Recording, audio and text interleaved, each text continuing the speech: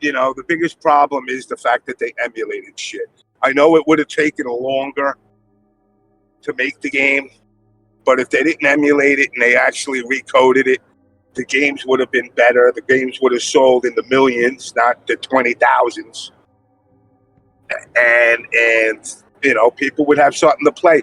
There was this weird stigma of them saying this weird shit about, well, the game's not made for the competitive player. And it's like, how do you make a game not for, it's for nostalgia. Okay, well, this is not nostalgia either. Yeah, I mean, it's missing a lot of games that I really enjoyed from the console. All my favorite console era versions of MK aren't even on this. There's no Trilogy N64. There's no Nintendo DSU MK3. There's no MK Gold from the gen. It's like, it's missing so much shit that where are all the other games? This is supposed to be a big collection. It's sad. It really is. It's a rush job. It's all it was. It was a cash. I hate to say it. It was a cash grab. And I hear everybody blaming WB, and it's not WB's fault. It's Digital Eclipse, 100%. You don't turn around and sign off to make a product with an unrealistic time frame just because you want to make the money. The cash grab is Digital Eclipse's side. And like you said earlier, I guarantee you WB's not happy. Yeah, or do they really care? Honestly, do they really care? Yes, absolutely. It doesn't seem like it. It doesn't seem like it at all. What do you do? Give me an answer. What do you do as WB? Sue Digital Eclipse? They haven't said anything. They haven't done anything. Yeah, I'm surprised they haven't had any comment or like PR control or anything. You can't. The way the industry works, you can't say shit. You don't see Ed Boon out there fucking screaming. Nobody's saying anything, though. They haven't said anything. You can't. I know, but they've been backtracking stuff. Okay, what about the backtracking stuff? What about we're going to have ranked? We're going to have, and then all of a sudden, we're not going to have it. Like, yeah, that was very weird. It's like they said that just to be like, yo, let's squeeze out a few more pre-orders to say it for a week and then take it back next week when they already pre-ordered. It's like some scummy stuff. That's what I mean. That's the like some stuff. Scummy what I mean. Stuff. Like, how do you say all this stuff's coming out? I get it. I get it's hard to make a game. I'm not saying it's simple that I could do it. I can't do shit. But how do you say it's got 35 features and literally they got rid of 34 of them? Like in 2 seconds. Wait, what were the 35 features that they were going to have? I'm just exaggerating. They were supposed to have rank. They were supposed to have this. They were supposed to have that. And all of a sudden they just got rid of everything. And now there's just rooms. How do you backtrack on everything that you said that you were going to have? What's crazy is this wasn't said in a random tweet. It was like in their official Discord up for like a week, whatever, like an announcement. And then they like took it back. They're like, oh wait, never mind. We're actually not going to do any of this. And it's like, what? Again, they maybe that's where they overplayed their hand. When you're a developer and you're making a game for another company, basically you're beholden to them. But when you do a fuck up and you kind of try to give you guys tried to rush us, but we can fix it. They probably went into that mode prematurely. And WB went into Tom Brady, fucking Vince McMahon. Fuck it, just leave the fucking thing. You fucked it up already. And that's probably WB's attitude now, because it's like, you're already fucked up. Do I want you to fuck up on top of a fuck up? That's even worse. I mean, could they make it any worse, though? Because I feel like this is... They absolutely can. Yeah, they absolutely can. Well, how would you feel if a patch rolled out and all of a sudden... fucking MK2 Arcade was like, oh, sorry, it's missing. We have a bug in it now. Yeah, you're right. Actually, they could probably mess up like that. The only Mortal Kombat game in there that's worth playing, sorry, man, it's a big glitch going on, but we'll get it in a patch or two within the next couple of weeks. The game was failed. It was doomed from the onset. I told Summoning a million times, just the way they announced it. It was such a lackadaisical announcement when they announced that they were doing it. Like, you would think, okay, here's 30 years of a franchise. We're going to do this fucking compilation that's going to be an amazing fucking thing. And you kind of did it with like, oh, yeah, and by the way, we're doing this Mortal Kombat compilation thing. You know, the attitude that was there wasn't like, fucking yeah, Mortal Kombat coming back. We're going to rip your fucking head and spine out. You didn't get none of that hype to it. It was like, oh yeah, and we got behind the scenes shit. I ain't spending $50 to watch fucking Ed Boon in 1994 talk about how he ate a tuna fish sandwich while creating Reptile. Yeah, That's funny true. when you put okay, it like that. let me ask you guys this: for $50, I get it. It's completely bullshit. We all got robbed. Okay. Now, people said if it was cheaper, if it was 20, are we okay with this crap? You know what? If it was 20 or $10 like Arcade Collection, I wouldn't be as mad. I think it would be like, okay, you know, the price is kind of what you get, right? We paid $10-20, whatever. But $50 is almost like a AAA, like full title game. That's where I have the most. That's where they got greedy. The saying is, you get what you pay for, and motherfuckers, you keep talking $50. What about the guys that bought the cocaine holding Goro statue that are still waiting for? I forgot about. Wait, how much was that? Was it like 80 or? I think $150. Oh, wait, I even have stuff you guys. Yeah. Wait. But what did it come with? Just the Goro statue and that's it? How's that $150? A bunch of versions of the game. Some fucking, I don't know. You know what? Sometimes I wonder, like, I don't want to use the word, I don't want to use the R word, but I must be special ed. Because who the fuck in their right mind sat in a marketing room and said, we're going to give arcade tokens in the collector's edition? For what? I don't give a fuck about arcade tokens. Like the little things that they put in the box. The book, you know, a book of art again for the umpteenth time. You know, probably AI generated with fucking lazy-eyed katanas and melinas again. You know, fucking a Goro statue. Like, I don't know if you remember when Marvel released their Ultimate Edition and they were giving away the eggs, the crystals, and they wound up being like the fucking little plastic eggs you get at Easter. Are you serious? Oh, yeah. It was horrendous. It was horrendous.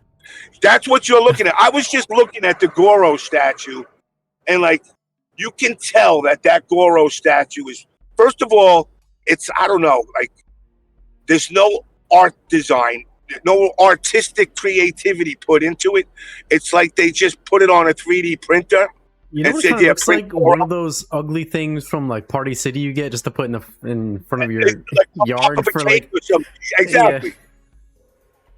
Like if your little 3-year-old kid was having a Mortal Kombat birthday party, you put that Goro thing on top of the cake with a candle in his fucking. There are other things that I've been doing research on this stuff because my job is sales and marketing and stuff. I've been looking at you guys got. I don't even know if you guys know this. There's random. I look at random MK Legacy people who purchased the game and stuff. There's a dude on Twitter. I got to find out who he was. He actually bought every single hard copy version of every single console, and it was like a stack of 20 games or whatever it was. Okay, they actually shipped it in a box with no packaging and wrote black marker on each thing. Like, let's say the guy wanted to collect the stuff. So can you just? I know this is so messed up. But what they wrote on it is the color of the box. So like there's the reptile skin one, the golden for like fucking scorpion, and they wrote green, yellow. If I got that box and I spent like, I think it was $1,000. I'm serious. I'm not kidding. It was like $600, $750, whatever it was. If I got a box that I love this game. I do understand this guy's love for the game. I get it. I'm heartbroken about this. I mean, you guys, you know, you could be mad, whatever. I'm actually sad about this. This has been my entire childhood. I love this game. I've always defended it. Jimmy has known me for 35 years. I've been defending this game. If I got a box like that, I would be like. But to give their credit, they did tell him he could return them and get newer copies. Afterwards, though, they look like total. That you can't do that. They're amateur. Again, this is what happens when this ain't the On Blast show, so I really don't like calling motherfuckers out. But that jerk off Dan Amrich, I know I've known him for years. Motherfucker blocks me on Twitter, and this is before I even went in on shit. So I'm like, he must have knew this was coming. He must have knew this was, and it's a Jersey thing because all these fucking Jersey people are either. Sorry to some Jersey people that might fall under the cracks of being normal, but you're either a fucking fat wrestler, a fucking drug addict, or a fucking emo asshole. Jeez. If you live in Jersey, that's it. There's no in between. Oh, in a fucking liberal fucking union guy. That's it. That's what you get. And this fucking guy is out there. He's promising, like you see him in all the little conventions and at like Evo, and people are telling me, yeah, he's promising the world. And those are the ones that are coming back delivering the message saying, man, this shit's going to be amazing because they're listening to him. I wonder if he was even speaking for the company or just for himself. I mean, that's a travesty to send somebody that, dude. If you spend that much cash, you can't do that, man. Actually, I feel that bad was for the worst thing I've seen. I feel bad for all the people that really spent $150 on Legacy Collection. This guy spent $700. So okay, man. wait, break it down. So hold on, $150 for this collection, the bigger upgrade or whatever. You get the Gore statue, you get some arcade coins, and you get the game. Is that it, or do you get more than that? A book. Okay, a book. Is this the MK book that had that drama a month ago, or is this a different book? I don't know if it's. I think it's a different book. Okay. I think it's a different book. You know, it's not the one that they were bitching about, the one that was released on Amazon. But I bet you it ain't too far. Yeah, Because ain't nothing else came from it. 150 is a hefty price for this. I just know the Gore Did statue. anybody get that on the chat? Did anybody get that like set? What is Yeah, it what's it exactly called? come with? Collector's edition? Wait. You can't get it yet because it ain't coming out until 2026. Oh, I didn't even know that. I thought you could. Oh, just the copy. Just the Wait, what do you mean, the copy book? was released? The statue don't come until next year. Oh, so wait, the Oh people my that did this God. didn't even get the statue yet? Nope. Dude, What didn't did they even pay know that. $150 for then? To get something next year? To get fucked in the ass. oh my God, I didn't even know it was that bad. See, that's the thing. I This is had what no I mean. clue it This was is this bad terrible either. marketing. Terrible marketing. Terrible. I didn't even know about that. Wow. You know, I used to joke around about. I used to do chimney cleaning. It's a scummy, scammy business. I used to joke around about summoning. I could sell anybody anything. But you want to know something? I don't know how these motherfuckers that do marketing in these companies even have jobs. Like, how do you fucking put all this shit out that you're going to get and then don't give on it? Or, again, they've gotten complacent with the word patch. I didn't pay $50 for a game for half the game to come out. It's like me buying a car brand new and I'm going, yeah, you know what? But you get the steering wheel in 8 months. Yeah, that kind of defeats the purpose of the car, which in this case defeats the purpose of this whole collection because you're not really getting everything when you buy it. And I don't, unlike others that like to call people shills and shit, I just call them desperate. But the fact of the matter is, I still see people out there trying to pretend that this game is somewhat feasible and good. It's it. I said it was a wrap within 24 hours. If this game wasn't patched, it was done. And 27,000. You're being nice though. You gave it 3 days. It was less than a day. Yeah. But 27,000 copies compared to 1.1 million of Mortal Kombat 1, which by the way sucks ass.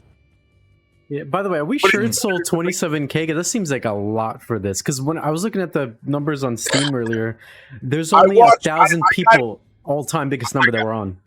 I'll give you the exact number. Hold on, because he looked it up before. Yep. Yeah, but right now, the player count for Steam is down to like 30. It's basically dead. It's Rio, awful. wherever you're looking at that thing, while Jimmy's looking that up, is there the server cap limit thing there on the same screen that you see? No, it's not. It's not, but it's 2,000. No. It is, but it's 2,000. Okay, so let me bring this up too. I brought it up before. When we first played, when Jimmy and I first played this game, I was in the States a couple months ago when we had all the podcasts. We found the screen. I don't know where it was. It showed us that the cap was 2,000 people. Okay, in the entire PC. So let's just say 2,000 people wanted to go on at the same time. 2001. The guy probably couldn't get in because everybody was on. But Wow, that is a tiny that is a so tiny they number created for the game a with this. $50 game. Yeah, they created a game with this cap in mind. So let's say this game did end up being big. They did do it right. There could not be any more online than 2000 at any time. Otherwise, it either wouldn't Correct. work or I you can't. talked to Jimmy That's about crazy. this. Right.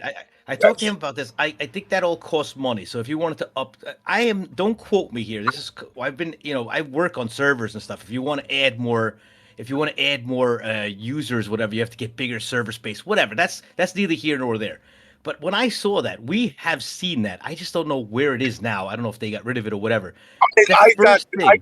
I got the info, but it's Go ahead. 2000, and the room is a maximum of 16 participants. Not that you're ever going to get more than 4 in there, but the max capacity for a room is 16, and 2000 is the max overall for the server before people stop getting on. Right. And What that's does that tell you, though, Rio? That What does says that that tell you? they barely invested anything into servers because they knew that this was probably going to be a flop and not be that big. Because having more than 2,000 is is the biggest lie. Yes, that's the biggest lie that we all believe, and that's the problem. This is the actual But that's an problem. incredibly low number because think about it. The all-time amount of players that were ever on for this on Steam was around 1,000 people. That means that it couldn't have sold more than, 2,000 on PC, because then how could there have only been like 1,000 at any time? I mean, like they never really went off. I did the.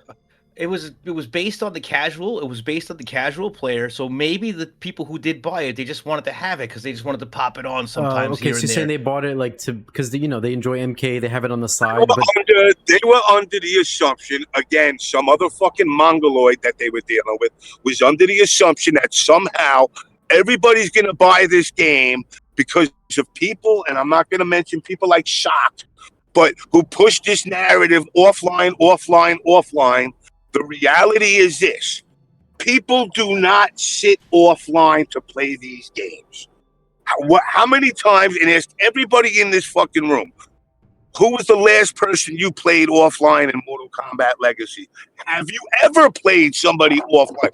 Summoning and me did one day because he was at my house. Yeah, and you told me it was a disaster too when you guys were trying to play offline. It was a fucking nightmare. I mean, it took us an hour we had to switch sticks just to get. That's another thing. I mean, there's literally 100 things we can go over. I'm so disappointed. Okay, so you why guys does are mad. Like I said, I am sad. Because I would think if you play someone offline, you just plug in your controllers, you do your controller input, and then you play in like a minute. What was the issue? Why did it take so long? If you watch that stream, it took us an hour. Yeah, we may be old and shit, but still, it shouldn't take a fucking hour. You know what I mean? It was just dumb. You can't remap the start and select buttons and stuff. Just stupid shit. Yeah, and what's weird is when you go into the menu options, at least on Steam, there's things like run to, block to. I'm like, what is there's no run to or block to in the. Every key has to be mapped to something to save out. So you have to have a key for everything. Has to have an individual. Yes, I don't like why you can't make some keys not assigned like you can in other games. You just unassign it so you don't have to use it. But it's like in this, you're forced to like assign it to something. Yes, and that's one of the fucking. At least pick the right buttons to do that with. You know what I'm saying? Like run People to. Said you could use that big screen mode or whatever, and like force it to do different. Yeah, but we shouldn't have to do tricks of the trade to just play this fucking game. That's another thing people don't understand. I keep hearing people come out with workarounds for shit. You spent $50 on a game. I shouldn't have to be doing fucking workarounds. True. Yeah. Yeah. So I have been. Let me tell you guys this. Like I said I have been streaming this game. Real quick, Jimmy, sorry to interrupt. I've been I've been back streaming. I stream on different hours than you guys. Obviously, it's 3:30 for me in the morning.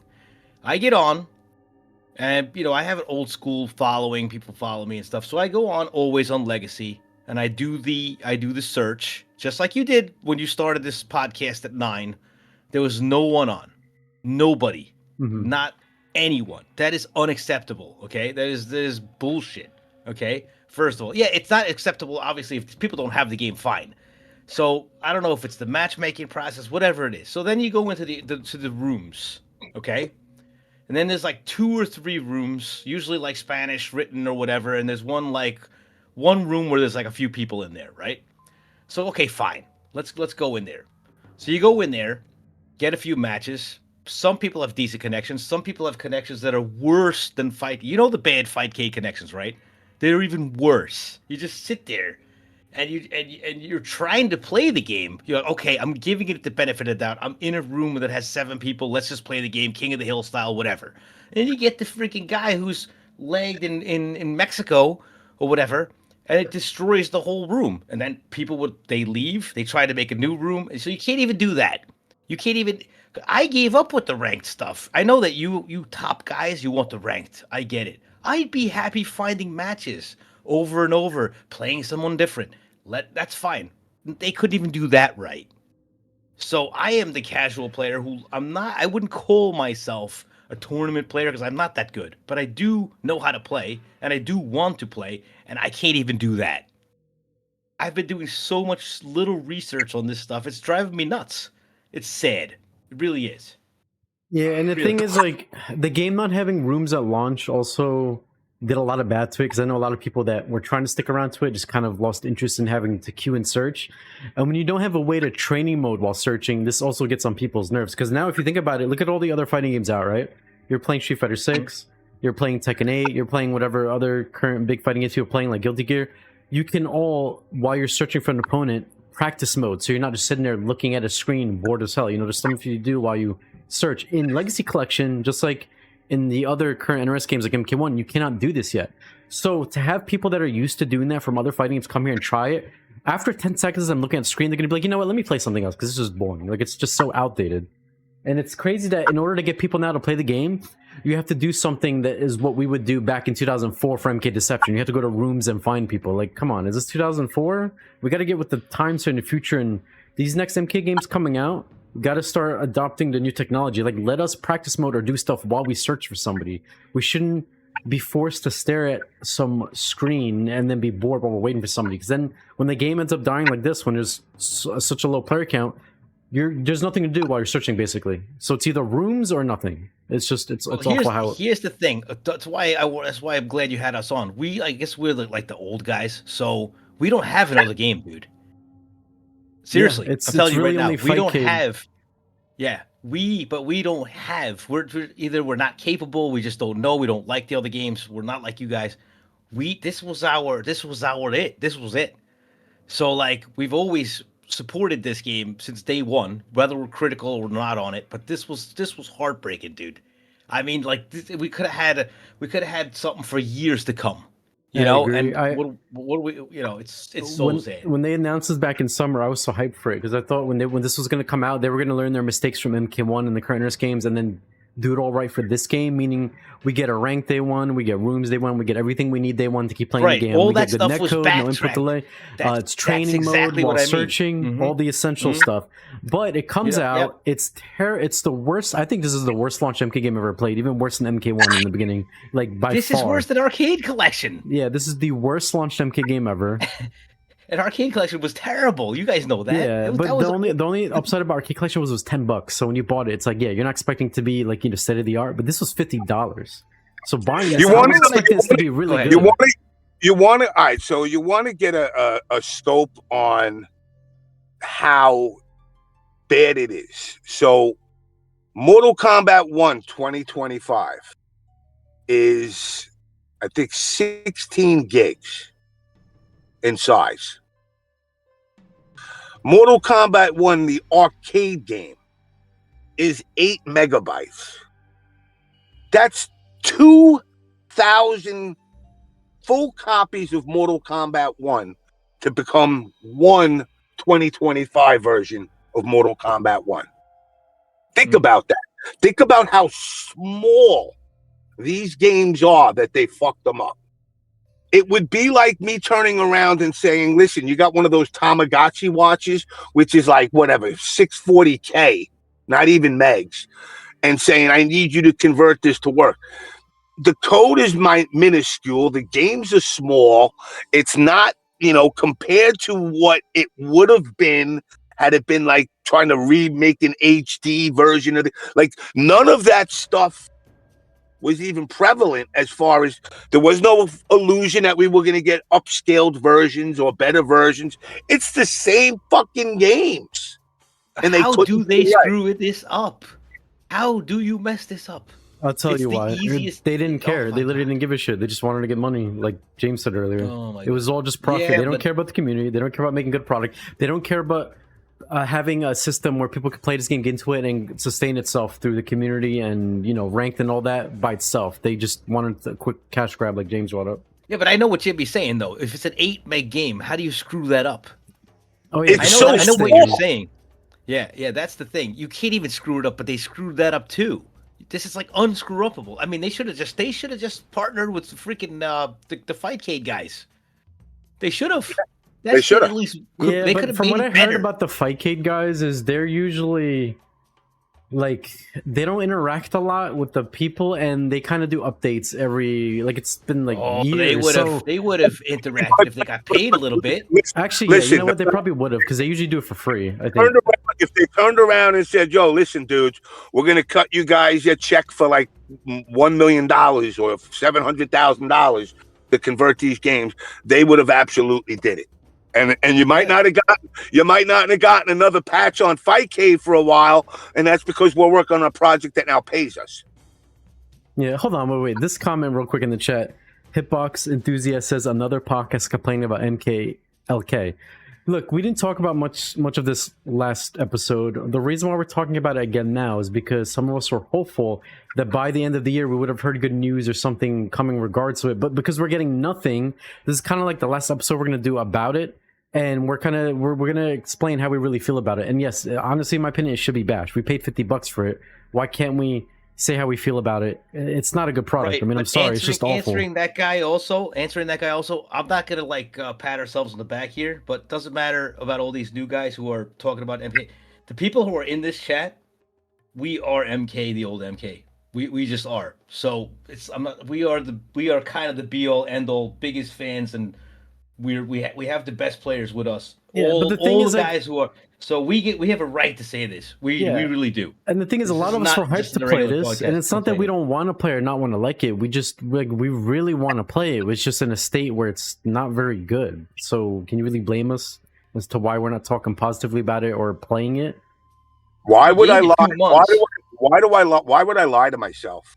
Now you can say, people that are watching and listening can say, "Oh, but I think it's fine." That's you. That's your opinion. My opinion is it's a piece of shit. I would be scared to wipe my ass with it because I think I get some kind of STD.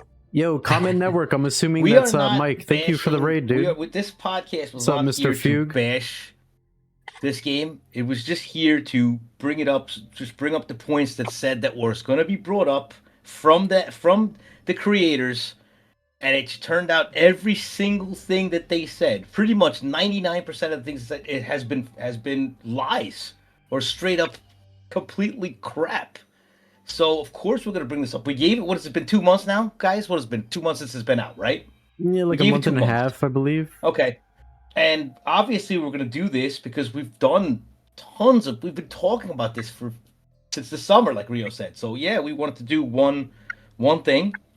And yeah, I know they don't care, but like it's sad, it really is. As far as blaming people, I see a lot of people. Like I said, I'm not sitting here saying WB some fucking holier than thou, but and it's like I told Rio earlier. You need to understand the way the industry works. Not as a gamer who thinks he knows how to make video games, but as somebody that works and wants to sell a product. At the end of the day, it don't matter whether it's a car, a fucking computer, or a video game. People in sales' job is to sell. They don't give a fuck what they're selling, but they get behind the product in a way that they learn the product to push it for the sales. When you look at the way this unfolded, WB approached Digital Eclipse, and let's say Digital Eclipse is used to getting, I don't know, I'm just throwing numbers out, $100,000 to make a game and convert it to an emulated game, whether it's Street Fighter, whatever game, Turtles, whatever. Now WB turns around and goes, "I'll give you $150,000, but I need it done in a year." Now you're a guy, and you own a company. Are you going to turn $150,000 down? No, you're going to take it and you're going to say, "Yeah, we can do it," even if you think you can't do it. And because of that moment that Digital Eclipse did that, it became their fault, not WB. Now, here's the ironic part is if they've been in the industry as long as they have, and they've been here a long time, they also know what transitions after that. WB will turn around and go, remember how we said you got a year to do it? Yeah, well, our marketing team's working on a campaign. We need you to get it out in 9 months now instead of a year. Right. And they could go, but we can't do it. Yeah, but you're already signed to the contract that you'll do it. So now you got a choice. You tell them no, you'll never get work from them ever again, and probably be blackballed from the industry as far as a developer goes for basically signing on to a project and fucking it up on them. Or you're going to try to do it, which is basically what they did. But all of that could have been avoided, if they turned around and said, listen, we would love to do it, but we're not staffed to do that kind of work that quick with that turnover time. Maybe you should go to somebody else. But money talks and bullshit walks. They saw the money and jumped on the opportunity. Even if you look at the products in the collector's edition, you could see how shitty the products look. For $150, I'm not asking for a full-blown fucking life-size statue of fucking of Goro made out of fucking prosthetics and fucking plaster. But I'm sure as fuck not thinking I'm going to, you see it. And first of all, again, on the marketing side, has anybody ever used something as a controller holder? I mean, not No, because usually you're playing the game with your controller, so even if you're going to store your controller in Goro's arms. No, I'm going to put a bag of Coke in one arm and a bag of weed in the other. That's the only fucking purpose the thing serves. And even that, I'm afraid that if I put my controller in and go to work one day, I'm going to come home and it's going to fall off the shelf because the controller was too heavy. Then the fucking thing gets busted. Well, that's where the marketing stuff. So Mike posted that thing that I said about the games. If I got that package, I would literally fucking riot. And yeah, so let me see this. Look at that shit. That is the worst. So this guy Michael Yum, as a huge Mortal Kombat fan, I have dished out a crap load of money to get every variant copy. Atari went from hero to zero on how they handled this one. They dumped the games in a box, didn't put a single piece of padding. Also, they wrote on all the covers. Wait, so they wrote on the covers, not on the plastic around the covers, but the actual game cover? No, they wrote on the plastic, which could be, of course, it could be erased with a. Yeah, but principle. Yeah, but when you write on plastic, it could put a print onto the casing, right? Yes, which damages. It won't feed. It won't. You know what it is? It's one of those things where, if you had a fucking pristine copy and you had Ed Boon sign it, that's one thing. So you want that plastic. I don't even remember seeing these cases. What is this? Like Reptiles, Ninja Gear, and Scorpions? Yeah. It's just the padding. It looks kind of ugly. Well, I know what that is. I ship every day, so it's basically they got a big order and they have a way that they do stuff. So the picking team that's how they picked all the stuff. They're like, okay, we need one of these, and they want to get all the orders right. They're just chipping out orders. So this guy got a copy of every variant of. Yeah, that's what I colors. said. So that's like if you do the math, what is 50 times how many what was this? What we spent $500? I don't know, whatever. Yeah, well, let's whatever see. the guy spends. Count how 10, many games 15, it was. 20, 25, 28. Jesus, 28 times there's that 50. many variants of this? 28? That's what I said. That's what I'm telling you guys. If I spent that much cash and I got shit thrown in a box without any padding, I would fucking riot. I'm serious. Yeah, that's especially if this is a collector's stuff. You're trying to collect everything and keep them preserved. And this isn't even the collectors. Quality. I thought he got the collectors. These are just the hard copy games. He didn't get the rest of the stuff. Yeah, Maybe what about the arcade coins and all that? Do you get that yet, or do you have to wait with the Goro stuff? I don't know. Jimmy knows that. I don't. I know the statue didn't come. I don't know if the coins came yet. Do you guys actually think he bought the $150 collection for each? Listen, system? if he bought but I'm sure he bought one of them. Oh my god! Yeah. Well, so this is all. Mike just posted another tweet that shows all the games, and it's 1, 2, 3.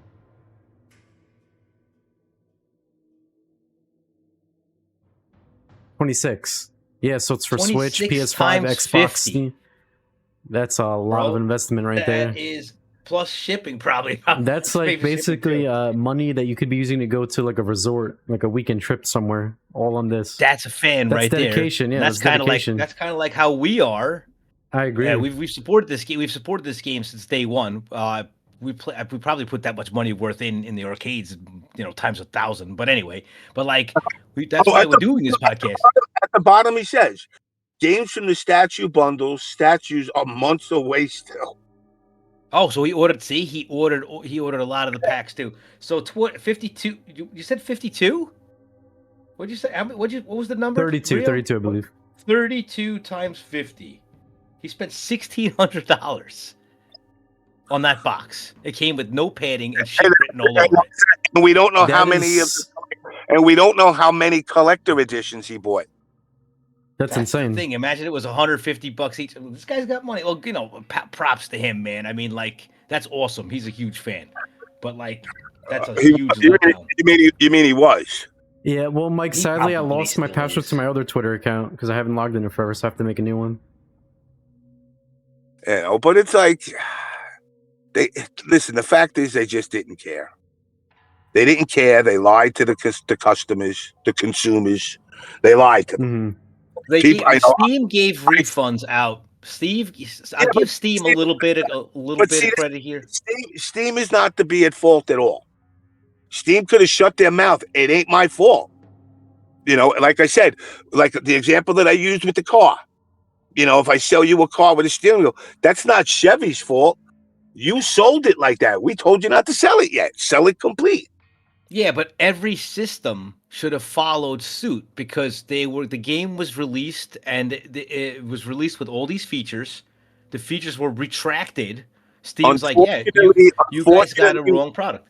Unfortunately, we live in a time of day one patching, and I'm sure Digital Eclipse threw out a lot of those, whoa, give us a moment, we're going to day one patch. So Sony, because nobody wants to refund money. Nobody. Of course not. But because you have to if it's like a consumer thing. If it's false advertising. No, it's not. Okay. No, it's not. It's no false advertisement. Sony didn't come with what it's supposed to come with. Did Sony program it? No, I get that. No, I completely get that. So what somebody's saying is this: it's like, let's say you get the edition collectors for Resident Evil, right?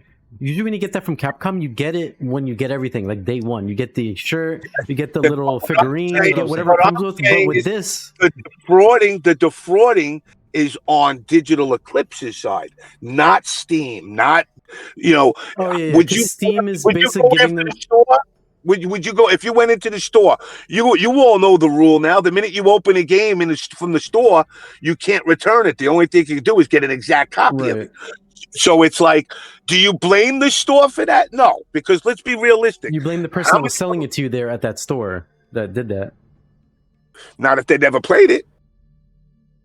Right, but I'm saying we both have points.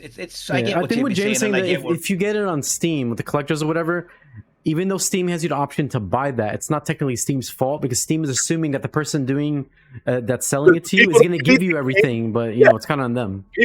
The people that made the game are the ones to blame, not the people that sell it. You can't blame Electronic Boutique for you went out and bought 18-wheeler truck driver for fucking PlayStation 2, that's in the bargain basement bin, and you thought you were getting a AAA title.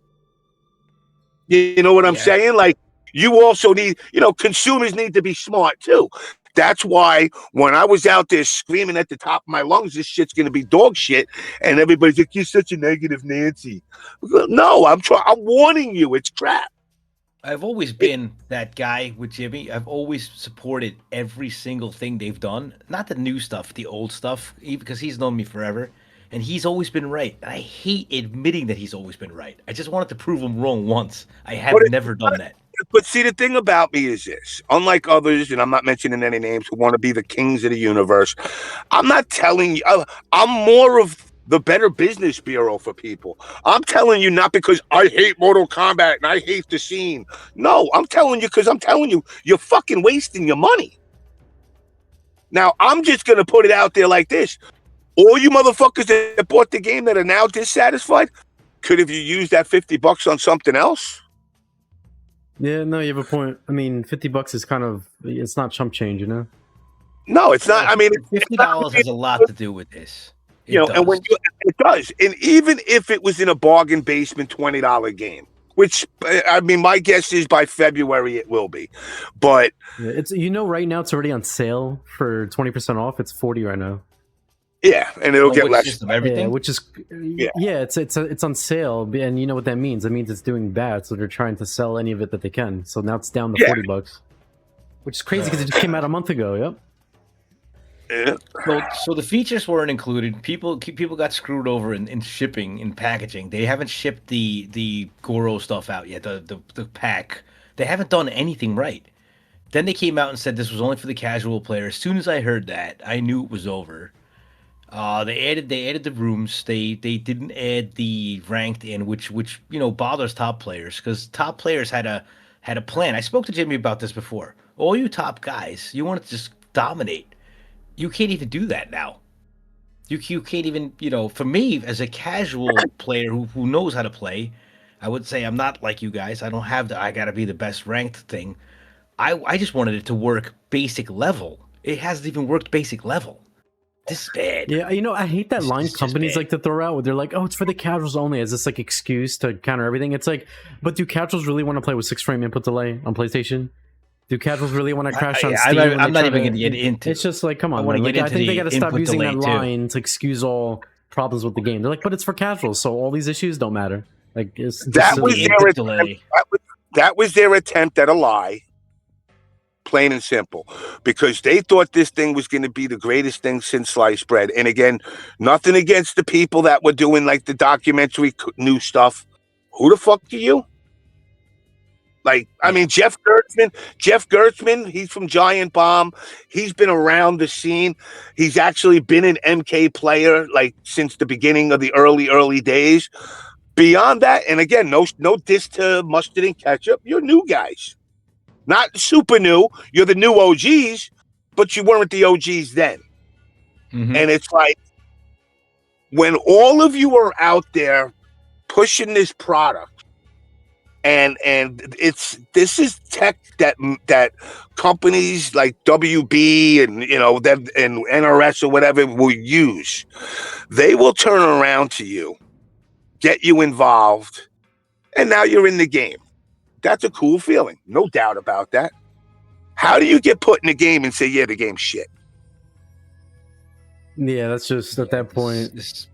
That's psychological shit that marketing and sales. Oh, like I remember. Do you remember back in the day during MK9 Evo, they were doing they had camera crews following around Mustard and Ketchup. That was the second year, right? In 2012, I believe. Yeah. And CD Junior, Maxter, and Senior had them following around with cameras and shit. I remember that. Yeah. I remember pulling them over on the side, and I said, "Listen, I don't need to know an amount of money. How much are you guys making?" And they turned around to me and go, "Nothing." They said they're going to give us exposure. Oh, wait, so they weren't getting paid for all that? They were just using exposure. I said, let me ask you a question. Does anybody know any of these motherfuckers behind the cameras? No. Do they know who you are? So what more exposure do you need? They're only exposing you to the people that already know you. More like they're getting exploited, pretty much. They basically got exploited for some fucking conference room video at Warner Brothers where they were like, look at the kids and how gun-ho they are, and it's families playing and this and that. They used you as a prop. Mm-hmm. And that's literally what it comes down to. And now all these people that are out there saying, no, the game's getting better every day, are props. Yeah. Now what happens is the developers, maybe Frosty or whatever the fuck his name is, or fucking jerk off Dan Amrich, or reach out to them privately and be like, oh, listen, we're going to let you guys play the beta version. Make you feel like you're part of the team. Oh, we're not paying you to do it. Oh, by the way, we're not refunding the $50 you spent either, but we'll let you play the game and pretend you have an input. Maybe down the road, we give you a special thanks in the game. But the problem with that is the credits are already out and you're not in it. They're not adding you. Yeah, this is so what do you get? Man. So what do you get for all that work and effort? And I see people like reporting bugs back. Imagine that. Yeah, well, it's kind of like you're working for free, pretty much. That's Yeah, Oh, that's imagine. good you're a bug stuff tester too. for free. We talked about that before. I'm gonna hire you and summoning, and I'm gonna have you guys run wire for me in a building, and then when we're done, I'm gonna go. But you got experience, and you're gonna be like, "Yo, I was crawling through asbestos coals and fucking running Jesus. cables 50 deep, but you got experience." I guess it boils down to, I mean, some people just really like MK and they're passionate about it and they want to see it grow. So they're willing to do stuff like this for free for the company. But it's just sad that their kindness is getting taken advantage of by the company because the company doesn't really give a shit the better product. They're just trying to claim credit. Like, oh yeah, we know about these bugs. We found about it. Like, but there's a few people out there who are posting legitimate stuff and then they're getting answered saying, oh, we're going to look into that. And then a patch comes out and maybe it had that stuff in it. Like I've been watching, Dead has done some combo videos. I don't know if you've seen some new ones. Really cool stuff. Stuff I haven't seen before, but I'm not the guy who knows. You mean Dead MK, right? I even asked him. Yeah, I haven't seen his new stuff, but I used to watch his older videos all the time. Wait, I remember his. Whoever's on could post those two. He posted two really cool combo videos. One great MK2 one, and so I think it was UMK3 for the. I had never seen those combos before. I was messaging him. I'm like, is this just for this game? Did you find like new bugs or whatever? Because I've never seen those combos. But again, I don't know all the little ins and outs, like all these frame counting guys and stuff. I have no idea. But I never saw that stuff. So I'm like, so I called Jimmy today. I'm like, Jimmy, is this? He's like, yeah. He's like, the emulator could make new stuff all the time. He's like, it could be from that. I'm like, I'm so confused. So I don't even know if it's the same. It doesn't. Okay, let's start here. It doesn't play the same for me as it plays for Fightcade. It plays completely different. It takes me like 10 games to get adjusted. Dude, that's how I felt. When I went from Fightcade, when I played Nightwolf and stuff, I'm used to the timing and how to play. When I was playing this collection, I'm like, damn, things feel weird. Like, why is it hard for me to do this hatchet? Like, I know the hatchet isn't super easy to do, but it's not this hard to do. I can do it like once every 20 times. It's like, what is going on here? Okay, so it's not just me, because I know that I'm bad at stuff. Yeah, it just feels like it's off. On PC, it feels like it's off by a frame or it's not emulating properly. Now, there was this theory somebody had in my chat a few weeks ago when he told me in the chat as to why the game randomly lags or stutters or frame drops. He says that the way the game works, this is a theory, it's not confirmed yet. I guess only the people that made it could tell us about this. But he said that the way the game works is that it runs all versions of the game in the background, but you don't see them. Like, so it has MK1 running, 2, 3, everything is running in the background. You don't see it. And when you go to start a game, usually in the regular older games, when you start, there's always a specific stage you go to first, right? But in Legacy Collection, when you switch from game to game, sometimes you'll play UMK3, whatever game, and then you don't start in the first stage. It's like, hey, why am I on this stage? Was this game, it's almost like the game was running for a while. So that's probably why it's not optimized good. It has all this shit running in the background. That's how they did it. It's like a lazy way to do it. They just hide it so you can't see it. And when he told me that, I was like, wow, it makes sense now. It does make sense to have have every game running in the background. And that to call out on it when you click on whatever game that is just bring it to the surface. And that's why if you notice how it pops up, they pop up fast. It ain't like you click it and it's like, you don't get loading or nothing.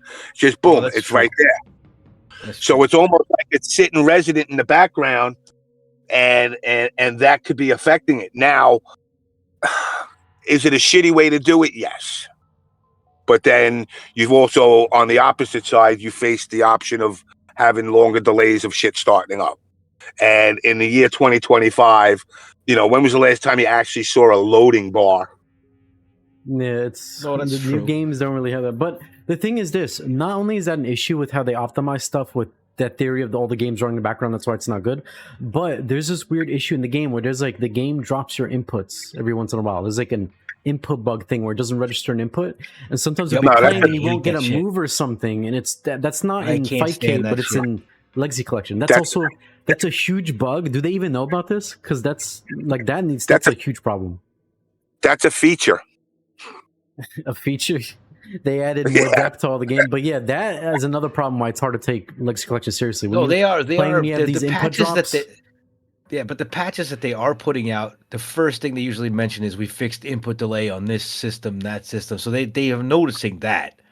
Right. That I feel like they have a long road to go fixing it up, but by that time, there's not going to be many people left. Most people jump ship. Nobody's going to be playing. Everybody's already gone. Yeah, most people have Yeah, jumped ship. Like patches also Steam is cost money. basically dead in the water. There's only 30 people that are shuffling around rooms, and that's about it. That's the entire community. And yeah, I don't think it's going to be growing from that until they, I don't even know if they could do everything right and then get it to grow again because they fucked it up so bad. A lot of people are not going to come back. They seen what it is, moved on. They're playing newer and other games, and that's kind of is what it is. Yeah, where does the MK? Where are the OG 2D MK people go from here? That's why. That's one of the reasons why I wanted to do. Only option is Fightcade. Sadly, it's only Fightcade. And sadly, it has been Fightcade has been pretty busy. But where are the top guys who wanted to play everybody? They should be back on Fight. I haven't seen anybody on there. I know I'm in a different time zone, but like I think this legacy being bad has hurt the entire. Everyone's maybe done. I don't know. This is kind of. It was never this bad. It's been a ghost town for 2 months. There's no one on. Yeah, I tried playing last week, and it was hard for me to find a game. And I was like, you know what? And then I ended up playing Counter-Strike 2, and a lot of people are like, "Rio, why are you playing? Why are you streaming these like Counter-Strike 2 on Showdown? Where's MK?" And it's like, I would love to play MK, but here's something I'll give you right now. I got a site that maintains like monitors, so there's 64 people playing right now on Steam as of 50 minutes ago. Yeah. Okay. But here's the problem with that. You would think it's 60 people that you're going to find in matchmaking. Nope, it's not. It's 60 people for all the games. So they could be online in menus playing single player. You're not going to see them online. They could be some people in the rooms. It's all scattered. And the way the game is, there's already a bunch of different games to queue in. So good luck coming across these people. You're going to be sitting there waiting for like 15, 30 minutes. It's not. And they're saying right now, the number that the 27,000 is actually 29,000 units sold. Average play time is 5 hours. 1 hour median average play time. The average play time is 1.1 hours. Should I say? Dude, you know what's so sad? I have more hours on MK1 than I do on Legacy Collection, and I haven't played MK1 since 2 years ago. On was it September or what? I don't know. I forget. But yeah, that's how good this product is. Let's say this though. You guys know you wanted it to be good. It's not like we're sitting there bashing it. Yeah, exactly. I would love to play all these 2D MKs with like rollback and a rank system like Combat League and training while searching. Like it would have been the best shit ever. Just they fucked it up so bad. They couldn't. If only they took it more seriously and went in with a better vision, we could have had something that a ton of people would have been playing. So here's another fun stat. So from release, top playing was 983 playing on Steam. That was from day one. That is terrible. Yeah, Steam is just absolutely terrible. There were some crazy issues with Steam. I remember one patch when I was trying to play, my game kept crashing. I'm like, what is going on here? And then they released a hotfix literally the next day. And maybe one of them were watching my stream because I was complaining about it for hours. I'm like, why do I keep crashing? Why is every game crash? And then they released a hotfix saying, oh, we fixed this random bug where if your username's too long, it makes the game crash. Like, what in the world? Yeah, I've never played a game before. I never played any game on Steam before, whatever, where you can't have a certain amount of letters in your name or the game crashes. That's how badly put together the game is. They have to fix bugs like that. Yeah, it was the Y2K bug, man. That's inexcusable to me. Oh my god. That's all. I'll say this about this whole collection thing. I think the best thing out of it is the people that never really got into the 2D MKs have gotten to play it because the training mode's actually good now. That's like the only good thing about it is the training mode, and it's easier for them to access the games and practice, like Fugue has in the chat. So aside from that, benefiting players like that, it's just, man, it sucks that this could have been such a huge thing because I'm sure a lot of players like him that got into it and enjoy the game that would want to take it more seriously and play more are like, why is there so many players not playing it? Why don't they like it? Which is a shame that it had to come out like this. Well, yeah, on the chat you got Fuji saying that he had 150 hours. He was learning the game, so it's good. Yes, it's good for people to learn and stuff. I did that with Xbox Live UMK3 when I got into it. Because that was my first time I was taking the game seriously. That version of UMK3 was so shit. Xbox Live, a bunch of delay, terrible extra controller, but I enjoyed it and played a lot because that was my first time experience learning and playing the game. So I went through the same process. But man, once I got into MAME, once I got into MAME like 2008, I never touched Xbox version game. It was garbage. So much input delay, horrible controller, shit in that code. Like, I brought this up to Jimmy too. How could they have this much delay on this? That's like the number one easiest thing that the delay offline or whatever, even the delay, we plugged stuff in just to test the controller, and we were like pushing the buttons, and we're like, wow, look at this delay. Jimmy's got a pretty great setup at home, and I was like, this is fucking noticeably terrible. So right off the bat, we felt like it was very clunky and weird. So I don't know, man. Yeah, It is so a very sad really day. quickly, we're joining with another guest, NinjaGrinder, who's one of the old school OGs from South America, the 2D MKs, and I believe he also runs some tournaments down there, if I'm not mistaken. Hello, sir. What's Hello, up, guys. How are you NinjaGrinder? doing? We're What doing up? pretty good, man. We're just discussing Legacy Collection. Do you have any thoughts you want to talk? Like, have you played it? Did you have a decent experience with it? What's your opinion on it? Yeah. Thank you for letting me join in, guys. Yeah, I've played it. I got it from day one. I didn't experience that much of an input delay, but I noticed some weird stuff. The control setup was a pain in the ass. I agree with much of what had been said. I was hoping to use it for tournaments since, you just mentioned, I still run tournaments. I've been doing it for, 21 years. First tournament I ran was in 2004. Most of the tournaments were run in a cabinet and, original hardware. But then I was hoping to use it for Legacy Collection, and it's just not a good option. Um, it's just either way uh, an arcade PCV or just FVA or MAME, because it's there's some inconsistencies. I agree. I liked the content to an extent, um, but overall it was. I agree. It was just a cash grab. Um, Nothing to really preserve the classics.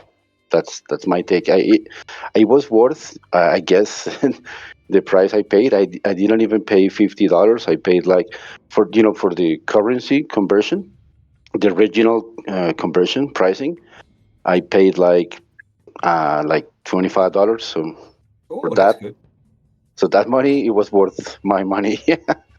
But I Luckily, don't think that game is worth $50. No, I don't agree. Yeah, it feels like a that's scam, one of the honestly. things. Yep, that's one of the main things. That's $50 a is a lot shame, of though. money. So even if you're like a TO running stuff, you would think that this would make things easier for you because it has all the games in one, but it's not optimized. It has issues. Like I heard, apparently it crashes sometimes for people that have been running tournaments. Input drops. It's just such a mess. Like, yeah, I think a lot of people have just moved on. I think even if they end up fixing this next year or whatever, it's just too late. They just took too long to fix it. Whoa. The fact that people like to do offline is nice, but the option for online is impossible without crossplay. Hmm. How many, if Steam sold 29,000 copies per se, minus the 2,000 that did refunds, so let's say 27,000 people, how many of them are competing on a tournament that are only going to be on Steam? And how does a TO say, yeah, this is a Steam only tournament and think it's going to be successful? Yeah, it's Or gonna this be is a too play. small. You could play on PlayStation 5 and 4. That's it. Or you could play on Exactly. Switch 1 or Switch 2. Exactly. Xbox. The high level players were talking about ranked. Crossplay was the most important thing. We would have matches if we had crossplay.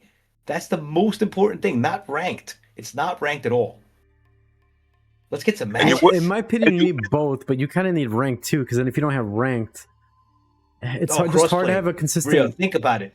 So you have all those different versions. Everyone's different consoles. You have crossplay. You actually have matches. They could actually start fixing I think stuff. all three are important. I think ranked, crossplay, and rooms are important. However, from what I want, I would honestly have rank be one. Okay, let's say you had ranked. You only have match tonight, dude. Hold But on, honestly, you something. should have all. You should have all. You wouldn't get matches even with it ranked because you're beholden to one system. Exactly. And there's nobody there. So at least the most important should have been crossplay, because at least that gives you an avenue, even as a casual, to get fucking matches.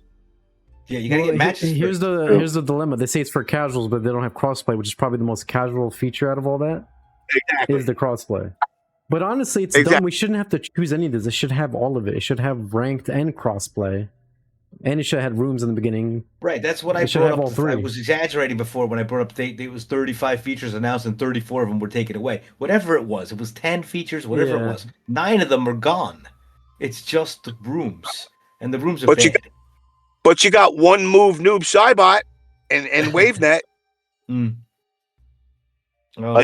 To be fair, they actually I had been following their statements, their news, and to be fair, they from the beginning, these guys like Frost and Ambrick, they always said there wouldn't be any ranked or crossplay. They always said it, and they said they were gathering to the casual fan base. So I wasn't expecting crossplay. That from the beginning, in my opinion, they're using it as an excuse to say we're catering to casuals, just to be like, yeah, this is why we're not including these basic features. But they messed up on their Discord, because in their Discord they announced that ranked and stuff would be coming, and then they took it down like a week later when they realized, so yes, that's they were spreading mixed messages to people. Yeah, that's the thing. They have told people. I guess they wanted to do it because they realized, fuck, we should have probably included this. And then when they tried to do it, they're like, this is gonna be too much work. We're gonna have to actually try to do something here. And then they're like, just let's not do it. And then, but they settled for the rooms, and that's it. This is what happens when people that make video games are not game designers. That they're more of somebody.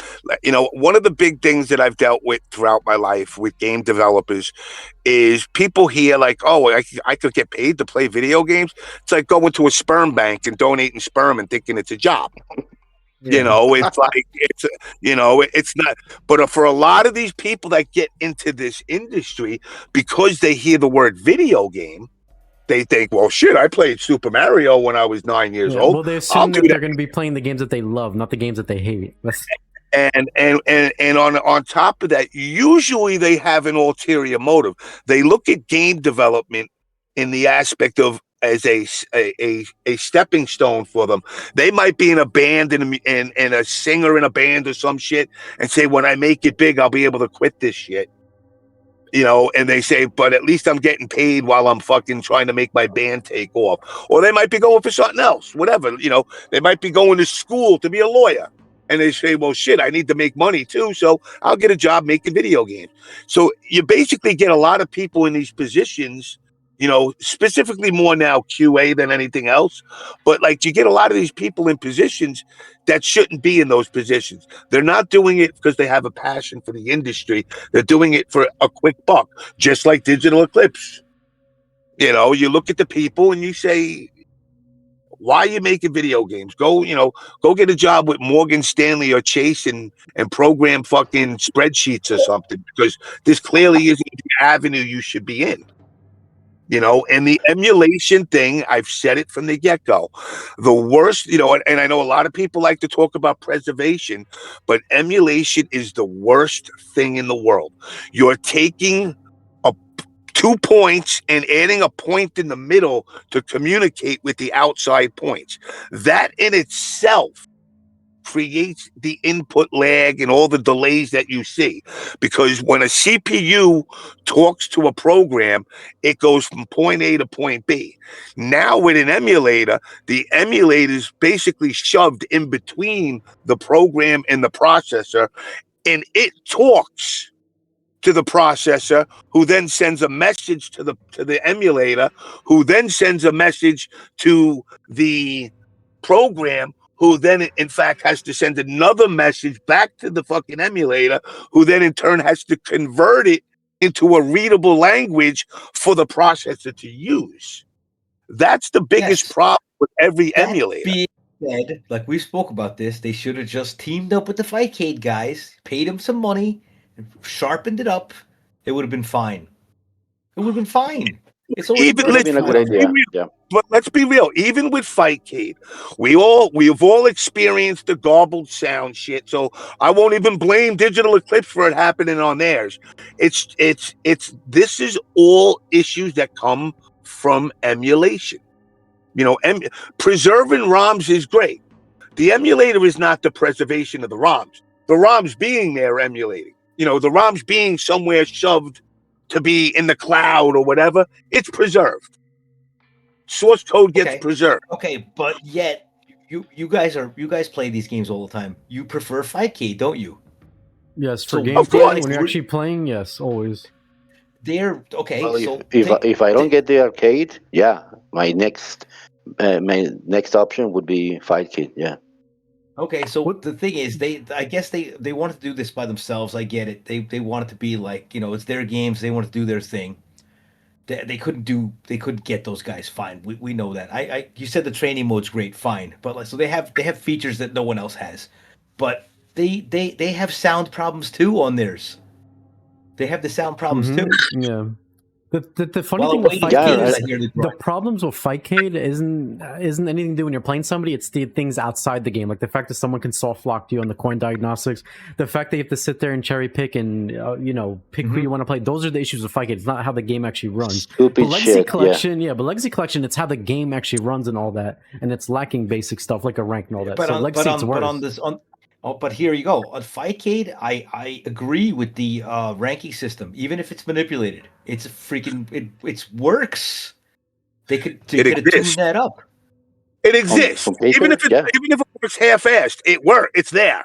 The other one, it ain't even an option. I agree. Yep. That's why Fightcade is just better, in my opinion. And it's Now, free on top of that. Free versus $50 product. Here's where I want to make a positive thing about Legacy. I'll say something positive. If some freaking how they figured out crossplay, I would play it all the time just to get matches. I'll find a few people who have good match because I'm starving to play the game. I want to play the game. I want to play it. But wait a minute. Know it's there. Hold on. What if when they had crossplay, the only people left playing are people on Nintendo Switch, and you got to play against a 10-year-old that has playing on this terribly unoptimized game? I'll tell you right now. Maybe I'll find a guy who could play. I've played all the fight game I'm people. sure you will. I'm sure you will. Because there's people that are dedicated to Legacy Collection on console. You'll definitely find some good players. You'll have summoning out there saying, I'm King Summoning, the best in Mortal Kombat Legacy. I'm trying to get some matches. I'm being honest. I want to get some matches. I want to play. Especially MK2. If I got 20 guys who could maybe decently play the game and I got some good connections for the 2 hours that I'm streaming, I'll be very happy. So I am not even asking for a lot. I'm asking for like the basic stuff they can't do for me. I can't even find a match, man. It's so sad. It really is. No, you have a point. Yeah, it's just I mean, look, if you guys play the game. If you guys had to give a rating to Legacy, what would you give it? I would give it a 2 out of 10, and here's why I'm giving it a 2. And because I know some people probably like, why not a 0 or 1?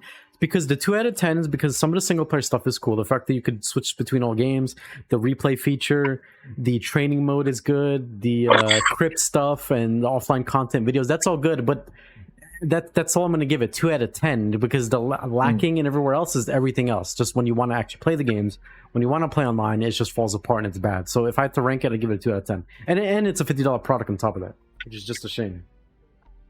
Yeah, I would give it a -3. The reasoning is because I would have just zeroed it out, but the fact that Digital Eclipse, Frosty, and Dan Amrich have lied, that's 3 more points I had to take off. I hate fucking lying, dude. I understand, you're in a business, but like the worst thing in the world you could do to a consumer is lie to them, sell them a product. And I'm not even talking about the ranked modes or all the other shit that today they said it, tomorrow they take it back. I'm talking about the way they delivered this product. There's been nothing but bullshit, smoke and mirrors. And once you start seeing somebody go out there and say, oh my God, you got to check out these documentaries, I don't give a fuck. Like I said, Ed Boon eating a chalupa in his room in 1994 or some fucking dude fucking standing in front of a mocap studio making kangaroo jumping sounds and fucking what? I don't need to see that shit. I mean, it's cool to have that. It's just, but that shouldn't be the only reason you drop $50 for it. That's where it's just crazy.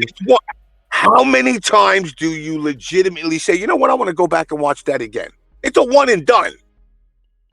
I haven't even finished watching the whole thing. I'm not done. Exactly. Because after You a have while, no you're like, interest. yeah, It's too long. It's too long. I don't care about. I don't care about fucking. David Craddock's fucking experience with Mortal Kombat. I mean, like, I don't even know you. This is us though. Maybe the 29K people who did buy it wanted to see that stuff. I mean, they did say that it was okay. I'm just they did say casual player. The majority of this stuff is rehashed old stuff, just converted to digital. Here's the problem with this stuff. The problem with this is you could probably watch all this on YouTube without having to buy the game. That's the issue. So Actually, at this point now, people have the whole thing up to watch on YouTube. Yeah, so it's a lot. Don't get me wrong. The game. It's a lot. Don't get me wrong. I'm not trying to shit on it in the aspect the content that is good. I also like the crypt too. So how you could cycle through all the characters, read about them, and it's like in a timeline format. That's kind of cool. That's kind. There are positives that get eclipsed by all the negative. No pun with digital eclipse, but there are positives. Like, I think the GUI for it, the loading screens, the screens in between, they look very nice, very pretty. Yeah, the intro is pretty. But it's when you get into the core of the game, and again, I understand, like you were saying, Nintendo DS, dude, just make the fucking arcade games perfect. I would have been happy. Yeah, or at least give them a rank too. Like, you don't have to give rank to every version, but just the main ones. Especially me, I don't need to be reminded of how fucking horrendous Mortal Kombat 1 for Super Nintendo came out. So you wouldn't want to play ranked mode of that? No, I'm joking. Yeah, see, for games like that, they don't have to do rank, because it's like, really? But I need online Game Boy. That's what I need. With rank mode. Yeah.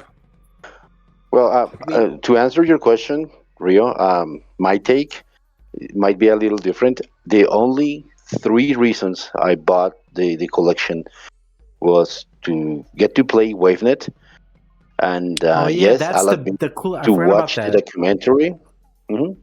To finally get to play it, just reading all those stories and those rumors. By the way, I never believed anything I read on the news groups, on the forums. I was just thinking, well, maybe they're just making stuff up. So when I got to play it and I got to confirm everything, it was great. So just because of the WaveNet thing, just because to be able to play MK4, and again, I'll admit it, I wanted to check out the documentary. Those are the 3 reasons I bought it. And again, just from a selfish perspective, I just paid like half, like $25, because of the original pricing. Mm-hmm. So I would give it like 6 out of 10. And again, because I wasn't, I'm being generous, I know, because I wasn't interested in online. I wasn't interested in ranked or crossplay. Again, I just wanted to play WaveNet. I wanted to play MK4. I wanted to check the documentary, and I wanted to see if it would be a good choice for offline tournaments, because that's what I do. I'm not much of an online player. When I do play on 5K, it's just with people from my own country, because I know it's gonna run decently, and it runs great with people from my own city or different cities. But when I always try to play with people from Argentina or Chile or Dominican Republic, United States, it's not the way I'm used to. I hate lag. I hate frame skipping. So I don't give a fuck about online, to be quite honest. So I just wanted it to be a good offline option, and you're wasn't. Lucky you have that. We don't have that opportunity. That's the thing. But you know why I have it? You know why I have it? Because I take care of it. Because I built it, I maintained it, I kept it alive. That's the only reason. That's because you guys down in South America, Colombia, Ecuador, Peru, all the countries there, you have a passion for the game. In America, we got a bunch of arrogant prick fuck tournament organizers who just want people to pat them on the back and say how great they are. And then the minute they say that, minute they find out that they're not as great as they think, fuck you, I'm leaving, I'm done. And then the next person's like, I'm not doing it. I might erect it, but I don't want to make it again. And that's how all of our shit disappears all the time. Yeah, we always hear about the South Americans and the Russians, the two Yeah, tightest MK. honestly, probably the two 2D most MK. passionate MK areas in my. I think over USA. When Yeah, I used to big go, time. when I used to go down to Ecuador, fucking, I would go in and they were playing KOF offline in these makeshift little arcades, and I'll shit you not, 25, 30 deep. Kids that were fucking 8 years old up to guys that were 30 years old. Yeah. But like that don't exist here no more. No, not even here. Not even here. You guys have a lot of passion for the old stuff, though. You definitely do. Oh no, I know, Yeah, but you know we don't what? have an arcade scene, and it's gone. It's gone. It's been dead for like and not that long ago, maybe 10 years. But we still had strong arcade scene up until maybe I don't know 2014.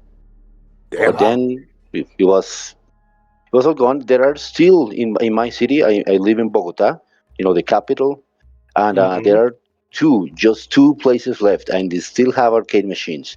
Of course, KOF all the way. KOF, that's the strongest game in South America. KOF, but they still have arcade machines, and you can still go there and put your quarter in, your token, and at least it's something. And for UMK, well, I own the arcade cabinet, the PCV. That's what I use for sometimes tournaments or just gatherings at my place. I still have it on my place, but the arcade scene is, of course, is long gone by now. All right, so here's a very important question for you. Usted comida cuy? What? No, You sure? no, I haven't. I haven't tried it. All right, just making sure, because if that, I have to kick you off the call. No, I haven't tried it yet.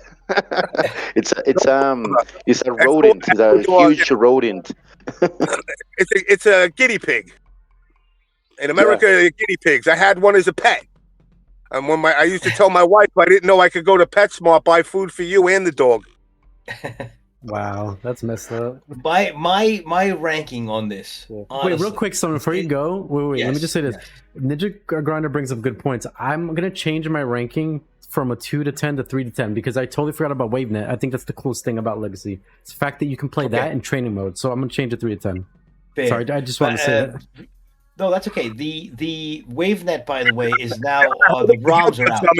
Hold on, summoning. I'm going to change mine to -2. Okay. Well, but NinjaGrinder, the ROMs are out, right? For MAME for WaveNet, so you can. I had no idea. Oh yeah, Yeah. start Dude, messing imagine with they it put it on Fightcade. How cool would that They be? will. They will. That Yeah, they that'll be will. sick. You can, way. Okay. You could.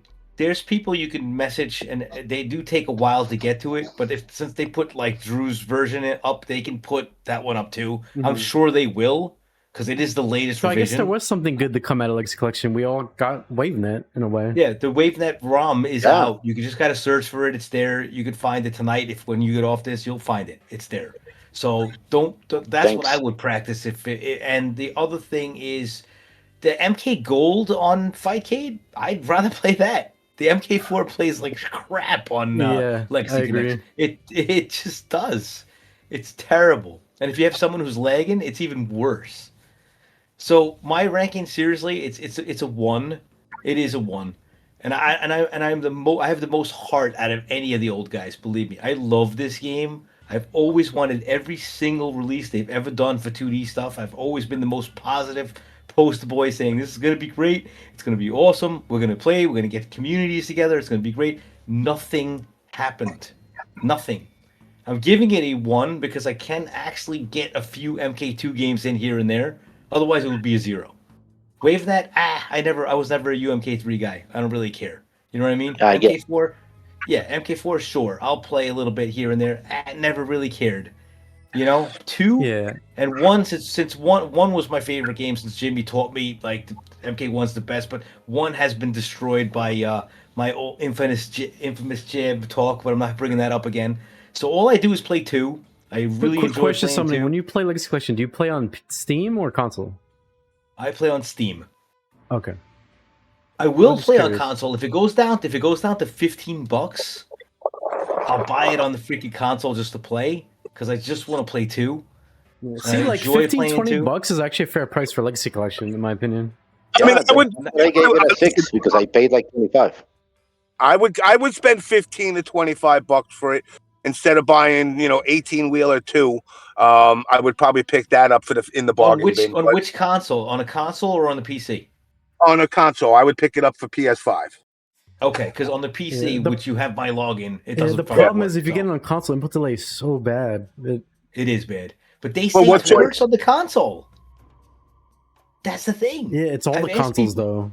I think Xbox has the best, and on Xbox it's like 4 or 5. It's like 4 or 5 delay.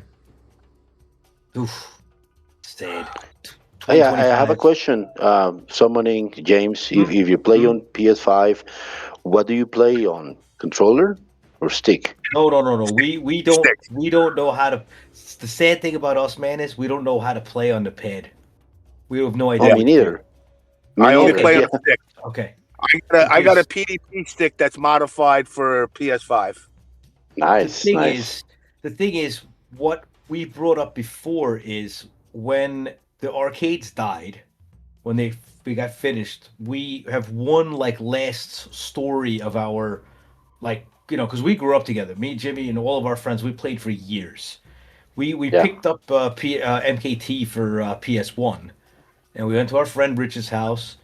And he plugged it in, and we looked at each other like we had 2 controllers. We had to buy a controller. We literally spent 5 hours. We tried everything we could do. We sat there and we just couldn't do it. And like that day, after that day, we never really hung out again. Everyone had their kids and wives and girlfriends, whatever lives, because we were in our early 20, whatever. We had shit to do, and it was like the death of MK for us. It was because if it was sticks, though, we would have kept going.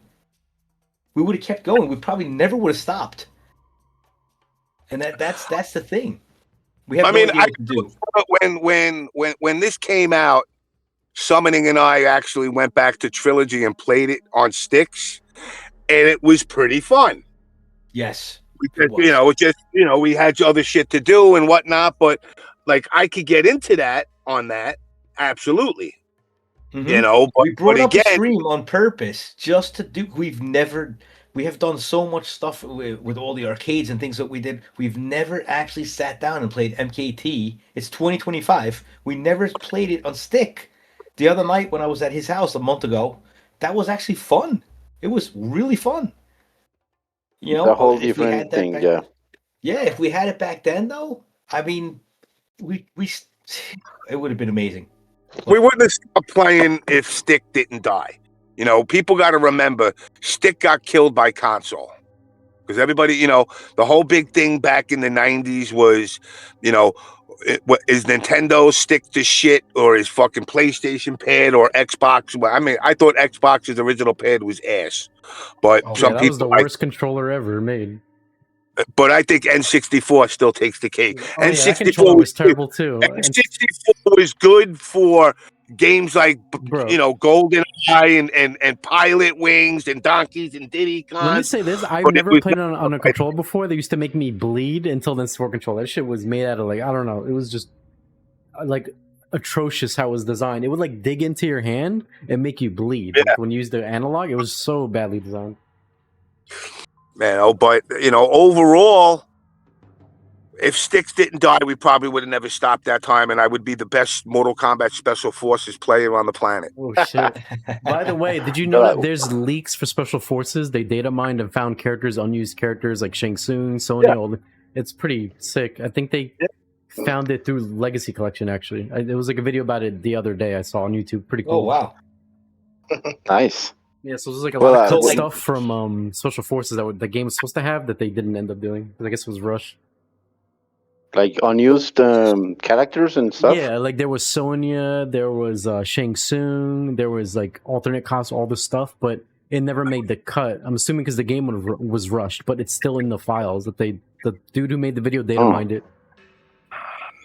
Nice. I do think it's a possibility if the ROMs were put on, the WaveNet ROMs, by the way, were put on Fightcade. I do think it's a possibility that you can maybe get a resurgence for UMK3 on Fightcade if they did that. Here's the problem with Fightcade. I remember Lex told me this, and I was like, damn, that actually kind of sucks. Because when I was looking at WaveNet, I was like, you know what? When I went through the changes, I'm like, these changes aren't that bad. Cabal still seems good. People say Human Smoke hasn't been touched, but he kind of has because he can't relaunch you to death. So even though he's still super good, he's not as nerfed. I mean, as broken as I think people will make it seem. But the problem is that Lex told me that because it was in the way that they made it, it was in its like very early stage that player 1 always has the frame advantage like MK9, whereas regular MK3 it alternates, it's random. So that's the biggest issue with the game. Yeah, that WaveNet having where player 1 always has frame advantage is bad in my opinion. And player 2 always has glitch cancel. That is the only thing that people may not like. Didn't know that. Okay. Yeah, but aside from that, I think a lot of changes they did, they're not as like. Well, actually, the Kung Lao and Striker nerf are stupid. But aside from those 3 things, it's not, in my opinion. No, it's but cool. actually, there's 2 things. Lex was explaining this really well. Actually, he said that this was pretty much like the WaveNet was going to be like the ongoing project. So this was just like the first revision of it. They stopped making it. They just stopped going. Yeah, it would have been. And the other gripe that I had is this. I brought this up to the current tournament, to the current people who play UMK3, and I said it should be now only WaveNet tournaments. It should only be because that's the latest revision. Oh, that got shot down. As soon as I started saying that, people were like, no, it's never going to be. But the text that they use don't work.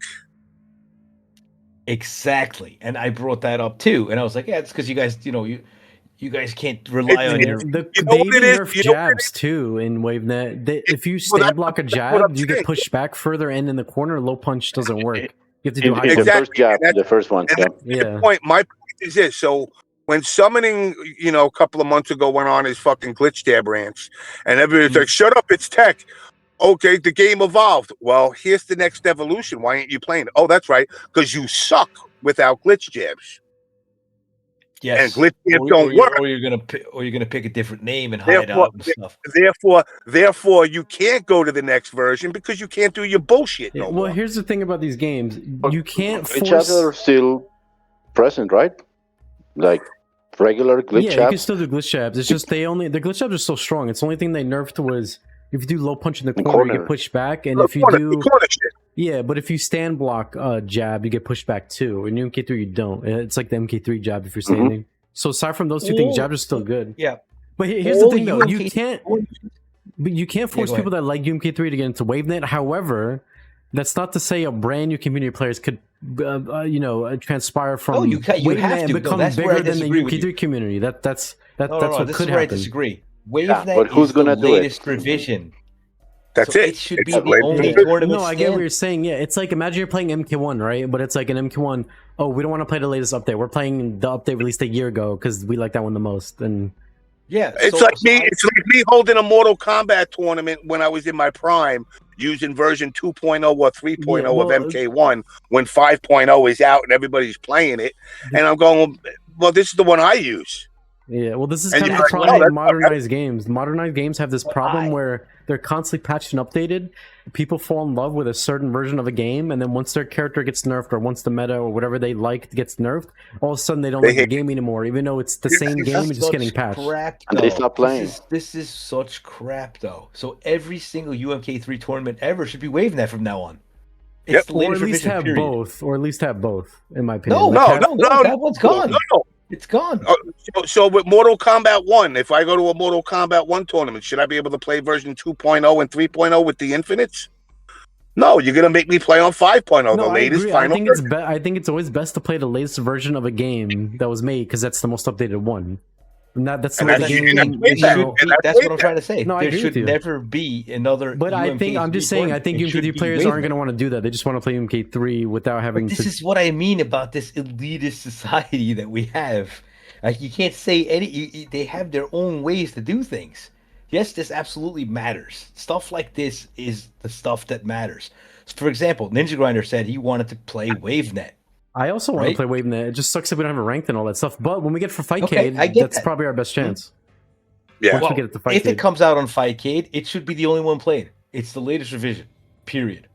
Did you guys even know we played MK4 since day one? We didn't even have an arcade that had the latest revision.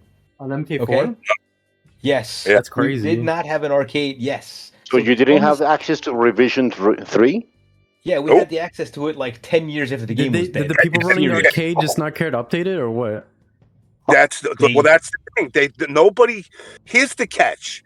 When I don't know how it is in Colombia, but like here, if I own an arcade cabinet and I put it in Joe's Deli back in the day, Joe's Deli had it. Unless that arcade operator goes to the distributor and asks, they don't offer you. The distributor can be, oh, hey, you got all those MK4 cabinets. Here's a new revision. They don't offer it. It wasn't something that was offered. Got it. So they have to ask for it? You have to ask for it.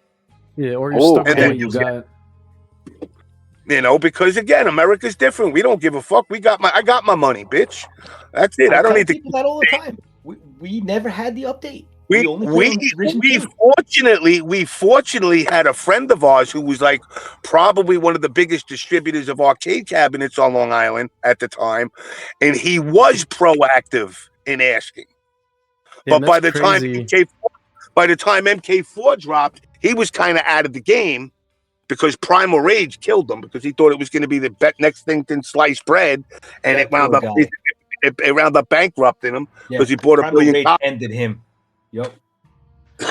So we go to like a Nathan's arcade or even like the Timeout arcade that are in the mall. They're not up to speed. Like they're not reaching out to the distributor because they work for a corporation. And unless that corporation reaches out to the distributor and says, hey, what games do you have that are updates?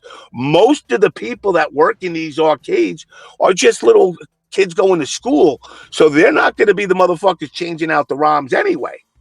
Yes, this should be the only reason, though, why you're playing the old revisions, because you don't have the new one. Okay? It's not like they don't have WaveNet. They have WaveNet. WaveNet needs to be the new... If you're going to continue playing UMK3, it's got to be on WaveNet. Like, I don't even understand where this is even an argument. And it is, trust me. I have... You have to take this into account. For example, on my situation, I run tournaments on original hardware. How am I going to run WaveNet on a real, PCV? You are correct, but I'm talking about these tournaments that are run. Do you got a guy that burns ROMs near you, or do you burn ROMs? No. I don't. See, that's the thing. Give it some time. The ROMs will drop and become part of the free market inevitably. And when it does, all you're going to have to do is switch them out if you want. One chip, whatever. That could be tomorrow. That could be 10 years from now. I don't have like a time frame for it, but 99% of the time shit drops. I mean, Tom Brady sold fucking Primal Rage 2, which was one of only 2 copies. I remember, Gallop and Ghost, and now it's on MAME. So it's just a matter of time. Yeah, and that's crazy. So that's even on MAME, so it all eventually gets leaked. Like everything always gets leaked. The only motherfucker that doesn't leak is me. That's why I'm the only guy with Mortal Kombat Nitro. Yeah, so honestly, eventually Fightcade's going to get leaked, and then someone's going to extract it, and then they're going to be able to put it like on an arcade cabinet, and then you guys will probably have a version of that. But yeah, so I wonder now, is it only MK3 that has a hidden version that we never got with WaveNet? What about MK2, MK1, all that? Did we ever get one of those, or were those just finalized? No, those weren't even options. By the way, we never got an arcade that had version 5 either of MK1. But what WaveNet was supposed to be, WaveNet was, believe it or not, the fact that it's UMK3 is not what's attributed to WaveNet. It's what it is it's the final version of UMK3.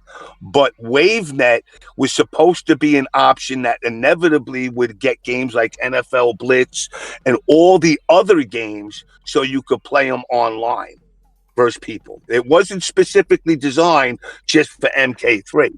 The project was supposed to be so people could go in any arcade and play somebody anytime, anywhere. Unfortunately, technology at that time was too costly, and arcade guys couldn't, accept having ISDN lines and DSL lines running 24/7 in their arcade, getting a $2,000 a month bill, and only making $200 a month in the actual game itself. That's why it never took off, right? Yeah. Yeah, it was ISDN was expensive. I actually ran an ISDN line in my New York City apartment. It was 2 cents a minute. Yeah. That's how much it costs. 2 cents a minute. It's a lot of money. It's a lot of money to get both channels running. 128K. You know, the WaveNet had four stations, right, Jimmy? Was it 4 places? Chicago, I think two in Chicago. LA. One I in. heard there were 10. I heard 10 locations. 10. I don't know. We could ask Lex. He knows. It's actually crazy when you think about it. WaveNet is decades old, and it's like finally now out to the public, and people don't want to play it. Like, come on, man. That's Exactly. makes no sense. That's what I mean. I call people out. Again, it's egos don't want to evolve. They'll tell other people to evolve, but they won't. But they themselves won't evolve. You know, I'm not like You know what and this Nick goes reminds on. me of actually, and this is I'm not even trying to do this to talk trash to M2 Dave. This reminds me of when Dave says he plays MKX sometimes with Frank or whatever at their apartment. They run an old unpatched version of MKX with armor launchers and stuff. That to me is crazy. They're like intentionally playing an older version of the game because they hate the final balanced version. Because Dave hates the final version of MKX because they nerfed armor and they made, I don't know exactly. Yeah. They nerfed anti-airs.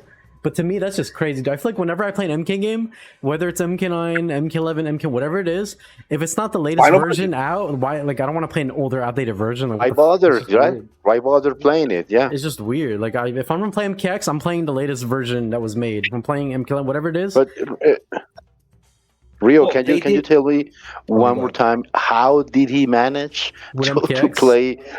Yeah, an older patch version. So what you could do on Steam is on Steam, you could choose your version switcher, and then you don't connect online, and then offline you can play whatever version you want. So you're playing on that, like on a laptop, older version of MKX with the armor launcher. It's just, but to me, it's like at that point, you guys aren't even playing MKX anymore.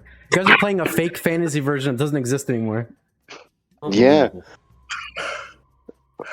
That's what I mean.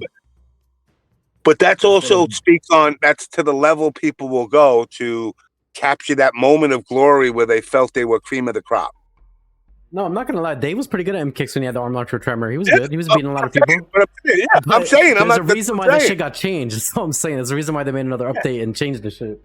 I also hated the last patch. Yeah, I played nothing but Reptile on the MKX, and it hurted him a lot. Yeah. Oh yeah, that's true. They nerfed his armor launchers. He wasn't even that good on top of that. Yeah, the claw. Yeah, I'm gonna be honest. I didn't play much of the last version of MKX because I kind of lost interest. So to me, it'd be kind of exploring. But I remember I hated the version before the last one with all the armor and shit. I thought that was terrible.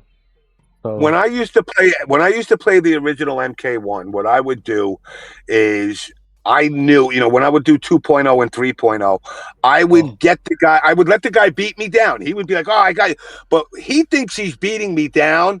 But really what I'm doing is it don't matter whether I got danger or a little bit better than danger. I'm setting you up in the corner. And the minute you're in the corner, you're getting 16 million Johnny Cage jump punches mixed in with some Shadow Kick Infinite. And you thought like, oh my God, I got him. I'm going to beat him. And then you were like, what the fuck is that? And that's what the game's about. Wow. Those were the days. But then when they took it away, I had to evolve. You learn like back. We couldn't go back. So you learn tonight. You got a message from Big saying that they played UMK3 tonight. You said those were great matches. They should have been played on WaveNet. Yep. They should have been played on WaveNet. Why didn't they play on WaveNet? Because we're not as good at. It's never going to be. It's never going to be. It doesn't matter if it's going to be. It is the next revision. It is the one that should be played. See, I bring up all this stuff because this is like the packing order of things. How it was when we were kids. You play the latest version. You don't go back and cry about the old one. The old one's gone. It's history. That's why I wanted you. In the comments, he says striker mains won't want to play. I guess you learn to play a different character. That's part of evolution of gaming. Yeah, it's kind of like in MK11, the last patch, they gutted Shiva, and all the people that were playing Shiva all of a sudden stopped playing Shiva, and the character kind of disappeared. Exactly. Remember Tanya? Yeah, remember Tanya? Everybody and the mom was playing her, and Boone was like, "Oh, is this all your guys' favorite character?" And we're like, "No." And then the last patch, people stopped playing her, except for Revit Leafing, the only Tanya main. Everybody else stopped playing that character.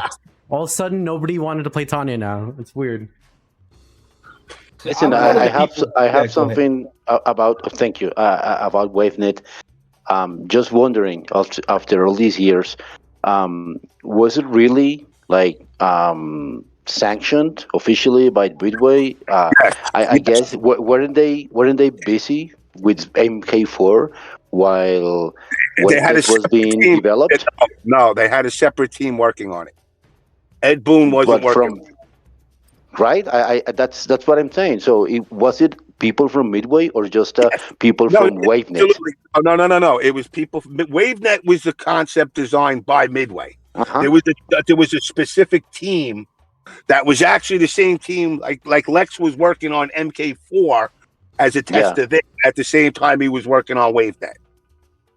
So it was just two set. You like how you got Mark Chamel for Smash TV. You just Yeah. had another. There was another team. I can't remember the guy's name, but I used to talk to him a lot because at the time I was big into the technology as far as the phone lines and everything. So we talked a lot about it. But it was the same. It was Midway's the sanctioned Midway product, 100%. You mean Yeah. that guy Kevin Day? Was it that guy? No, it wasn't Kevin Day. You know what? I can't remember his name. I was asking Lex one day, and even he's like, I can't remember his name. But he was the guy that was specific on the compression and everything for the phone lines themselves. That he was basically the one of the producers of it, but he couldn't remember his name either. He kind of came and gone when he left. WaveNet kind of died because he was the guy behind the actual the bandwidth allocating for the Mm, game. Because at first they were okay. going to do a T1 to every cabinet, and the problem with a T1 is you're getting a $10,000 a month bill to your fucking arcade. So there's no way you're going to be able to pay that off and make money. Yeah, of So course. then they reduced it down to ISDN and DSL. But that was still too costly. And then it was like, yeah, you know what? Reality is this: it was 10 years too early. It was 10 But it was years too pretty early. ahead of its time for what they Yeah, wanted it to sounds like think about. WaveNet was though, one of if the you think first about it. online games, honestly, like during that time period. Oh, Yeah. absolutely. Well, Absolutely. but don't forget about X Band, Sega Yeah, Channel. X-Band. Mm. That's a This couple was of years arcade, before. though. Oh Okay, yeah, yeah. I know, I get it. Yeah. Yeah, but there's also another thing. The WaveNet coming out on this Legacy Collection was because everybody knows I hate UMK3. I can't stand it. Yeah, it doesn't I not know. because I'm bad at it. I was bad at all the games. I don't care about that. I hate that game. So I was like, okay, finally the new revision's coming out. This is the one that should be played. So that was one of the reasons why I was looking forward. That's why I give it a 1 because that's all I cared about. I wanted WaveNet to be the thing now. I'm so tired of the damn jabs and shit. They fixed some of that stuff. You know what I mean? Yeah, So what I was like, sucks okay, is let's do it. when Legacy came out and I was trying to WaveNet, they didn't have a training mode full, only for UMK3, so you couldn't even practice it. They added this like a few weeks ago, but before that, you couldn't practice. It was kind of annoying because you had to go up against AI. I mean, True. I've made my point clear for years, and I've said it to everybody. I can't figure out which game I make the worst Mortal Kombat game if it's Special Forces or UMK3, because I That's hate the hate game. The hate for UMK3, man. UMK3 is think real. UMK3. I think you guys are probably like MK3, honestly. We 'Cause love that We game- three. do. Three We was Yeah, really great. do. MK3 is like MK3. UMK3, but with like a ton of specials, like abusable We specials. we like MK3, but We love UMK3 MK3. was the sloppiest game they ever made up to date from that point. Lazy gameplay. Lazy, missing animations. Again, I say this to everybody that's a Nightwolf player, Rio. Jump punch into a standing low kick. Where is all shit ever. No, I'm not gonna lie. That shit looks stupid. How you do a jump punch and then your character teleports to the ground and you're doing the He kick. looks It's like like a what the. goddamn bow and arrow in the air with his fist down, and then all of a sudden he's standing that's just up. Like, Nightwolf it's shit. dumb. It's lazy You know, fucking game making. It was just lazy. It was just lazy shit, and that's what always bothered me about it. If it wasn't for the animations looking like shit, I probably would have given it a lot more. UMK3s to me is like an acquired taste. Like you got to really get into it and enjoy the meta to play it. But if you're playing it like for fun, but you don't care about the game, you're probably gonna get annoyed about if you play someone that's good. Well, I'll it's be like, honest with you, dude. It was dead in the arcade. It was No, I nowhere near believe as you. 2 was. It's- That's why we didn't play it. If it was huge in the arcades, huge like 2, of course we would have still played it. It was dead as a doornail, man. 2 was crazy. Remember what I told you last time summoning. It depends on the place. Back here back then, when MK2 hit arcades, of course, it was a lot bigger than MK1, a lot bigger than Street Fighter 2. Of course, it was the biggest fucking game.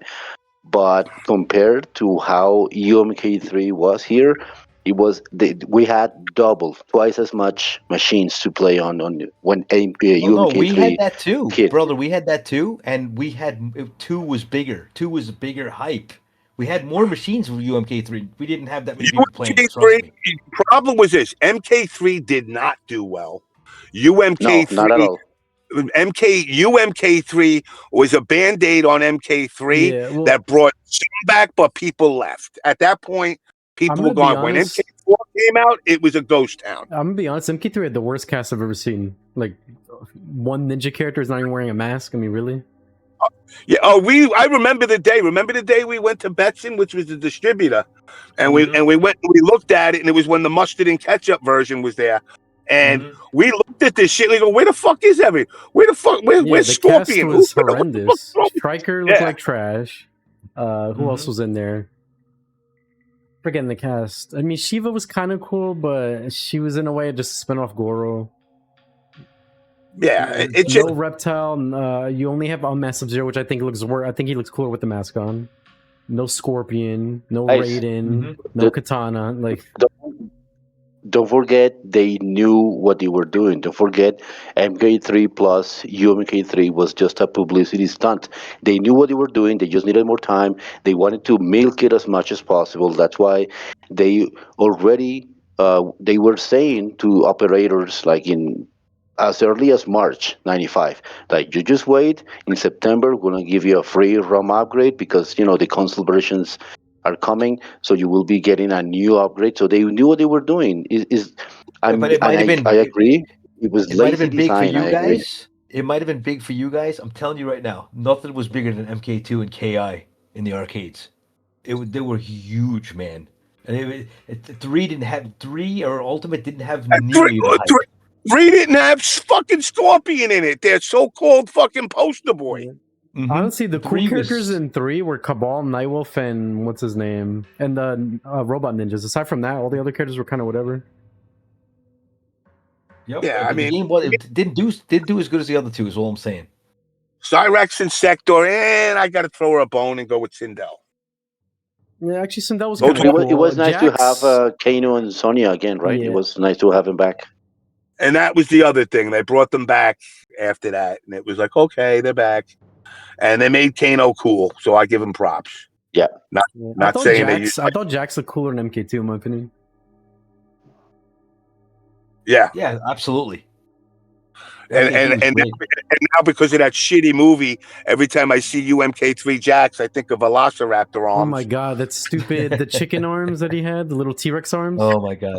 Why did Yeah. his Arcana was to grow arms? I mean, really? Like, I can't believe they actually thought that was a good idea. Oh god. Oh, that fucking movie. I fell asleep on it 3 times trying to watch I it. mean, the movie's coming soon, next year. Yeah. Yeah, well, let's see how that goes. Okay, what do you Again, think Jade's Arcana is? Because people have been saying it's going to be her power is going to be to grow her hair out, which sounds so stupid. Really? Oh my god. Yeah, that's what people have been theorizing. Oh my No. god. invisible. Invisible? She's going to get Yeah, the probably. invisibility shit. I mean, that's more Yeah, like Tanya's probably. shit, though. No, it's Jade's. The invisible so shit goes through her. Oh, the projectile move. Oh, I thought you were talking about Yeah. invisibility, like Reptile. No. I'm saying where you'll see the silhouette of her and it'll go through. Oh, shit okay, goes yeah. through That her. would make sense as Arcana. And But you then never while know, it's going 'cause on, Jax's Arcana was to make his T-Rex arms turn into real arms, so... but Oh when my she, god. when she goes in that invisible where you see the silhouette, her hair will also grow out. See, yeah, they're probably gonna have a twist on it like that. But it's just that then why even shave her head to begin with for Akanas to grow her hair out? Like kind of lazy ass shit. I just What do think you mean? people. Is she bald? Yeah. in the On the movie, movie? she's like Quan Chi. Really? Yeah, Yeah. she literally looks like Quan Chi with a staff. No, I Oh my haven't God. been That's her up design. to date with the movie. I don't want to see anything until I actually get to watch the movie. So I don't see trailers. I don't see stick previews. Nothing. So I didn't know Oh, she that's was good. bald. Yeah, I haven't been following it much either. And honestly, the only good thing about the first movie was the Sizoth fight. Aside from that, Cabal was kind of cool too. But aside from that, most of it wasn't memorable. They brought characters like Natara in it to be in it for 5 They seconds, Natara, and then she dies. It's like, what was the point of her being in this film? The whole Nitara scene was amazing. I was like 20 minutes of my life given back to me as a kid. I was like, wow, this is my deadliest girl from the darkest of caves. Yeah, the vampire Nitara realm. Watch out. flies at him and gets cut in half over. I'm like, That's it. Oh God. They could You know use the what? I random agree. henchman for that. They could use the random character for that.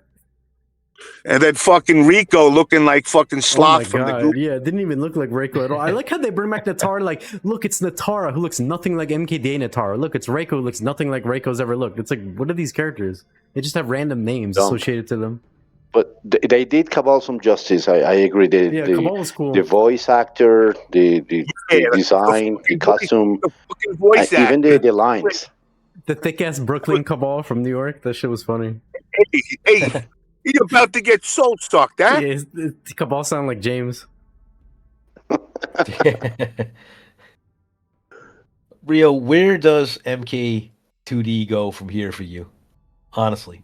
Into the What do you gutter. do now? No, but honestly, I hate to say this, but once January hits, I'm gonna be playing NRS games again because I gave this Legacy shit a shot. I was gonna wait till next year for them to announce something, but because we're not getting anything, I'm just gonna play NRS games. Yeah. Starting next week, so is what it is. Tekken 8. Nah, I've heard So, nothing Jimmy, but you're bad going to things about Tekken 8? Tekken.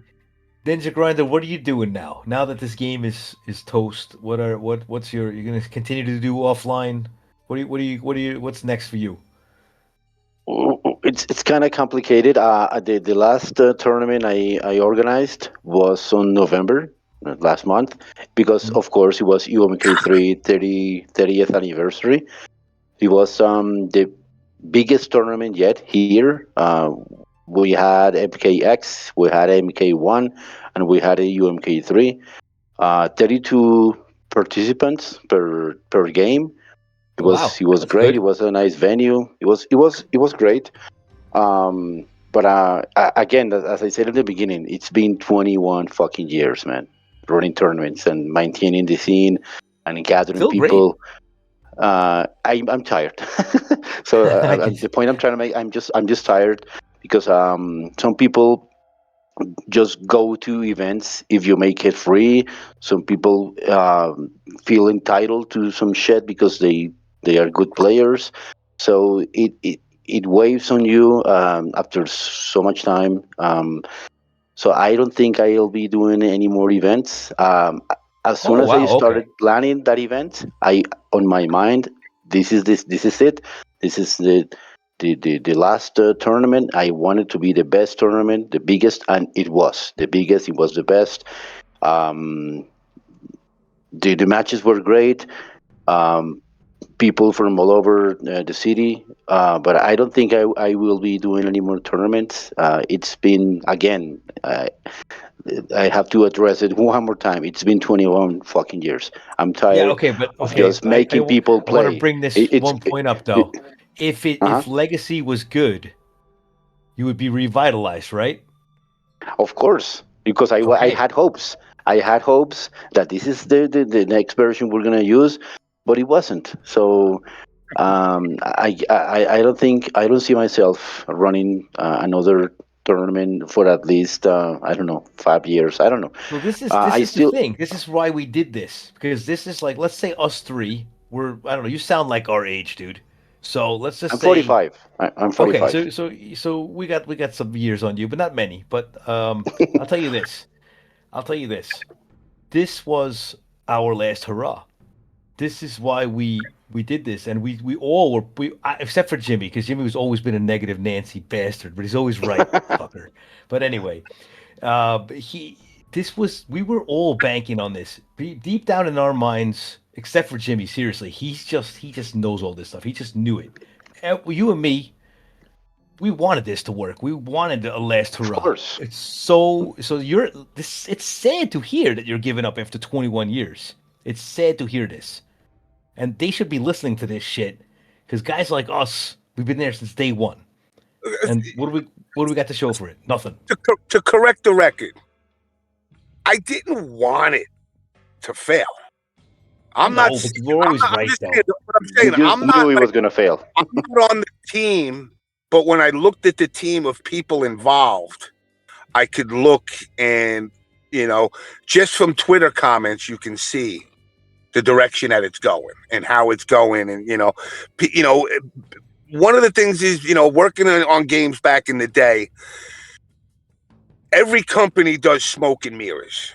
When you go to back in the day, whether it was E3 or CES, you don't bring your product there with it half broken. But if you are going to bring it there half broken, you build around it and you say, all right, well, let's go get the actors that were motion captured and, make the focus on them rather than as much as the game. Because people that sit with the game are going to go, well, this shit's like fucking half-ass working. Now you can go into the spiel. Yeah, we're working on it, but you see how much we're invested in it. We got the actors. We're doing this. We're doing that. They didn't do that. They just came out and they were like, yeah. I mean, think about it. This should have came out during the 30th anniversary year. Not now. Not now. Now it's like an odd. What is MK3? It's this year's 30th for MK3, right? Or this year. Yeah, this year. So that makes it like the 36th year or 35th year of MK1. That's an odd number. Well, because normal people would think they were delaying it because it would be so much better as a product, but that went out the window. Unless you're Spanish and you're a girl and you celebrate that, what's that quinceañera thing or whatever for the 15-year-old. Beyond that, you're supposed to do things 10, 25, 50, 100. So 30 not was 33, yeah, not 33. So it was like right there out the gate. For them to do that means the time don't mean shit to them. Mm-hmm. It never meant it could have been the 37th and they would have did it. It don't matter. Is it safe to say that this is the last one ever? It's never happening again. We're fucked. We're done. No, they're gonna milk this again 10 or 20 years from now. They're gonna do Arcade Collection 2 or something. Yeah. 20 years from now, 20 years, I'll be 75 years old, so I won't give a fuck. Oh my God, I'm right behind you. But it's like, I mean, I feel bad because again, I wanted to have, I wanted to relive at least a little bit my 1992 21-year-old James MK moments. Wait, you mean you didn't relive it when you and someone were playing offline with those arcade filters? We did. We did though. We did. Even to a degree, we did. To a degree, we did. We had it was fun to do that. Yeah, so you got some fun out of it, aside from like the hour setting up controllers. It was like literally 1 hour, but that 1 hour was a big hour, man. Troubleshooting tech is what I do for a living. So for me, it was just another day at work. Unfortunately, when you play a fucking video game, it's not supposed to feel like work. True. And that was the sad part. Imagine they get it right when we are 75. Imagine that. Yeah, fucking all arthritis and gout-filled hands. I can't move. My God. They're like, we got the perfect version now. Thanks, motherfuckers. Playing on oxygen 24/7 now than I started this podcast. Thanks, guys. Somebody, come on, man. He said he's depressed more now than before starting the podcast. Yes. Now I'm more fucking sad. Now they get it right when I'm fucking like my deathbed. Well, maybe Fightcade will step up next few years and make MK like perfect on there. I hope so, dude. I seriously hope so. I'm the biggest fanboy ever. Look, seriously. I'll tell you what. When Injustice 3 comes out next year, we're all going to be saved. We're all going to be on that. You know what? You know what I'm scared. You know what I'm curious about. Why did they never do? Why is Fightcade never done MK9 yet? I thought they only do like arcade games. Great question. No, they do everything. Oh, they do other They games, do. aren't? Well, they did MK Gold. They did Gold. Oh did yeah, So that's true. That's true. You can play fucking Game Boy games in Master Wait, System what do you on it. emulate it on though?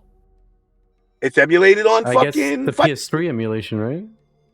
They would use something No, like It that. would, I one would that they- emulator for PS3. Yeah. or Okay. 360. I don't know. What was that? What's the emulator for the? You know what though? MK4 The again? What's console that versions of thing they MK9 use? were so trash with them, but like they would have to use like the Steam version of MK9, the PC one, not the freaking Yeah. PS3 one was trash, and the Xbox one was also not that good. Yeah. So Yeah, to they get would an have to do emulator or shit. something. They need to If use the one that was on MK9 Steam.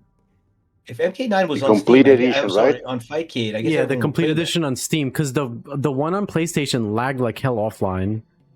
Yeah. And when you hit someone X rate is like it's like 10 seconds long. On PC, when you hit someone X rate, it's like 3 seconds. Like it's just so unoptimized on console. MK9 would be played though if it was on Fightcade. I'm sure it would be. Yeah, dude, with Absolutely. rollback, I that would would play be it. I would play crazy. But I feel like Yeah, Nurse would shut that absolutely. down, or Warner Bros. Would be like, "Hell no, you guys aren't doing this shit because we're about to sell this now. You guys want a job?" Then they'd hire them because they're Yeah, not gonna well, put that I out mean- for free. Oh, wait, They wouldn't let that Before you fly. say that, keep in mind, NRS is done too. Remember, Yeah. they got sold. But I feel So- like if Fight Kid were gonna do that, someone, whether it be NRS, Warner Bros, whoever, Netflix, whoever it is, they would be like, "Fuck no, you guys aren't doing this shit. Shut it down now, because we're about to monetize this," and then maybe offer them a job. But there would be definitely some issue if they were to do this. That would be seen Oh, yeah. by MK. Yeah, but what's the difference between the other ones? They're all owned by WB as well. Yeah, no, but they would not want this shit to be for free. That's the problem. Being able to play MK Yeah, well, roll back for free? Oh hell no! They got to put like a price Yeah, tag on it. but the thing is, unless they release, their fucking Legacy 2.0, which is like MKX and fucking 9 and the 3D era shit, I really don't see them ever coming out. I mean, 9 wouldn't come out until fucking Mortal Kombat Legacy fucking 3.0, to be Let me honest. say this about the 3D era. I don't even want them to do a 3D era like remaster with GGPO. What I want them to do is just do a remake. If they're gonna do Deception, don't try to remaster the old PS2 one. Just do a remake of the whole shit, but do it 100 times better with better graphics, new bigger world to explore and conquest, a bigger cat. Like that's what you know how they do like Resident Evil remake to Resident Evil 2, Resident Evil 2 remake. Well, we know how the Like, remake stuff MK like that went. would be That sick. went right down the toilet. Yeah, no, but I mean, like Bigger MK Deception titties. remake would be honestly the coolest shit ever. Bigger But they don't titties and care pretty about it. and bigger titties and pretty women this time around. I don't know about that. I don't think they're allowed to do that anymore. Oh, yeah, it's true. But yeah, Not a in these remake times, of yeah. Deception would be holy shit. Because Deception is my all-time favorite MK game, even though the gameplay shit. I would actually play it if there was any way to play it. I would learn how to play it. There's no way to play it. I mean, you're not Right. gonna have fun with the gameplay. It's like just 50-50s into infinites. You get hit once by random overhead low, you die. Listen, if And you it's- guys are playing, I'd learn from you guys. You know what I mean? I don't know. I got yeah, but nothing it's to play. just it's so brain dead that like I was playing this shit back 2004 because I didn't understand fighting games like that. But if you could like teleport me back in time, I would be like, hell no, I'm not playing this shit. It's over, guys. That's the problem. We're done. No, I think I mean It's there's so definitely sad. gonna be another MK game. I don't know if it's gonna be Done. next 5 years or 10 years but there's gonna But, be but something. talking about us, though, we don't play the new. Well, actually, Oh, I'm yeah, speaking the- for myself and Jimmy. Do Like, the NinjaGrinder, math. you play the new ones. Let's just say, Rio, that like they come out with a new MK game in 10 years. Mm-hmm. You know what? I'm going to be 65. True. No, this is true. We're done. Yeah, I'm done. So, I'm yeah. done. I got to take Viagra just to play a video game. What the hell? oh my god. Would you use NinjaGrinder, your, you play the like- new ones too? Sorry? You play the new games too, the new MKs, or just the old stuff? The last one I actually learned and played was MKX. I never got Okay. the time or energy to get into 11 or 1. Not because I Oh. didn't like him.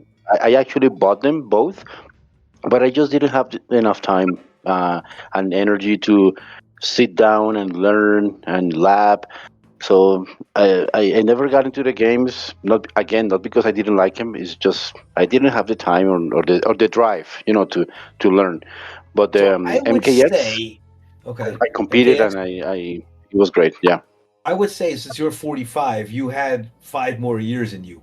Jimmy, and I think Jimmy stopped at MKX too, right, Jimmy? 11. 11, okay, but you didn't play them. You weren't like great No, at. You just played 11, one I wasn't character. great, but I played Baraka nonstop.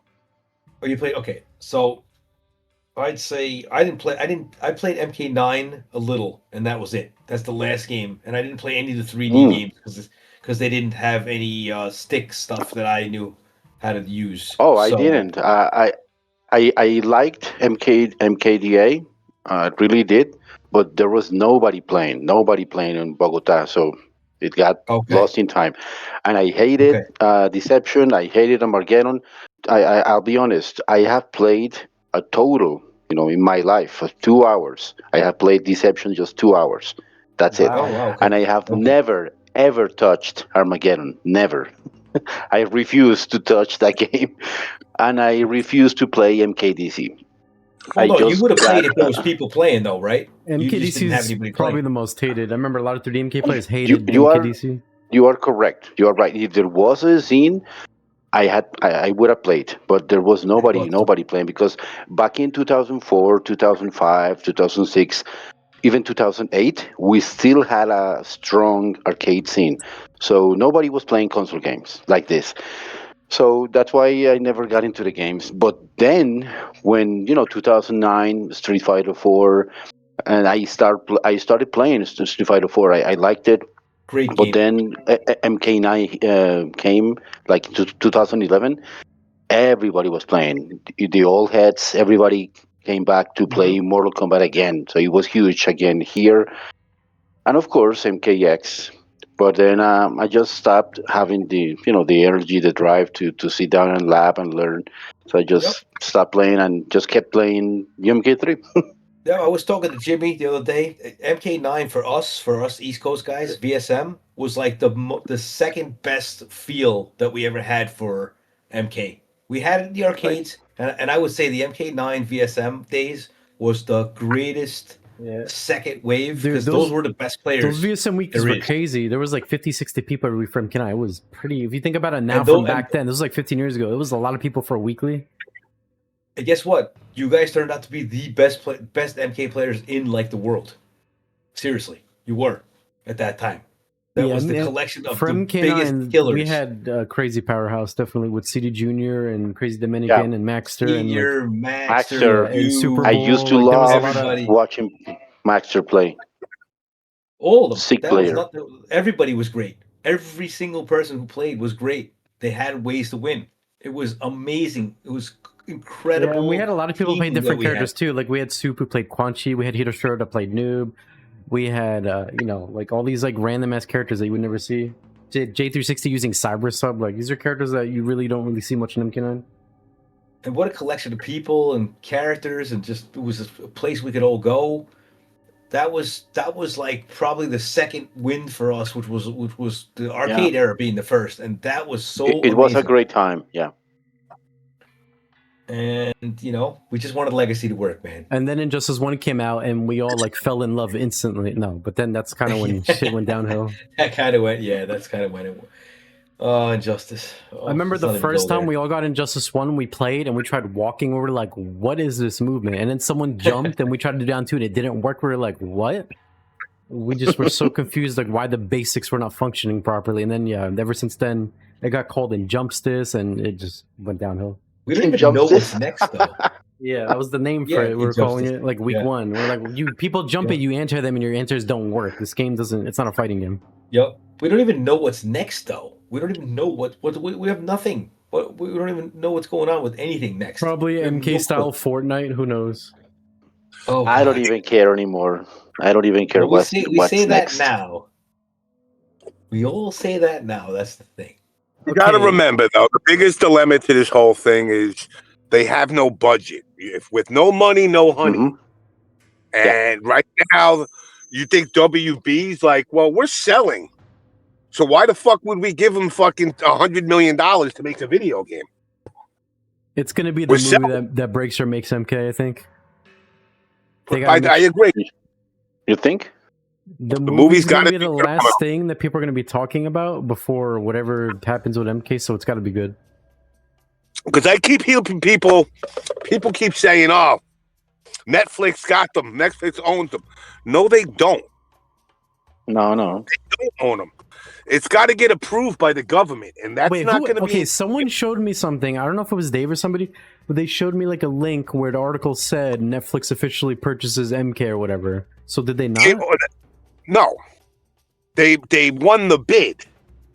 So technically, they don't own them yet because it's basically like you putting a money down on a layaway at a store. You don't get to walk home with the item, but hey, save it there, and I'll give you the rest of the money when I get it. So out of nowhere, someone could show up, be like, "Oh, we'll give you double what Netflix is giving you," and then they end up buying it. The thing is, Paramount came in, and Netflix offered $27 a share, and they came in and plus liquidity, that was basically is like other assets to secure a loan, and that's how they won it. Well, Paramount came in and said, "Well, we'll give you $30 a share, and we'll do it all in cash." Yeah. Which, believe it or not, for that $3 a share, comes out to almost $2 billion more in money. So who the fuck you gonna sell to? This guy just offered me $2 billion more than what you did. Now, supposedly, the board members rejected the offer. And that's good and dandy, which I don't understand why, but it's, that's the politics of it. But at the end of the day, in order for this deal to go through, because you're dealing with the potential of a monopoly, the government's got to get involved. And if I don't care if you're in Colombia or you're in America, you all know when the government gets involved with shit don't happen fast. Yeah. So with it not happening fast, you got to look at it in a longer term and go, well, if I'm selling my company, am I going to dump money into a company that inevitably I'm just getting rid of? So those $100 million budgets to make video games go, well, why would I? You know what? Here's $50,000. What can you do with that? What kind of video game can you get? And you get, I don't know, Mortal Kombat Legacy. So I wouldn't be betting. I'm not bet like. I wouldn't be thinking that you're going to get this big. Now, one of the things is between all of this, you got to understand that at the same time, they probably were already starting another project before this already happened. Now, I'm not on the inside of the fucking scoop of were they, already up to alpha builds? Was it beta already of something they're working on? Or was it in conception stage still? So I don't know that, but that's the real wild card in this is if they're working on a project, how far in are they? Because if they're in, they were already allotted a budget while MK1 was in its prime. Well, whatever kind of prime you want to call that. But, it's still very much up in the air. And like I said, Netflix, they interviewed Netflix, and Netflix, they're not interested in the video game side of it. They're really not. Yeah, they're not so. Yeah. So they're in a position right now where it's very likely if they're not going to get into the gaming side, they're just going to sell the gaming side off to somebody else again. And with that said, who knows? Like, again, Mortal Kombat as an intellectual property isn't connected to fucking NRS with glue, and it's a package deal. I could sell NRS, but say, you know what? I'm not selling you Mortal Kombat. That's mine. Which means NRS might never get to touch Mortal Kombat again. Yeah, they could just shut it off, right? Mm-hmm. They could turn around since they're in the movie thing. If the movie does well, they say, nah, NRS, if we decide to let you make a game, that might be on Mortal Kombat 3, the movie. Until then, I don't give a fuck what you do. Dude, that would be crazy. Now that you mentioned that, a fighting game based on the movie, that would be the next direction Mortal Kombat heads. With how the characters look in the movie, the realm like that, that'd be different. It could go more depressed. Every character would have their arcana, like hidden power we could do in a match. It's like your ultimate. Like Injustice? It'd be a different direction, definitely. I could see Jax Jack's falling to his knees. Little velociraptor hands growing out. Yeah, so the way Jax would work is he has these little tiny twig arms, and they would do like 1% damage. But then when he gets his Arcana boost and his arms grow, then they do like double damage, where they're doing like 20% per, like Doomsday. That would be crazy. I mean, it'd be weird, but I don't know. I personally wouldn't want MK to be based on like a realistic movie. I want it more to be like fantasy and like all this fake, like over dramatic stuff. My point is, there's so many variables to these equations. It's not cut and dry. Is it me? But I feel like MK looked the best during the 3D era, where the characters just, you looked at the male characters, they looked like steroided bodybuilders. Like Scorpion had like 40-inch arms, like some unrealistic stuff. Yeah. Like that to me, where MK looked the coolest, and then after that, it just was never as cool as I thought it was. I don't know. Maybe it's nostalgia. I've never understood how Raiden in the comic books and in the lore is like 7 feet tall, but yet in the game he looks like a normal fucking dude. Yeah, he's like shorter than like Liu Kang or whatever. It's just weird. But I like the way Scorpion looked and Sub-Zero and a lot of the characters in the 3D MKs. They look badass. And then when they like, and the way they look in NRS isn't as bad, like MK9 stuff, but it just seems like they're like almost watered down and less dramatic. That's because 90% of the staff is either fucking super fat or super skinny, so they don't go to the gym, so they don't know what it is. I remember looking at the characters in 3DMK and being scared of them. I'm like, damn, these characters look like some giant, massive, like scary serial killer monsters, and they never had that look like that again. And it was just, it's kind of sad. Especially Sub-Zero in MKDA with all. I agree. Yeah, with all the gray hair. Costume in MKDA looks so amazing. I don't know if you remember the alternate outfit for MKDA with the mask on. That looked badass. Scorpion looks so sick in DA and 3DMK in general. And fucking drama fucking looking like whatever the fuck that. I don't know what the fuck. I love the shit out of the 3DMKs in terms of like aesthetics and character designs. They looked so cool. That to me was like peak MK in terms of like designs and just how the game looked. All we had was MK4. MK4 looked awful. Yeah, MK4. I hated how the game looked. That was one of the games on console I did not like at all. I thought it was trash. I remember me and my friends used to hate on that because it just looked so ugly. 3D was such a big thing then, and it's like, oh my god, we're gonna do 3D. I made a lot of money on the books. That's all I care about. I remember seeing how goofy Reptile looked in MK4. I'm like, what did they do to this character? Because they did the 3.0 and the 2.0 revision, I had to do 3 different versions of the fucking Mortal Kombat 4 book and got paid all 4 times or 3 times. I was like, whoa, yeah. You know what's insane? I'm making fun of how Reptile looked in MK4, but in the 3D MKs, looks like a goddamn like Godzilla lizard. But he looks cool when he's like that dramatic. But they should have definitely gave the option to play as human Reptile or the crazy Godzilla. I missed that. I missed that on the 3D games. Yeah. I don't think they should have ever changed them into like this fucking half and half like they did now, where it's like, oh, he's like Beast Boy basically. I don't like that. No. Yeah, I don't think that. I'm not a fan of Beast Boy Reptile in MK1. I like the original one from 2, where he was ninja, but he could pull his mask off, and he was Reptile underneath it. Mm-hmm, you know, it kind of went with the like a chameleon fucking camouflage. He was a camouflage reptile. He looked human, but he was a reptile. Well, then they were like, MK, the only series of games that changes everything around. They couldn't keep everything the same. You know, everyone should have been the original costumes and stuff. And dude, I remember Melina. It looked so scary in Deception. She had one of the coolest win poses I've ever seen. It's still so memorable to me from back then to now. I don't know if you guys remember her win pose in MK Deception. What do you guys think of is the canon? See, now you guys are competitive players versus casual, but like now that they infused the game franchise with story mode, is the story canon or is the arcade ladder canon? Man, I don't even know anymore because it seems like from MK11 every character's ending had a different story unique to them. It was like a different timeline shit. I mean, come on. Melina became a lesbian and had a fucking child with fucking Tanya and fucking, that's what it was all about. So all of this fighting was because this bitch wanted a kid.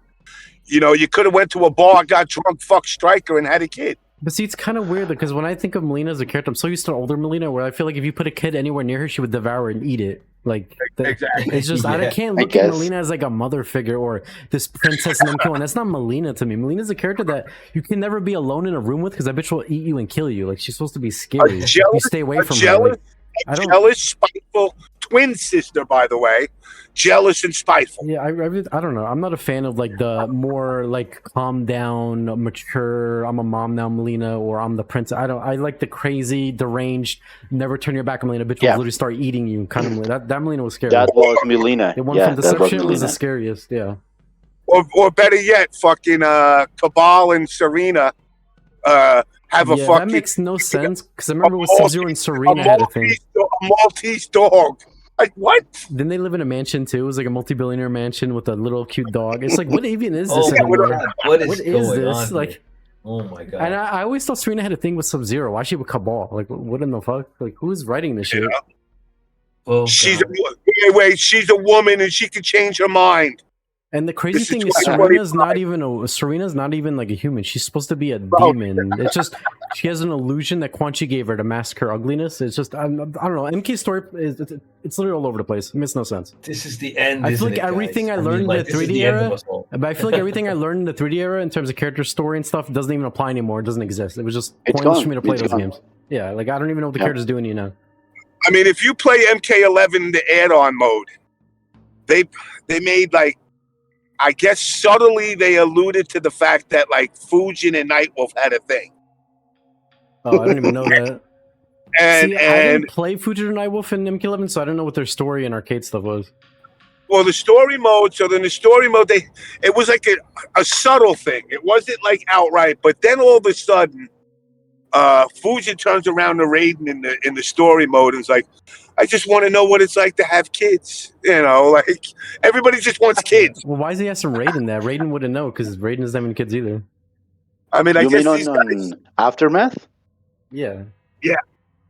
MK11 Aftermath on the story mode?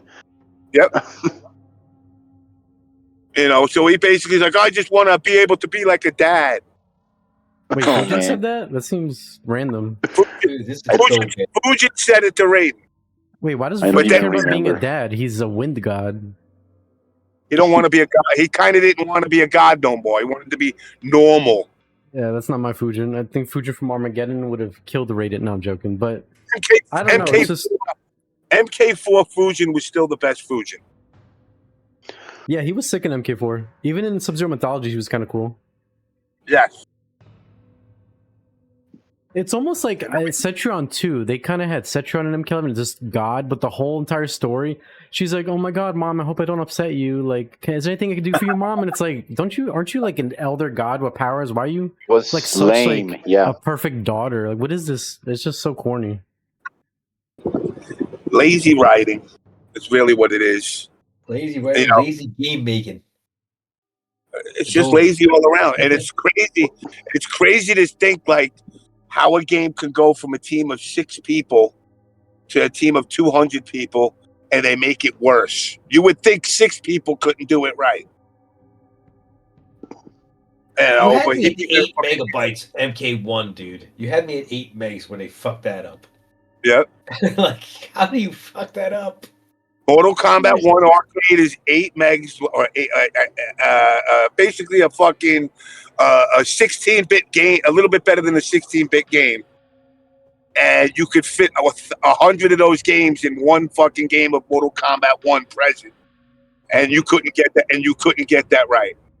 Yeah, we brought this up too. It should have just been 1, 2, 3, and 4 with the arcades, and they could have released everything else as DLC, which was a really smart thing that Jimmy was saying. If they released 1, 2, 3, 4 and got them to work properly, and maximize your money, and then while those are out there and people are playing those, then you can focus on the stupid fucking console versions.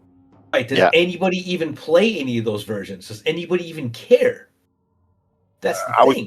Which I one? was playing MK1 Game Boy to refresh my memory of how much I hated it.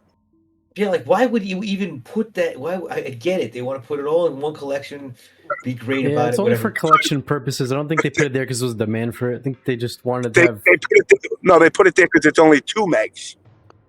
Yeah, that's another thing. And the thing is, they could have just put out a few games and added a few like $2 download this, and it would work. Yeah, you could have Put all given this stuff together. You know how many times I've downloaded shit where it was like, you know, a $2 bullshit thing, and I was like, yeah, you know what? Fuck it. Since we're spending $30, let me just get everything. Yeah. Yes. You know, and I would have grabbed all of the games. Or the final price should have been $50, let's say, but you started off with like 15 when you get an MK1 and MK2. 15 or 20, yeah. Yeah, and then you could you know, but and then maybe it would have worked because they could focus on those two games. They could focus on what people need, but yet they came out and said that it's for the casual gamer. Then they retracted things they said. They made it worse and worse and worse and worse and worse, and that's the problem. Shit, The whole problem is that you could have dumped the 4 and then turned around and for like another $19.99 get UMK3 WaveNet. We found it in a basement somewhere, and we're just converting it now. And true, people would have because 4 was really sought after. I have to admit, that was one of the biggest talks when they released the theory of MK Legacy coming out. It was like 4. My God, we're gonna have a chance to play 4. We never had a proper way to play 4. It was a big thing. Yeah. 4 That was so one of the biggest selling points. Yeah. Exactly. 4 was a big thing, and I would say they were MK advertising Trilogy as also. we're gonna get arcade MK4, but then when you play it, doesn't even play like arcade MK4 because it's got bugs and glitches everywhere. Oh, it's fucking terrible, dude. It's unplayable. It's awful. At least on Steam. I don't know about the other consoles. It is Sure, it's awful. worse on console. MK4. And then MKT also, when they announced that, people were like, okay, now we're talking. Because a lot of people want to play that too. Yeah. And then I they don't give have us the much worst knowledge on that. worst version of MKT, Version the of it, PlayStation 1 right. version. Right. And they speeded up the loading times. But the smoke and mirrors is, look, Shang doesn't load now. Okay. I mean, Yeah. actually, that's kind of cool, actually. I give them props for that. However, I wish we could have gotten other trilogies, too. Let me explain something to you. So back in the day, PlayStation was running off of like 1x, 2x read write. Now it's like 90 fucking read write, 120 read write. So that's what kills the load time now. It reads it, and so it don't matter. Plus, you converted it from a CD to a fucking an actual to a file, so it's instant load. It's not like they did this magical technology. Oh, so they didn't That's reverse engineer it and program it from scratch. They just were like, "Oh, shit just runs better now." They didn't reverse engineer anything. I imagine they actually didn't do anything to make it run better. They just like put it from wherever they got it and it runs better. Like, oh, let's just say we did this too. That would be so stupid. Yeah, the filter crazy. thing too. That was another thing. Don't be surprised if that's what happens. Yeah. That's That crazy. is what they That is what happened. That definitely is what happened. That is no, what happened. you know, when I used to do this shit, and it was funny, I used to talk to the marketing guys, and you know, they would like sit in a meeting and they would talk about shit, and like they'd be like, 28 moves. You can walk forward, you could walk backwards, you could duck, you could jump, and they would count those as moves. Yeah. Are you serious? Yeah. Dude, at that point, I don't even know. Yeah, You then can press the start button. So I asked Jimmy about the MK when they released the update, or not update, like an update saying that we've enhanced the way MK4 looks. So I'm like, Jimmy, that's pretty cool. They did this. He's like, no. He's like, they just put a filter on it, and you can do anything you want. You know what I said to him? I said, so do any of you guys ever go on like these apps where girls are like fucking dancing around or whatever? Regular, you know, like these like streamy or even like Twitch, where the girl could put like a filter on and give herself these like bunny ears and shit. Yeah, they have those everywhere. That's what they did to MK4, and they called it like a miraculous. Wait, so they just have filters running over the game? They put a filter. They rendered it so you could see they did like a 4x render so you could see more clear. They just put a filter on. I was like, oh man, I really bought into this. I bought into everything they told me. That's the thing. Dude, the funniest thing is this. So back when I was working on Mortal Kombat 1, I got it on my YouTube channel where one of these TV channels come in and visit us at work. And we're all in the room. And then in that video, he goes up and he walks in and he's like, oh, this is Stacy. and she's pushing in a few pixels on Kano today, and then gets to the other side. Oh, this is Tyrone pushing in a few pixels. They were pushing in nothing. They were sitting on Microsoft Paint. Yeah. They weren't pushing in pixels. Same thing with this. We're not changing the graphics. They're just bullshitting you. You know, they bullshit you to make it look like we were doing more than we were. Same thing with this game. They fucking lie. I bought into it all, though. I'm not going to lie about that. I bought into all of it. I pre-ordered it. It was the worst thing ever. You know what I feel like? You remember, like a couple of years back, there was that show where there was the unknown magician, and he was showing how all the magicians do the tricks. Oh yeah, and then you look at it, and it's like, really, that's it? That's how you do the trick, and it just kills it for you. And I feel like I'm the guy that's wrecking the industry now by telling them all the secrets of smoke and mirrors and what they actually did, and the fucking lies, what it and the seems bullshit. like. You know, now you got a reason to block me, Dan Amrich. Well, let me ask you this, Jimmy. They did a patch recently. Are they still working on this? Do we even know? I don't know. I gave up. There was a patch like was it a Switch patch? Well, I mean, are they announcing any? that they're doing any fixes or upcoming features? No, they just come on some days and said we just put a patch up. They don't really tell you anything. Well, I mean, I guess they're beforehand. trying to make what they have out right now be better condition, but I don't know if they're actually going to be working like on a ranked or crossplay. Maybe, who knows? That's the thing. I don't think so. No, they're not working on that stuff. That we know because they took that away. The reason about things like crossplay and all that. So you got a team of people. You're allotted amount of time to do something like all of a sudden incorporate crossplay. You're probably going to have to employ more people, which means your budget gets consumed up, which is probably already gone. All I want is crossplay. I don't want anything else. If crossplay came in, I'd play. Gone. It's absolutely long gone. You're not getting it. I know that. That I already know, but that's what I want. You're better off fucking getting a cup, putting a string on it, running it across the Atlantic Ocean to me on a cup on the other end, and we could talk that way. Because that's about the closest chance you got. Yeah, right, and you know what? So like, I don't think they can even satisfy the MK community even. I don't even mean to say this like a shot at any of the players in it. But if you think about it, there's so many different communities now. Like, let's say whatever they do now, what direction would they go into? Because I feel like, let's say they randomly bring back MKX, right? They're like, oh, we have this surprise MKX update. We're adding a rank to it and a final patch. Do you think that would all of a sudden the MK scene will come together? Or do you think some people will be like, man, I don't like MKX, I don't want to play that? Like, I feel like it's just fragments of every. Like, I don't know about the scene, whatever, but I do know that crossplay could not save this, but it could actually bring it back. That people could actually try to play. There'd be more people on. I'm telling you, it would work. Crossplay would be a way to because give even it a little bit of. They just released the MK1 patch a week ago, but from what Dave was telling me, and apparently people don't like the MK1 patch, and it wasn't as much as it should have been. So I don't know. It feels like, if whatever they try to put out right now, it's not really going to do much because people are going to find a way to either not like it or not care because everybody's so divided. Correct. Everybody's so divided on what makes the game good, and and people like different games too. Sorry, go ahead. One of my biggest peeves has always been character loyalists. You know, they'll always say, "Well, my character needs X, Y, and Z." You know, when was the last time you heard ever somebody go, yo, listen, I mean Liu Kang and MKX, but yo, you got to nerf him. He's just too good against other people. It's getting boring. Never. Right? Never. Mm-hmm. And you never will. It's always, yeah, I know my character's top, but I put in so much work to make him look like this. So I need, Liu Kang needs the ability to freeze like Sub-Zero now, too. You know what's crazy? They buffed Liu Kang in the final patch, even though who the hell thought Liu Kang was even bad before the final patch in MKX? Everybody thought he was a good character. They ended up buffing him in the last patch in MKX, and now the characters like on set, and Katana too. Other characters that were good already, but ended up getting buffed for no reason. Then you got other characters getting nerfed for no reason. That's why the last patch from MKX is pretty polarizing, with some people not liking it. And like, they were just changing random shit almost.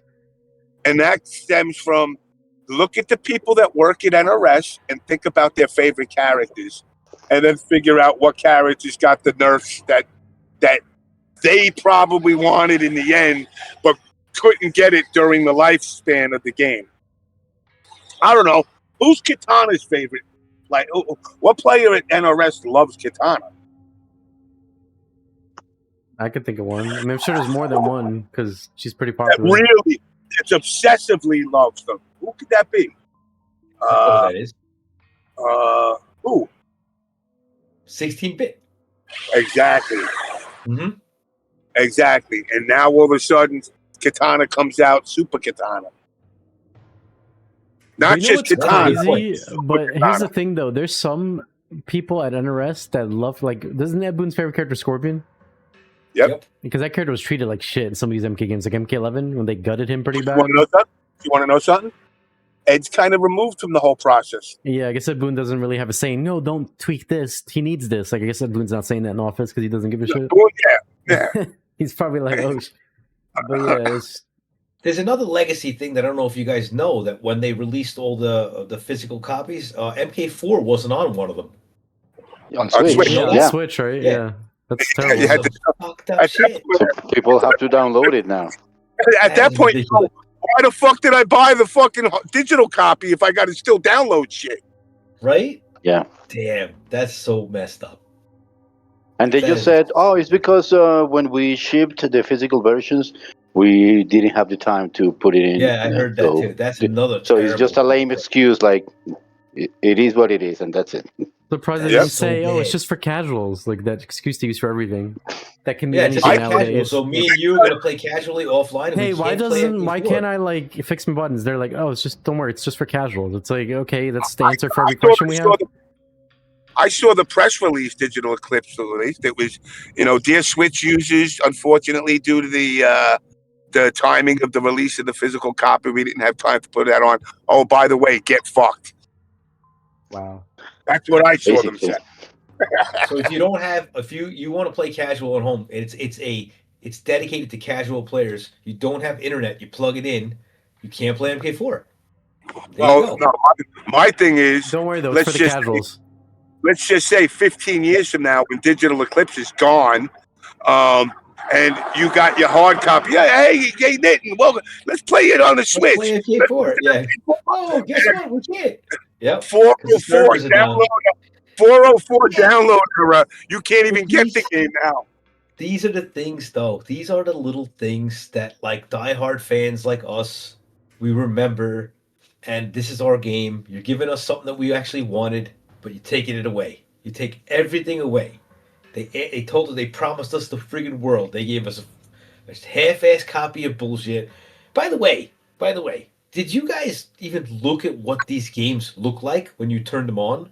MK1 looks like a washed, like somebody spit on the screen, like we said before, wiped it down like an old. What? Are you It talking about the looks old terrible. school MK1 or the new MK1? Some Yeah, the old grease school on it. MK1. Oh, the It old school. looks- Yeah, the old school Legacy. The game looks awful. It looks. It looks like I put out a cigarette on the screen and wiped it all over it. It's terrible. Are they trying to make it look like how it was? With the was in filters, arcade? right? I always turn the filters off because I think it makes it look worse. It still looks bad. Yeah. It Yeah, still I think looks the bad. game Remember- looks a little bit cleaner on Fightcade. That's what I'm saying. It looks a lot, and that's why I bring up that argument. They should have freaking hired those guys. They should have asked those guys for something. They should have did something. Why would they mess it up this bad? But the reason is, two emulating companies or two emulating teams are in competition with each other. So it's like asking Coke to work with Pepsi. Yeah, You're not going to. But you can't make a whole new Coke. There's only going to be Coke and Pepsi. That's what they wanted to do. They wanted to make a whole new freaking thing. In this case, you get Coke Clear or Pepsi Clear, which failed miserably and then went away. That's what this is going to do. I mean, this is the thing that gets me the most, though. They had a chance to fucking fix this shit. This is going to man. end They up had a being like chance to do Arcade it. Collection, where a few years from now or 5 years from now, there's mean pretty much almost nobody playing it anymore. Yeah. Is it safe to say Arcade Collection is better? Let's. Unless- I mean, Stop. I don't know because Arcade Collection was pretty shit. Even though it Yeah, was only Arcade $10, Collection- they put the No, light I- on it. It was just ugly. Yeah, I don't know. I would can't. never say Arcade Collection. Collection is Yeah, better. Arcade Collection Is was trash, but it- it was only is this- $10, so it wasn't that much to complain about. Is it like 1 point? Yeah, it's 50. That's what I mean. You got to bring the money into this, guys. This is $50. Yeah, well, I mean, yeah, this Legacy Collection is 5 times the price of Arcade Collection. That's what. So that's what I mean. But Arcade Collection was better. terrible. It was terrible though. $10. I only played Arcade Collection. It's like buying a bad sandwich, dude. You buy a bad sandwich and throw it out. I played Arcade Collection on Steam for 2 hours. Never played it again. Right, the online was so bad. You spent lunch money on it, dude. This was like dinner. That's why I wasn't complaining about too much because it was like, you know, I paid it when I bought it for $10. I knew what I was kind of expecting. Because it was like, you know, just $10 thing. I'm not expecting it to be amazing or whatever, just whatever. But Legacy Collection, $50, almost AAA game, one of the newest fighting games out, 2025. You expect it to be, you know, cream of the crop, but it's not. It's awful. Yeah, it was bad. So the physical version not coming, the collector's edition not shipping yet, everything they fucked up every single thing. Apparently people with the Goro statue you guys mentioned don't even have it yet, and they have to wait till next year. I didn't even know about that. I just found out. Yeah, I didn't know about it. I didn't know about that until James brought it up 2 hours ago. It's just every single Do they even thing. want it anymore? Like they could probably get a That's what refund, right? I don't want it. I keep the fucking. And that's, I think, what they're counting on is people say, you know what, keep the fucking statue.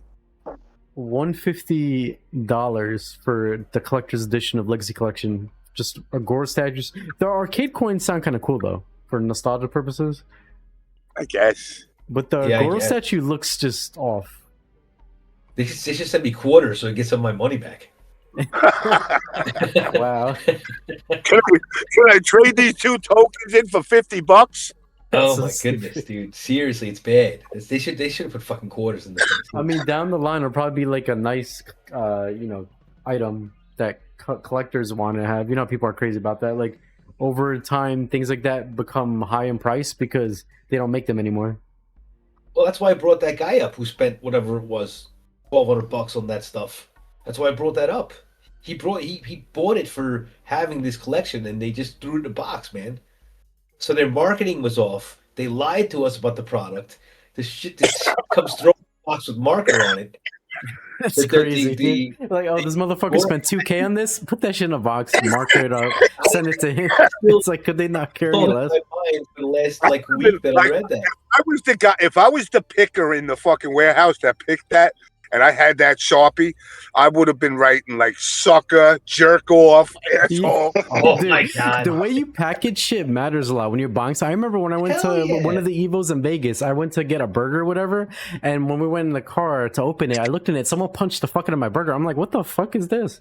Burger had like a punch in it. And I'm like, damn, did the person hate me or something?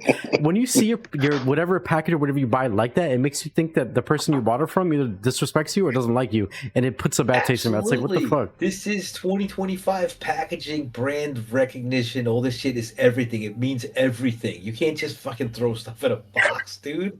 That is so bad. That's mean, especially when the guy spent like almost $2K on this.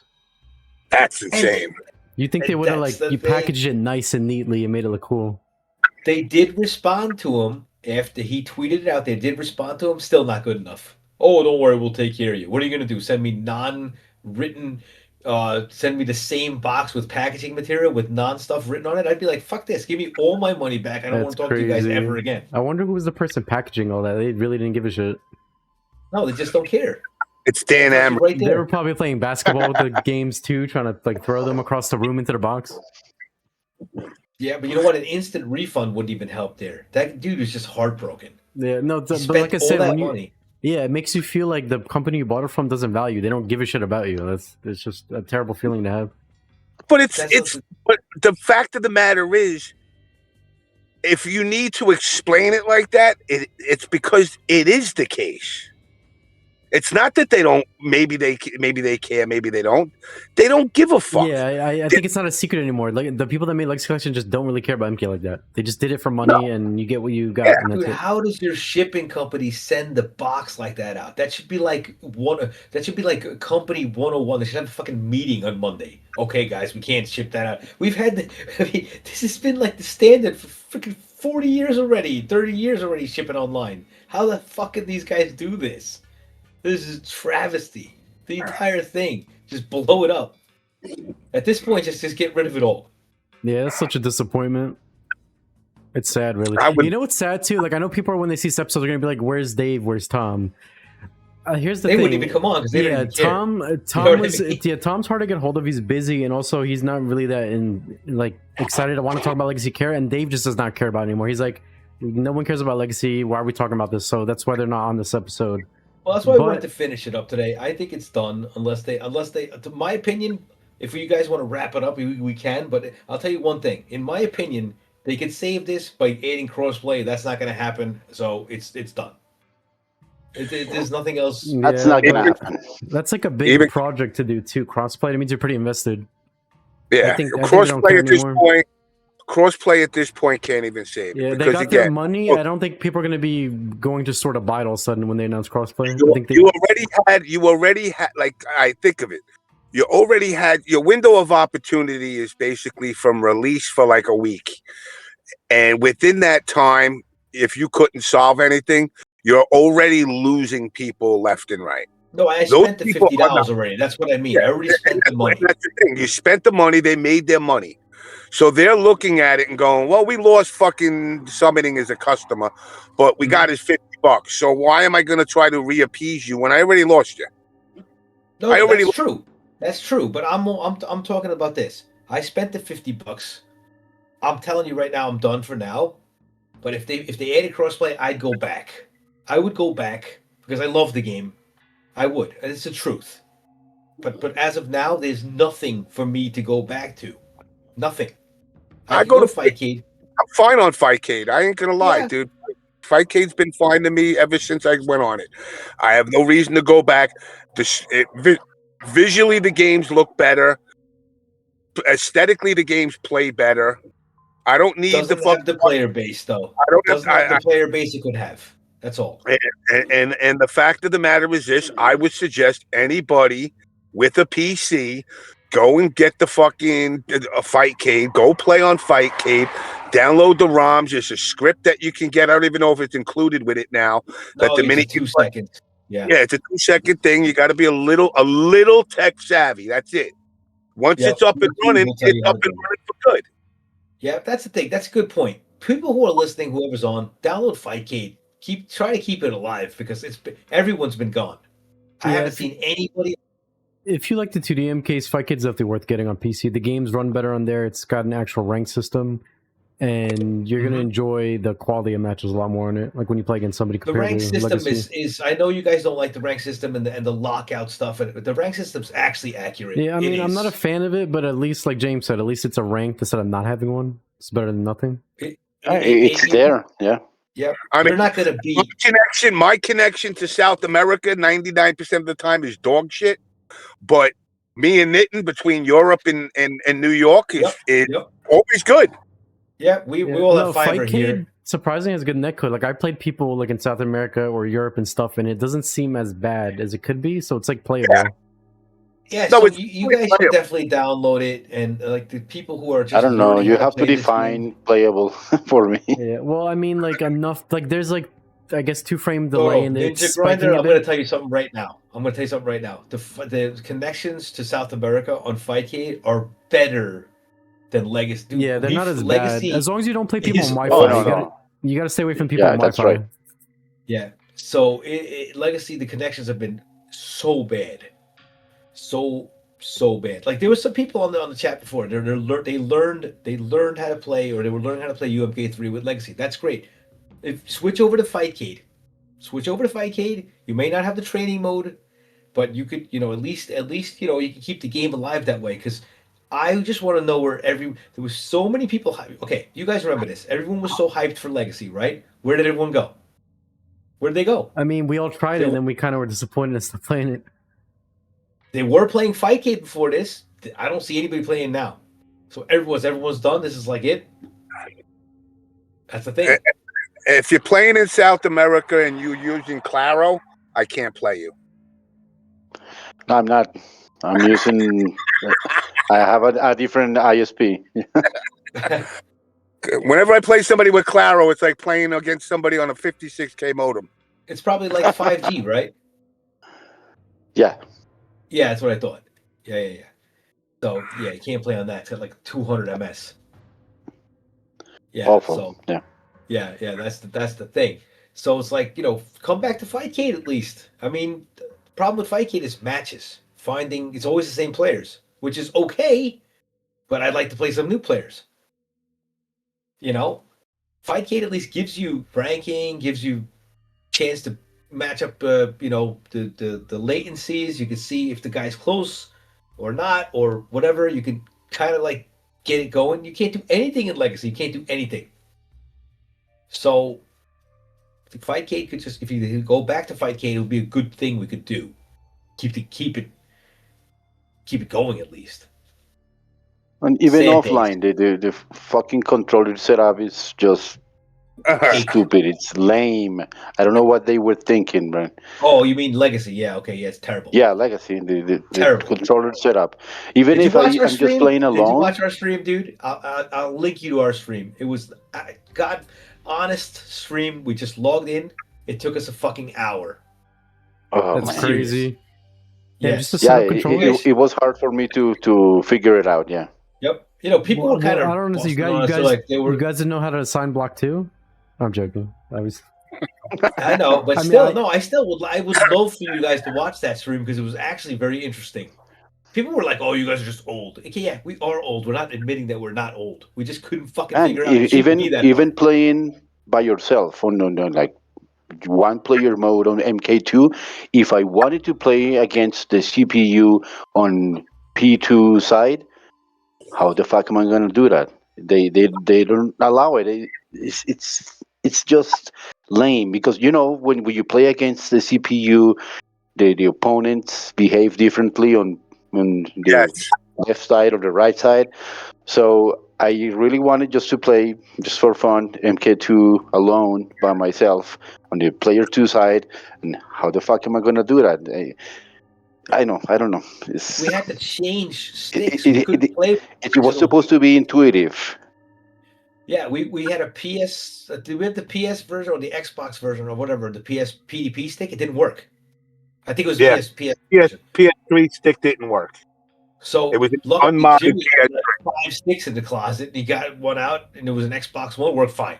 Then we figured it worked fine. We set that up in like 5 minutes. We still had problems when we switched games, though. We switched games. The one thing that caught me off guard was, so you had to set up profiles. Yeah. Now, if you set up the profiles, like for example, if you're both on profile 1, the layout should be the same on both sticks. But we set up profile 1 and profile 2 for each stick had their own profile, even though the button config was the same. But then when you would start the match, you'd play a match, and then the next time you go back to a match, it changed the profiles in the fucking settings on its own. Yeah, there's no reason for that. No reason for that. I mean, setting up sticks and stuff. This is basic 1, 2, 3 stuff. So you could have got that right. They didn't get anything. Not even that right. one. Yeah. Yeah, it's like wow. It really discouraging. Everything.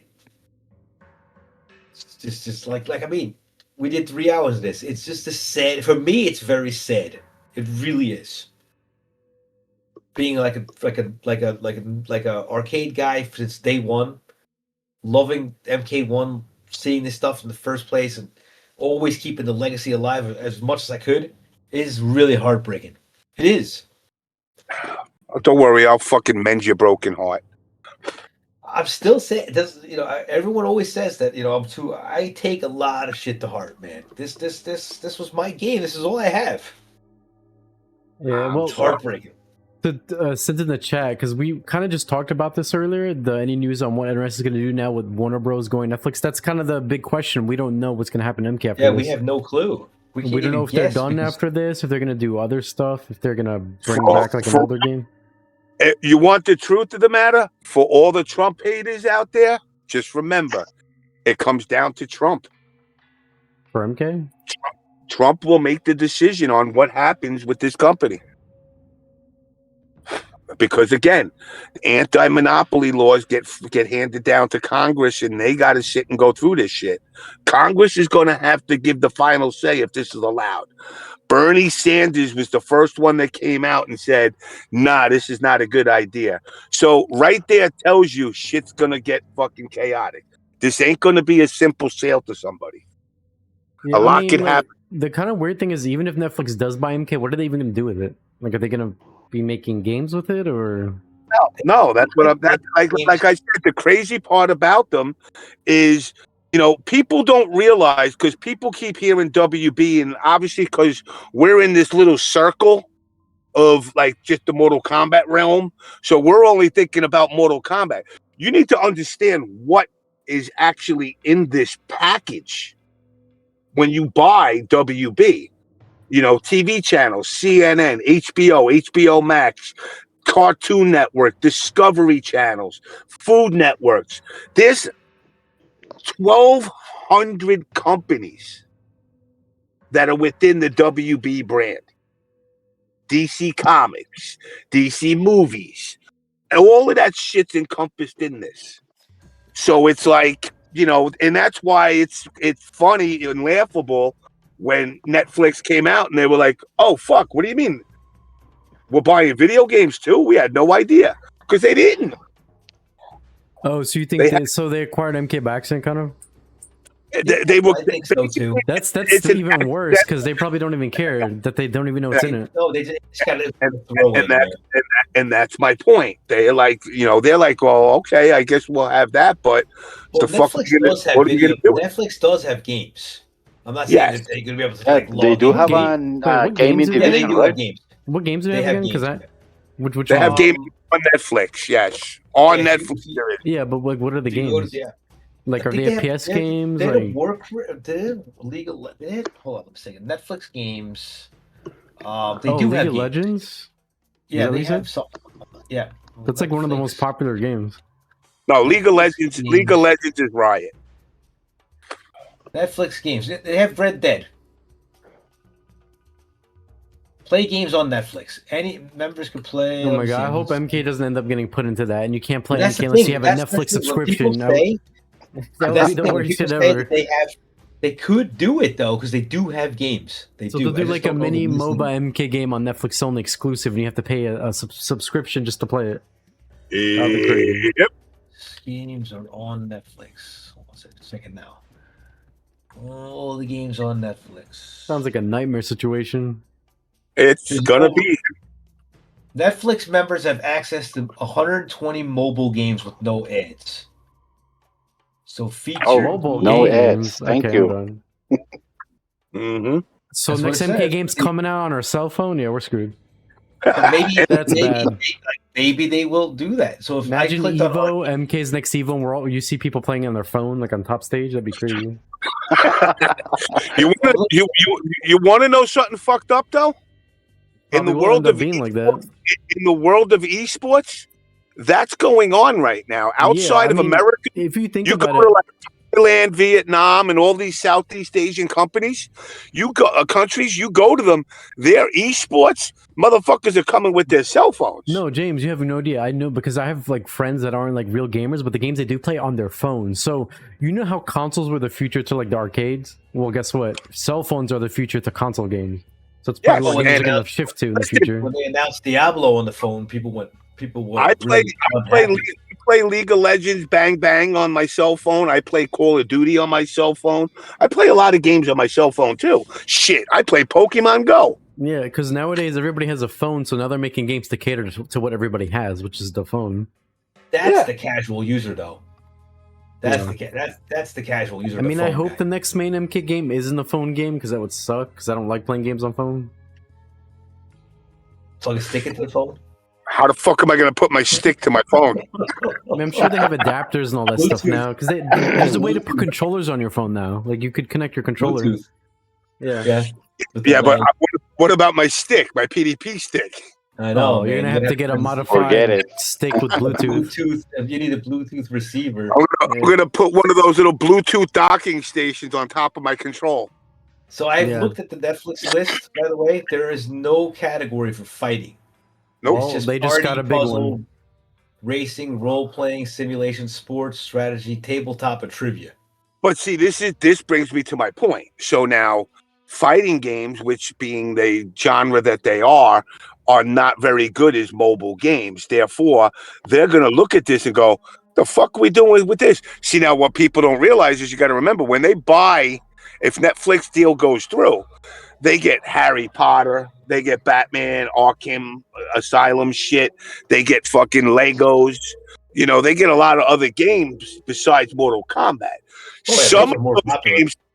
some of those games will translate well as a Netflix game. So Well, this is where actually, James, the anniversary next year is for a game that we could be getting. Netflix can do 20-year anniversary next year. They're bringing back Mortal Kombat. That's when Armageddon came out, 2006. yeah. Imagine that's what we get, Mortal Kombat for cell phone. Hey, Oh, I man. can, I wouldn't play it. and I can and play it with chess, and you can add chess into it. Yeah, that'd be fun as like a side thing, but not as a main MK game. No, like I said, at this point, everybody's got to. They've been doing it, right? They have been Yeah. doing it with MK Onslaught, MK. Yeah, but that whole studio's gone.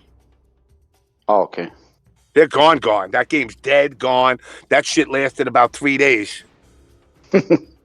So, Rio, you're going back to MK1 in January? That's what you said you're doing? Well, I mean, look, I'm gonna be honest with you. There's only 2 options for me to play, and a lot of people, I know, like a lot of people come to like, Rio, why don't you play MK games you like? Then, well, here's the problem: I can't play a lot of MK games I like. MK9 has shit netcode. Who am I supposed to play in that? The netcode is atrocious. There's no ranked. People are like, but MKX, and it's like, well, MKX some issue. I have to go in rooms. You can't play ranked in MKX. You have to hope the rooms are available, people are in it, and they're not playing somebody else. So you have to wait in line. So really, the only 2 available MK games to play right now are MK11 and MK1, because you could hop in at any time, anywhere, and just play ranked and find people, and you can play like that. So I guess what I'm gonna be playing. MK11's pretty active. Yeah, it's more popular on Steam than MK1. More people playing it. Wow. So next week when I play, I'm gonna start playing MK games because I actually do want to play instead of just talking about them. I'm gonna be, I guess, shuffling between MK11 and MK1 and playing rank. That's about it. Wow. Until the next game gets announced. By then you'll be 55. Yep.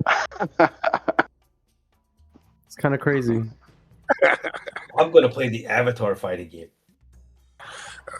There's an Avatar fighting game? I'm going to play it because I love Avatar. You're talking about the movie, right? No, Or I'm the talking about the anime? original Nickelodeon. The original Nickelodeon series. They're actually making a Oh fighting yeah, the game. anime, right? That With the is kid so with the blue cool. arrow? Yes. Yeah, I know what you're talking about. I remember that. That is the I just didn't know if you were coolest talking about that or the movie. Nope. But that's cool. So they're Nickelodeon making a TV fighting game? Like, is it 2D, 3D, or like DBZ? It is 2D, and I'll show you. You can see people could link. It is awesome. It looks amazing. They're using the actual Nickelodeon intros for like the supers and stuff. The Oh, backgrounds. really? So they're doing the homework on the show. It is Who's making amazing. this? Who's the company behind it? No, I didn't It see it looks like since. them. It looks like freaking Nintendo. I don't even know. I don't Oh, really it's know much. Nintendo doing it. Dude, I don't know much. I just know that they must have the rights to the exact characters because it's gonna have all the great characters. It's gonna have. I just love that. That's one of my. Okay, so Sins has info on it. He says it's made by the people who made the Herds Fighter on Steam. It's not Nintendo. Okay. And Okay, I think no, the Herds Fighter in they Steam had was the well stuff. received. It's kind of underground, but people that play say it's fun. You mean my little fucker? Wait. You mean my motherfucking little pony fighter? Yeah, but they kill each other. Yeah. I had my 2 daughters would play MK. Would play. I got them to play the. I think it's called the Them Fight Fighting Herds, right? Or some shit. It's Yeah, on Them Steam. Fighting I remember Herds. seeing it years ago. Look up Avatar fight. You guys seriously look up Avatar fighting. It's so awesome. It looks so cool. No, I believe you. I mean, Avatar was a cool show. I really liked it, and because I've been looking for a fighting game for a long time. I don't want to play Tekken. I don't want to play any of the new MKs. I don't like Street Fighter. I don't like any of the anime games. So I'd play. You know what's I'd play crazy? The Avatar. games I've been playing, and honestly, I would stream this game a lot, but people don't like watching it. I don't blame them because I'm more known for MK. But my favorite game that I've been playing a lot is Counter-Strike. That's what I've been into. It's kind of become like my main game. I play that shit like now. I've been playing it like 3 or 4 times a week. I got to download it. You know what? I told you I've never played Counter-Strike. Yeah, it's dude. As someone who never was really into it, and then I got into it when Counter Strike 2 came out, I got into it like addicted. I was like, What damn, about this game is Skullgirls? fun. Skullgirls is coming back as a tournament game. Would you play that or no? No, fuck that. I'm never really into it much. I would I'd like rather to try that game. I'd rather play. I'd rather use Paprika and Yeah, Velvet. I really than only play fight- Counter Strike 2. That's like, dude, I was looking through my Steam review thing on, Steam, how it shows your end of the year review shit. Yeah. Most of my gameplay is on Counter Strike, and then Hunt Showdown, and then like MK9. Legacy Collection nowhere to be seen. The newest game I bought, $50. What about the new Killer Instinct, man? You never played that? The game's KI that awesome. came out like a decade ago, like a while ago. Yeah, the game's great. They haven't. 2013. I think Yeah. that game is fun. Yeah, I thought it was fun, but Did you play the new patch? They did like a balance patch like a couple years ago or a year ago, whatever. oh really? No, Yeah. I never got into it again. You should play that. The game's But it great. looked cool. I used to watch KI. I used to watch Junior play sometimes. It looked pretty fun. Oh, it was No, way KI 's since you played. KI Yeah, is it's fun. great. I'm gonna when I stream again, look, because we started streaming again, I'm playing that one too. That's fun. I mean, it's very interesting. They've always done a good job on those. And it is entertaining to watch. Yeah. You should play too, Ninja. If you don't play that, it's a fun game. It really is. I really wanted to get into it, and I really love the Glacius design. I really wanted to main Glacius, but again, I guess I just lost the drive and the energy to sit down and learn a new game. But I really wanted to get into KI3. It's I not did. that difficult, and they just did a balance update, so it's kind Yeah, of still being, because of the 10-year anniversary, I remember. Yeah. Mhm. So it's worth a shot if you're looking for a game. It's really good.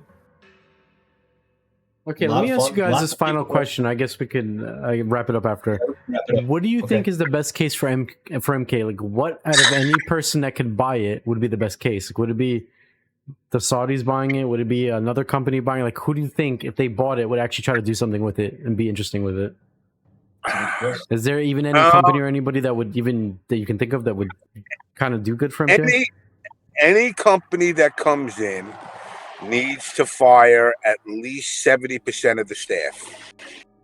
Damn, Which so normally they do. Normally they do 60%. So you keep the core team. So that would be like Ed and the original, most of the original guys, and anybody that doesn't fall in line with that new company's messaging, as long as that company is dedicated to preserving and growing the franchise, without infusing it with DEI shit, and Mortal Kombat is the only game I've seen in the history of fighting games or any games in general where they went from one extreme to the other within one fighting game. And by that, what I mean is you gentrified, sexualized, and did all this shit like to make the game, friendly to all the different so-called minority groups and all this shit. And then on the very flip side said, you know what, ripping the head and the spine out, like in Mortal Kombat 1, the original, that's not enough. We want him to rip the head and spine out, then shove it up the guy's ass, but pull the fucking spine out back through the fucking hole in his neck, cook it in an oven for 20 minutes, serve it on a plate, and shove it back down his face to his ass. bro, the fatalities are ridiculous now. They're like so over the top. It's like, damn, what did I just watch? Hey, you saw that Halloween fatality, right? Bro, That- did you see yeah, the things? like, I remember paid for that someone. one. Did you see the Thanksgiving one? Christmas. They give you Yeah. turkey, they make you choke on it, then you vomit it, then they kill you, then they like pick up the throat. Then it's like, what the fuck am I watching? It's It's so like so- dumb. Yeah, it's I remember. One Yeah. thing I'm gonna say is when I get into MK1, I cannot wait to fatality everybody I play and hear people rage because I know they're gonna be hate watching those long ass movie cutscenes because the fatalities are That's crazy actually long. now. awesome. The way you do that, by the way, Rio, that fatality counter thing you have, is genius. Yeah, I love that, and it's funny because in MK11, bro, people were wishing death on me because I did. I'm like, what the fuck? You guys are crazy. There was one person I beat with Sindel, I was playing Melina. He was like, bitch, I hope you die and get cancer and everyone you know dies. I'm like, what the? Just because I did a fatality with Melina in Combat League? It's crazy, man. You know, in The reactions MK2, you get. you don't play MK2, I still do fatalities on everyone. I know everybody's fatality. Yeah, and it's crazy because fatalities in 2D are so quick and fast. Like they're like straight to the point. Yeah, but people still do them. So I don't know how anybody could get mad at those in 2D. They're like fucking like 3 seconds. Oh, they get pissed. What fatalities were, and Boone even said it early on, it was supposed to be the icing on the cake. Yeah, it's like a But quick now finisher. they turned it from icing on the cake to the whole process of making. Now it's like a God of War cutscene, like boss finisher, like where you do like this whole sequence shit. It wasn't icing on the cake when we played. Fatalities was where it was at. That's what it was. If you knew the fatality, you were the ultimate. Yeah, it's kind of like the whole point of MK, honestly, is the fatality. Yeah. You know, but to go to that level of the fatalities now is like, it's just become. I get mad when you watch competition and a motherfucker like does a fatality and the other person just does the restart the game before like it's even finished. Yeah, like that pisses me off because me too. That A, it makes you look like a sore loser. B, that's supposed to be the spoils of war. I get to kill you. Yeah, I mean, shit pops up says finish them. Like I can't do what the game was made to do. Like what the hell? You know, in fact, if you ever compete with me, if I have come out in Mortal Kombat 2 in 2090 or whatever, and I'm doing a fatality to you and you hit the pause button and restart, I'm going to take my win for that. And I'm going to also take the second win for you hitting the pause button. Yeah, you know what's so funny? I used to never be the person that would always do fatalities, but you know what game made me turn into this person where I'm like, I have to always fatality when I beat someone now? Freaking Mortal Kombat Armageddon. I will never forget how shit you would feel in the game when you lost to somebody. Oh my god. You would never want to lose anybody in that game because they would put you through the most... Dude, you think the fatalities are long now? If you played Armageddon against people back then, they would do the most scumbag, like infinite loop shit. They would be like, finish him, and then you get to create your own fatality. Put you on the ground. Pick you up. Smack you around. Put you underground, kick you in the nuts. Dude, it was like 30-minute sequence. I was like, what the So in that game, I was like, dude, I cannot, I'm tired of losing these people. So you'd play and I would always fatality them back to him. And ever since that game, I've stuck and I've always done fatalities people because of how my experience was in that game. It was so like traumatizing. But it was the worst, most agonizing, long, painful fatalities I've ever been through. They were like 20 minutes long. And just for a generic ass fatality. Yeah, like and people the wouldn't same even for do everybody. it to make a cool fatality. They would go through the thing and do the longest animations and just extend it over and over and over to make you sit there and watch 10 minutes. It was so scummy. That was we a terrible all system. Those fatalities back in the day in 1 and 2 because that was all it was about. So when I play people in Fightcade and stuff and I do fatalities and they message me afterwards on Fightcade, they're like, "Oh my god, how'd you know that fatality?" I'm like, "Dude, I never forget this shit." Yeah. By the way, my bad. Riding a bike. Yeah, I didn't mean to sidetrack James. He was giving an answer to who do you think would buy and make MK better. Then I brought up the whole fatality shit. Then well, matter. I mean, so basically, whoever does buy it has to do that. If they want the franchise to survive and they want the franchise to grow again, they need to get rid of. And it's, people go, oh, but you want people to lose their jobs? Yeah, people that aren't good at it. It happens every day. But who would you say that would kind of try? Do you have any idea? Like anybody? That's a good question. I could say Paramount. I could say I'm just guessing. Okay. It all depends on the people that come in and their desire to, really make a. Again, what you got to keep in mind is WB is not being purchased for Mortal Kombat. It's being purchased for all the shit around it. Yeah. And that's more these companies' focus, whether it's Netflix, Paramount, or whoever. That's what their focus was, not Mortal Kombat. This is just like, it's kind of like you bought it and then you got a splinter in your foot and it's NRS. And you're like, oh shit, I got to get that splinter. Or what can I do with this? All the big game companies though, you have like Capcom, you have what about, you think any of the other companies would they take it? They can't. I don't think so. They can't afford it. All those other, listen, there is no company right now doing that well. Mm-hmm. None. The video game industry is like 2 steps away from the 3DO era fucking Dark Ages again. When you had 3DO and Saturn and nobody was playing, and the Philips CDI, like we're getting back to that point. You know, you look at how many companies have disappeared over the last 5 years. A lot of companies went under. Look, Harada is quitting and leaving fucking Namco. Yes, I noticed that. What is that? Why did people do? They're just leaving because it's like the downtime of the of the stuff now. Old people run its course. I wouldn't be surprised if Boone retires. That dude is never gonna retire. You say that, you know. I mean, I've had conversations. If Ed Boon I does wouldn't retire, be surprised. Yeah. who would become the face of MK after Ed Boon? Like, who would take on the mantle and become in charge of Mortal Kombat? That's a good question. Who do you think it would be? I don't know It who could be would be, frightening but or it could be I a good thing, depending who becomes the person. I in can power. tell you who I would want to be the face of Mortal Kombat. I don't have any idea of a company that should be a good choice for buying, you know, the stuff. But whoever ends up getting the IP, I really hope they would hire James Goddard. You know, the guy behind. But you won't get Goddard. Goddard. I don't know what Goddard's doing these days. But after K, I don't know. I mean, he was KI. He was KI. Yeah. He was working at Microsoft. So if he's still working at Microsoft, he ain't gonna leave. No, I don't know who he's working with or for. I don't know, but I guess I that's what I would want to be behind a new face, a new era of Mortal Kombat. James Goddard, because he has the passion and the knowledge of fighting games to make it right. But of course, it's unlikely he will go for it. It would be, you know what it is? James is now older. So those days of like Weapon Lord and taking jumps and, you know, risking going to other companies, you kind of get to an age where you're like, can I really take this chance to go there only to have it fail where I'm somewhere secure at Microsoft right now? It'd be a tough jump. It's a tough jump. But I mean, I agree with you. He would be a great choice. You know, I could definitely see him being a great choice for pushing MK further. He definitely has the experience. He's well-rounded. He's been involved in Street Fighter. He's been involved in Tekken. He's been involved in Weapon Lord. He's been involved in Killer Instinct. So he's got all the games under his belt.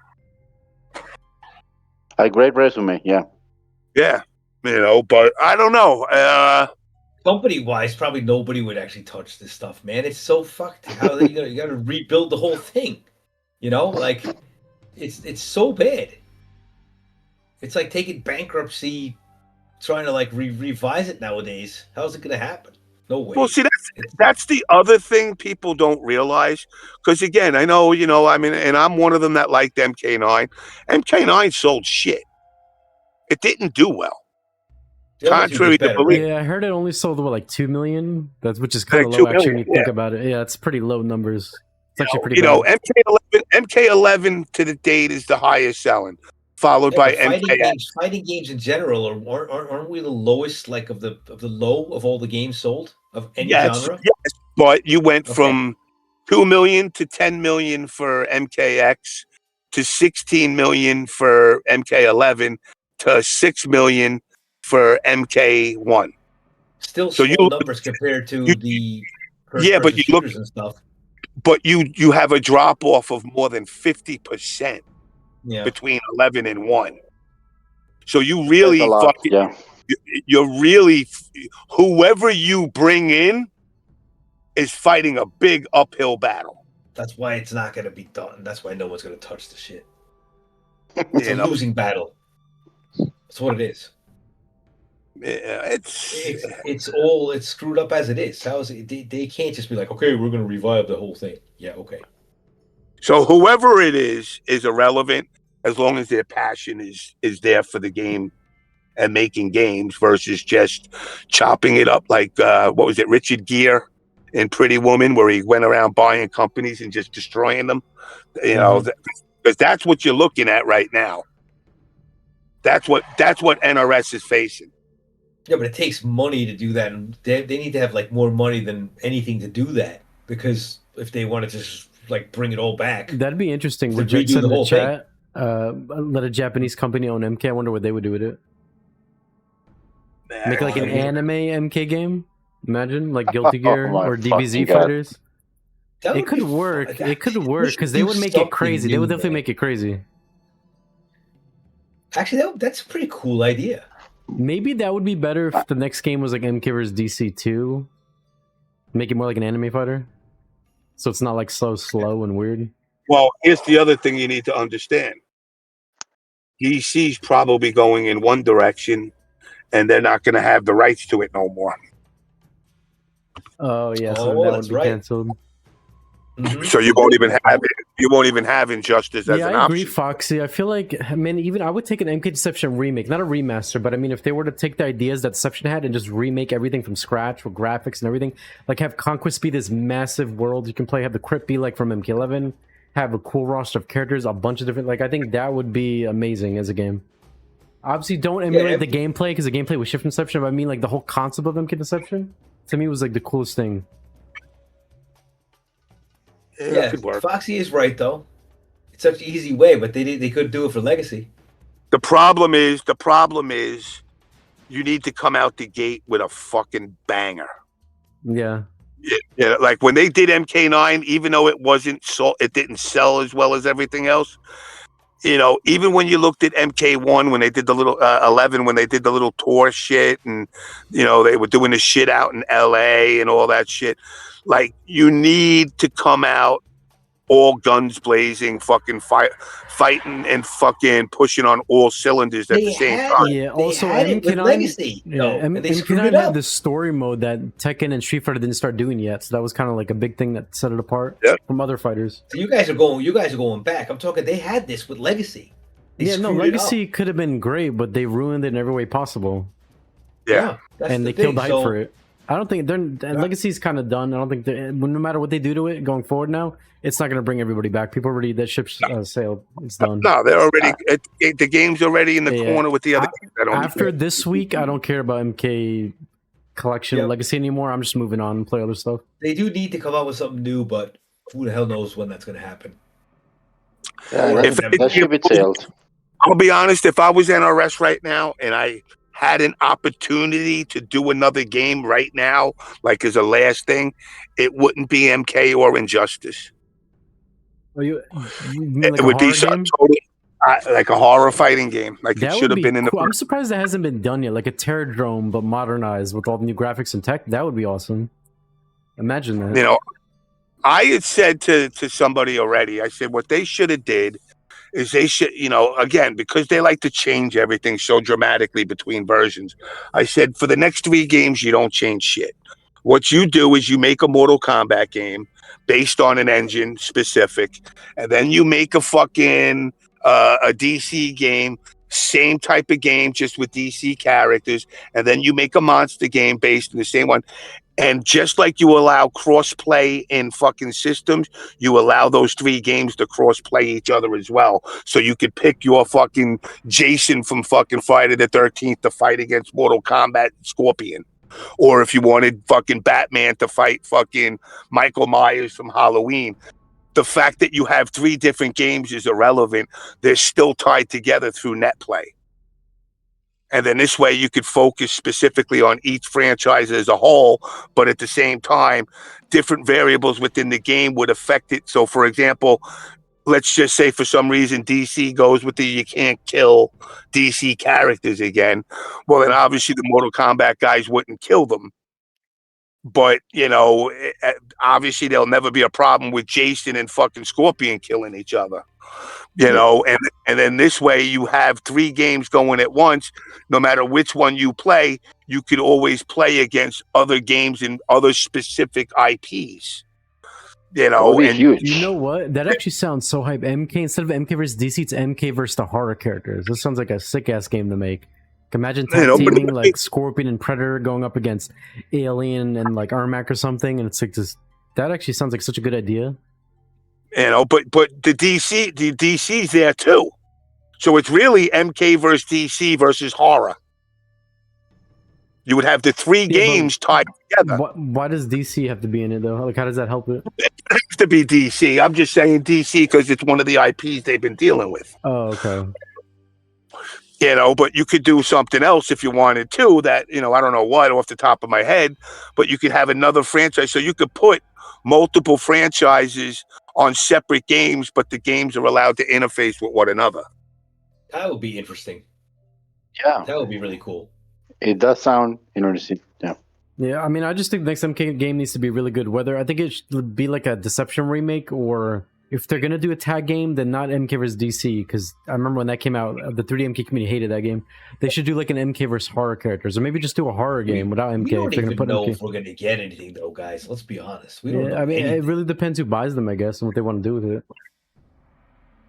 You know, I'm like I said, I have a feeling they're working on something, and it's a last hurrah. But I honestly, I don't think it's a fucking MK game, and I don't think it's a DC game. You know what I think? I think it's going to be a remake of an older MK game, like maybe like a final patch to MKX or something that they're going to just ship out. I'm talking about maybe a Shaolin Monk 2. Yeah, I mean that Why could not? work. Like that. If they do it well. Yeah, I mean the first Shaolin Monks was fun. It even had versus too. If you played offline, you could play with someone. Yes, and I like the concept that like certain areas of the game you needed to do co-op to get to them. Yeah. And Teamwork. without a second person, yeah, you had the teamwork to get to them. Because to be honest, I never had anybody. So I never got to those areas. I don't even know what I missed. Yeah, imagine MK Shaolin Monks 2, but you could play co-op with a friend online, and then it has versus Right. online. You could do like that. Could be pretty fun. That would be pretty Would cool. be ideal. Yeah. Yeah, but they have to make the world and everything like massive. It can't just be like you beat it in like an hour and that's it. Like they have to really put effort into it. It can't be super linear. It can't just be go Yeah, from they have point to A make to it point Z. like a huge exploring, like open world type Like of game. open world. Yeah, Okay. yeah, like that. It would be good. See, I wanted to do. Said it there in the chat. I had Make said a to world Boo, of MK. Yeah, I mean, said to Fox Boo has years a ago, point. Just plagiarize Warcraft good 3 point. and make a giant world, but with MK characters and cooler shit. I mean, they could do that. I had said that they should do an open world with like MK, like that, like he was just saying, where I would come across Rio, you're whatever, you're using fucking Cabal. No, Noob And then when Saibot's actually my favorite MK character. All right, so you come across your noob Cybot, my Baraka's like suck my dick. Yeah. Well, you wouldn't And see me now though, because I would always be invisible. No, I'm joking. But But that's too much You role can't playing. But you got green eyes now. I could see you yeah. everywhere. Oh my god, I hate MK1 Noob. How they gave the character that's supposed to be all in black green now. What is the green energy from? I thought that was a good idea. When I come to you in the open world game, it would go into a 2D fighter. Yeah, so Yeah, you're like saying when like you in met up with them or Deception, when whatever. you meet someone, you fight them, and then it turns into a fighting game all of a sudden. Yeah, Exactly. that's cool. Exactly. And I'm also a firm believer in, I always like this concept of like, if you and I played each other and I beat your character, but I killed him, he's gone. I can't don't pick get Noob Saibot again? No, you're locked out. I'm definitely hiding and ratting For somewhere. how then. long? I mean, yeah, what the... Well, it's the open world. You kill the guy, he can't come back. Yeah. For good. Eventually he regenerates, but Yeah, during that hardcore time, mode. he's I gone. guess I gotta go to my secondary and bust that Serena, and then if she dies, I gotta go to Cabal. Gotta go down the list. And then when Yeah, when all hardcore. three of your characters are gone, you quit for fucking a week and a half. Yep. Hard. Yeah, you can't come back. Yep. You have to I have mean, somebody if I wanted to come back, I would just play a different character. revive Right? you. Well, But there someone has could to revive be, you. but there has to be like some sort of risk reward that would force you to want to do that, like to take up that match. Like, you know, for me to sit to you and say like, "Oh, I'm gonna fight your new Cybot to the death," and it's like whatever, 50 million gold for the winner, which allows you to buy tons of shit that you want for your character.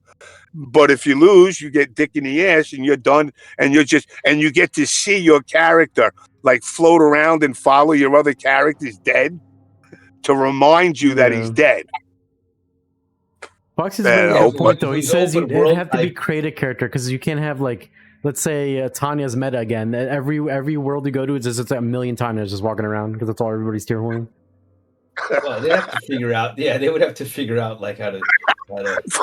A world of Tanya. Yeah, bro, I'll never forget when Oh, Ed God. Boon, when I was talking to him at ESL, and he's like, "Damn, so Tanya's your favorite character? You like her?" I'm like, "No, we're playing her because she's broken, Ed. We don't. She's not our favorite character." And he like, can looked see- at me like he didn't understand. I'm like, "Wow, Ed Boon really does not follow his own games. He thinks And we're all sit- playing Tanya because we like her." I was watching the open world game, and every shop owner, every person, every character is Tanya. He's like, damn, I didn't know there was so many Tanya. Yeah, wow, she's so popular. I wonder why people like her so much. Hmm. All right, so here, I'm going to give you a question, and this is to Ninja. Okay. What did you consider Tanya, nationality-wise? When she was introduced in MK4 or Yes. nowadays? MK4. She's clearly not I a thought she gringa. looked Latina. That's what I thought. Thank you. Kind of. Thank you. Like maybe Brazilian. All right, thank you. People are like, no, she was always black. I'm like, I mean, you could argue it's a little ambiguous, but when I first saw her, she looked like she was Latina. Possibly. Yeah, like Latina. And Jade was green. Yeah, she was. She was green. Jade, the fucking name in itself says green. Now all of a sudden they're like, oh, she's black. It's I'm like, funny because in the 3D MKs, I thought Jade was Indian. Because I didn't really know, like, I thought she was That would like... make sense. Yeah, that would that would make sense. I could even get behind that. It's like, but again, Even they in just, MK9, it would make sense. Yeah. Yeah, but... it's just, I don't know, that infusion into the game adds confusion into the mind. That's just they always fuck up everything. They change everything. Yeah, but it's like you make Scorpion is Sub-Zero, Sub-Zero is Scorpion, and it's like, oh my God, dude, that's the worst shit. That now that Scorpion is Sub-Zero and Sub-Zero is Scorpion, like, what even, like, this is so... What is the point of doing that? It's just dumb. That is what happens when you run out of ideas. But I don't... Yeah. Like, but Scorpion and Sub-Zero are already fine. Why do they need to, like, now be the other character?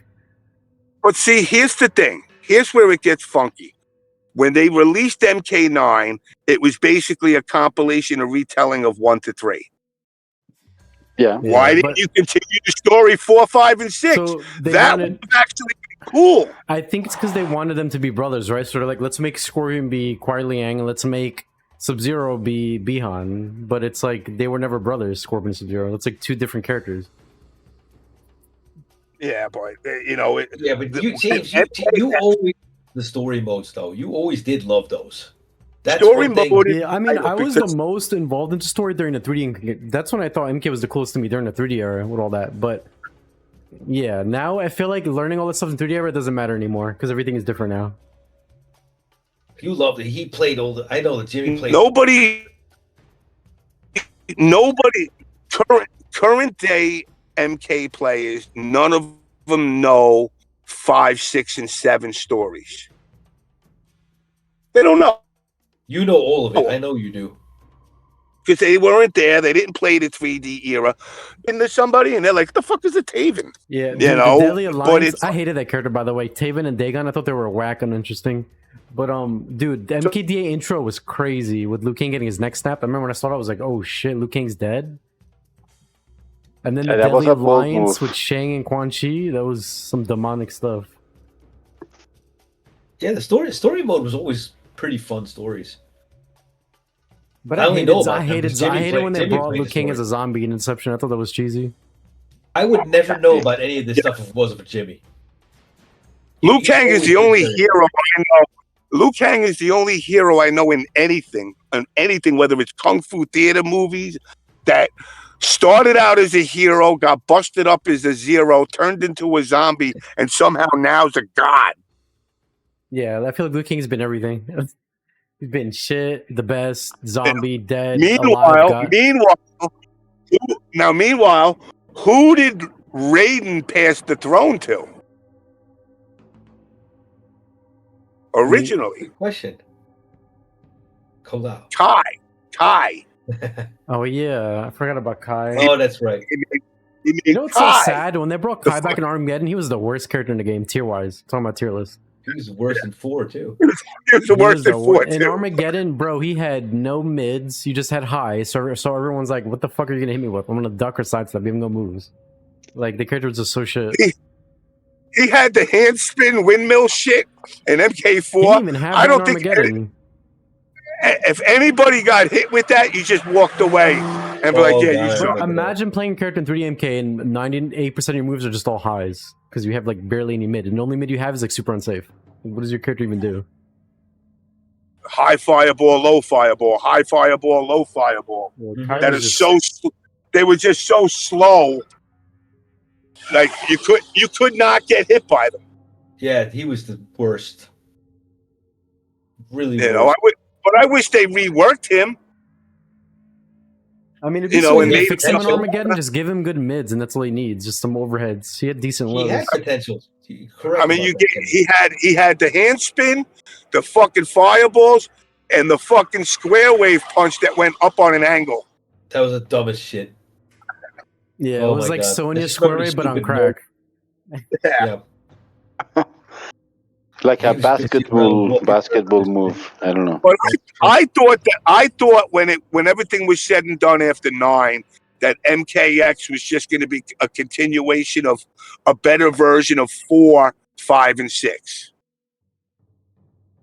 You know, and this way the story continues. Because I thought the retelling of the story in MK9 was mad fucking cool. The fact that Stryker and Cabal were like top partners, I was like, oh, that's cool. You know, the Yeah. fact that Baraka was fighting in MK1, you know, when he wasn't even in it yet. Yeah. You know, I thought a lot of this stuff was good. How Melina was like a clone little child, basically the mind of like a 5-year-old. Yes. That's crazy. You know, I liked all that shit. And then, I don't know, people left and they came up with fucking MKX. Once they put I'm a firm believer that once they put a run button in the game, shit gets fucked up. Wait, MK1 was the first story mode you didn't do, right? You did all Yeah. of them. I've done Okay, every so that's story saying- mode. That's saying a lot. Yeah, you know what's crazy, Foxy? I thought they would bring back the Great Kung Lao in Liu Kang's new shaping of MK1. Like, he would finally be a playable character, but it's not. It's just... But no, Didn't they, like, do character switch again, where now Raiden is Kung Lao, or Kung Lao's Raiden, or something like that? I forget exactly what they did. Oh, no, Raiden's supposed to be Liu Kang, right? yeah. They like, switch places, because now Liu Kang's the fire god? Yeah. They still didn't do anything with Great Kung Lao. He's kind of like just a character that you never get to play as. And when they teased the game for the first time, they kind of gave you that impression that it was gonna be like the Great Kung Lao stuff like that, and Exactly, then they yeah. did nothing with it. That's how they ended it. They ended it with the, like, when he went there, like he was talking Mhm. to the Great Kung Lao. Exactly. And then he wound up finding out, no, it's just Kung Lao from a different universe. Dude, I'm so tired of the whole timeline shit. I think that needs to stop. They need to just stop doing that. That's why we have Timeline all needs these to stop different versions everything. of characters now. It's like, this is Scorpion, but it's actually Sub-Zero, because in this timeline, he's Sub-Zero. This is dumb. You know, that was like, what was it? The Scream guys? The Scream guy was Cobra and Kira or some Yeah, shit? so with Scream, there's 3 Screams. You play as the one who's the one from the movie, then you play as one who's Kira and one who's Cobra. But they don't actually tell you. You just see their moves from Deception, like throwbacks. Yeah. I mean, that's kind of cool and interesting, but it's just weird. Like, why would Cobra and Kira be with Scream? But then if you think about it, they're part of, like, you know, like the Black Dragon clan, which is... Bad. You know, yeah, exactly. So they do, but it's just weird that they would team, like, with a random nobody like Scream. Like, they would probably just kill Scream. Like, who the fuck are you? You have no powers. Yeah, you might as well just put Sue Howard back in there. Yeah, well, it's funny because MK11 had They the Suhao screwed up throwback in everything. Aaron's intro, which I thought was cool. Oh, yeah? Yeah, have you seen Aaron Black's intro in MK11? He comes out, he throws a bag on the ground with a head, and it's Suhao's. He's dead. Oh, wow. Okay, well. I Is guess that he's too not how? coming back. Yeah, I didn't that's Suhao's realize that. face, yeah. I guess he's not coming back. I mean, who knows timeline? The new timeline Suhao Oh, would yeah, probably be that's different. right. We'll go back in time. Oh, you I didn't would just know redo- the new Suhao is actually Kano or some dumb shit. Oh It's- my Oh god. my god. Dude, they So made he- the Havoc. female They made version. Havoc Dairu. That's who Havoc is. He's Dairu, even though he has no moves from Dairu. Havoc in Seriously? MK1 is Dairu. That's who the yeah. It literally makes 0 sense, and I don't understand why Oh they my even God. did it. It gets worse by the minute, man. Why? They I should bring don't back know. Drumming, man. What happened? Drummond's Whatever probably in happened the to game. Drumming? I don't know. Drummond's probably Lee May or some shit secretly. I have no clue. It could be anybody He's at a this shop. point. He's the shopkeeper in the game. Yeah. Him and Moloch own a shop together. I was gonna say that. What if they had brought Moloch and then the Herald as a cameo? But maybe. Remember like a the boss Herald? cameo? He used to drop the ball, and then that's when Moloch would resurface to bring havoc. Do you remember the storyline? You mean the chain ball from Yeah. what he used So in DA? he had an owl, like a herald, that when he dropped that ball, wherever it landed, that is where Moloch would resurface to I don't know, start shit. Do you That's remember? pretty cool. Him and Moloch were also, I mean, not him and Moloch, him and what's his name, Drummond were like together for a while. Yeah. They were boyfriends. Boyfriend. Oh my goodness. I just fucking, dude. They could do it in so many different directions. You know what it is? And again, I hate to say it. They need to fire everybody. I don't give a fuck if you don't lose. Restart over. Nobody cared about me losing my jobs when I have. So fuck you. Time for you to lose your job. You're not good at it. Yeah, it's been bad. The problem is like the new people that pick up MK. How do we even know if they would be better? What if they're worse? That's a possibility. Can't be worse than this, dude.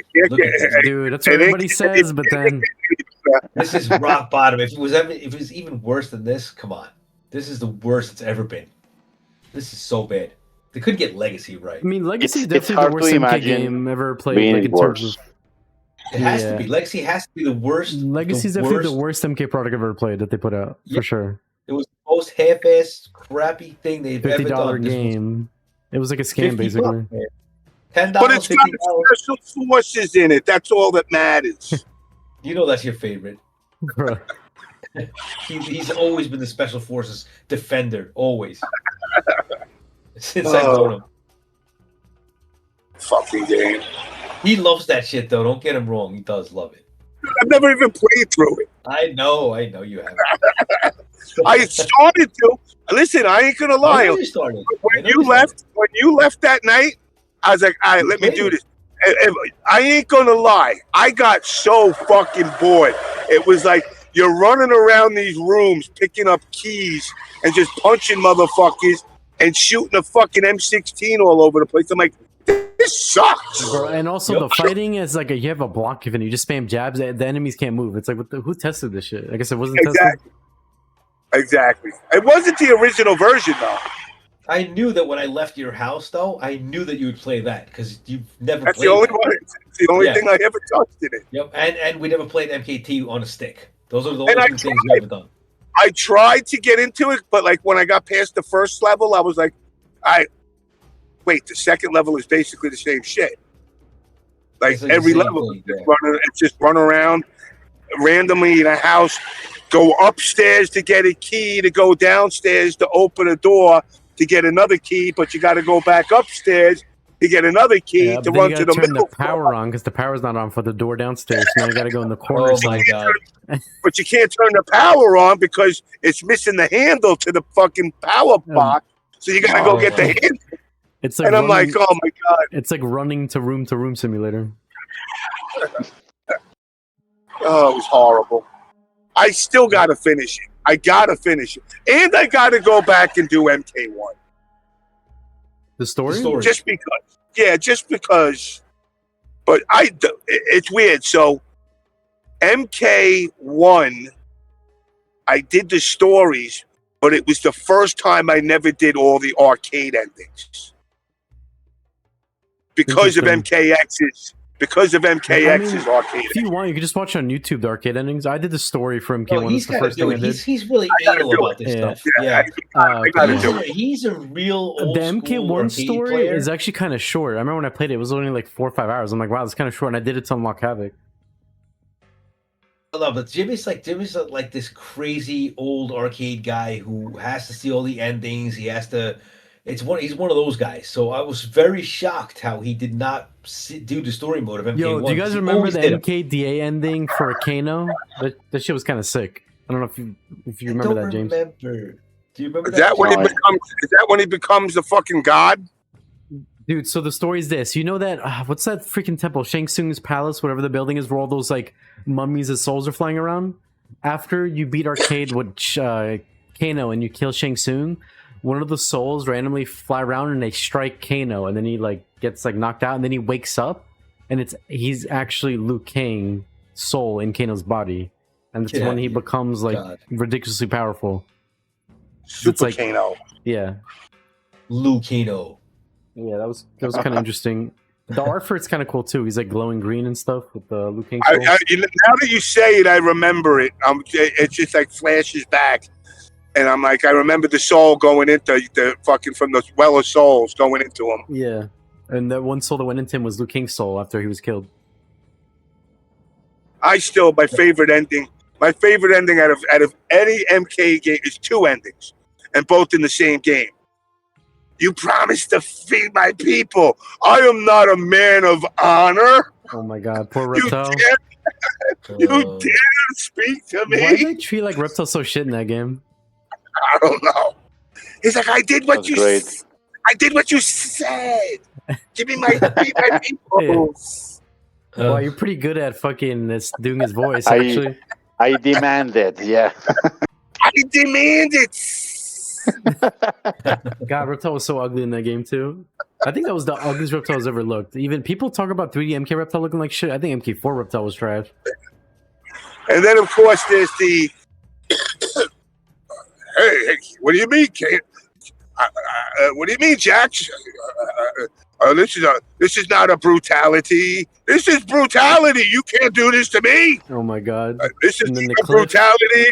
This is a fatality. No. Bro, those endings were like shit out of Robot Chicken. I don't know if you've ever seen that show. Yeah, I did. Robot Chicken, where they have these like random the MK4 endings look like that. Yeah, no, they were bad. But then MK4 Gold, Cyrax and Sector endings were cool too. Doesn't Sector like blow up the whole like freaking laboratory and kill everybody with like a million missiles? Kills Jax, kills Kano, I like Kano. Yeah, and then Jax, you hear the yelling and shit. Like, yeah, but there's just missiles flying everywhere. I remember that. Oh man, it sucks. It sucks. The best we're gonna get now is the potential of a fucking game in 2090. Yeah, when we're 75, Jimmy, we're gonna get our redemption. You know what? That's crazy though. I'm kind of hyped when I get into MK1 next week. I'm gonna go through the fatalities, and it's so stupid, but I figured out what character I'm gonna play. I'm gonna go through all the characters in the game, figure out who has the most annoying and dumbest fatality, and main that character, just so I can do that one fatality every game. That's the longest. Yeah, so I'm gonna go to Fatality Trainer and go through every character, and be like, who has the most obnoxious fatality? That's who I'm gonna play. I hope they're not low tier. Play that game. I wish I could play that game. I'll just play it, but I'm not good at that stuff. There's no way. I mean, you could learn it. There's a rank summary, so you'll play against people like around your level. You can work your way up. So maybe I'll try. I might do that now. Yeah, I don't know. People have been telling me MK1's fun, and I like it when I try it. So I'm kind of excited. I did buy that game. I do think I own it. Yeah, it was on sale on Steam a while ago. Yeah, I think they released a new update to it. New gameplay update. No, a new gameplay update was like a week ago or whatever. They released a patch. Maybe we'll play that game. What do you think? Yeah, I'll play it. I mean, it's got a rank, so I'm good. That's all I need really to play something. So that's your only motivation, huh? Yeah, I just don't know. Well, yeah. Well, when you get into a game, I need to be able to play people and not have to like schedule appointments or search in rooms and shit. I get it. But the only thing is, I don't know what character I'm gonna play yet. I'm gonna have to go through like the Fatality Trainer and I guess see, and then hopefully the character meshes with me. Yeah, I don't know who the fuck I'm gonna be playing. I might wind up playing Baraka after all. Yeah, I want to be a fucking pretty fun in MK1 actually. He's like MKLM Baraka, but actually good. Like he's not shit. Actually, when do you guys play that on PS5? Steam. I have it for Steam. Oh, Steam. Okay, okay. It's got crossplay, so it's got crossplay, so it doesn't matter what you have it for. Ah, okay. So that one actually works. All right. They can make it work on that, but they can't make it work on an 8 megabyte game. MK1, even though you can't search while training, at least there's a ranked and at least there's crossplay. See? They did it with that one.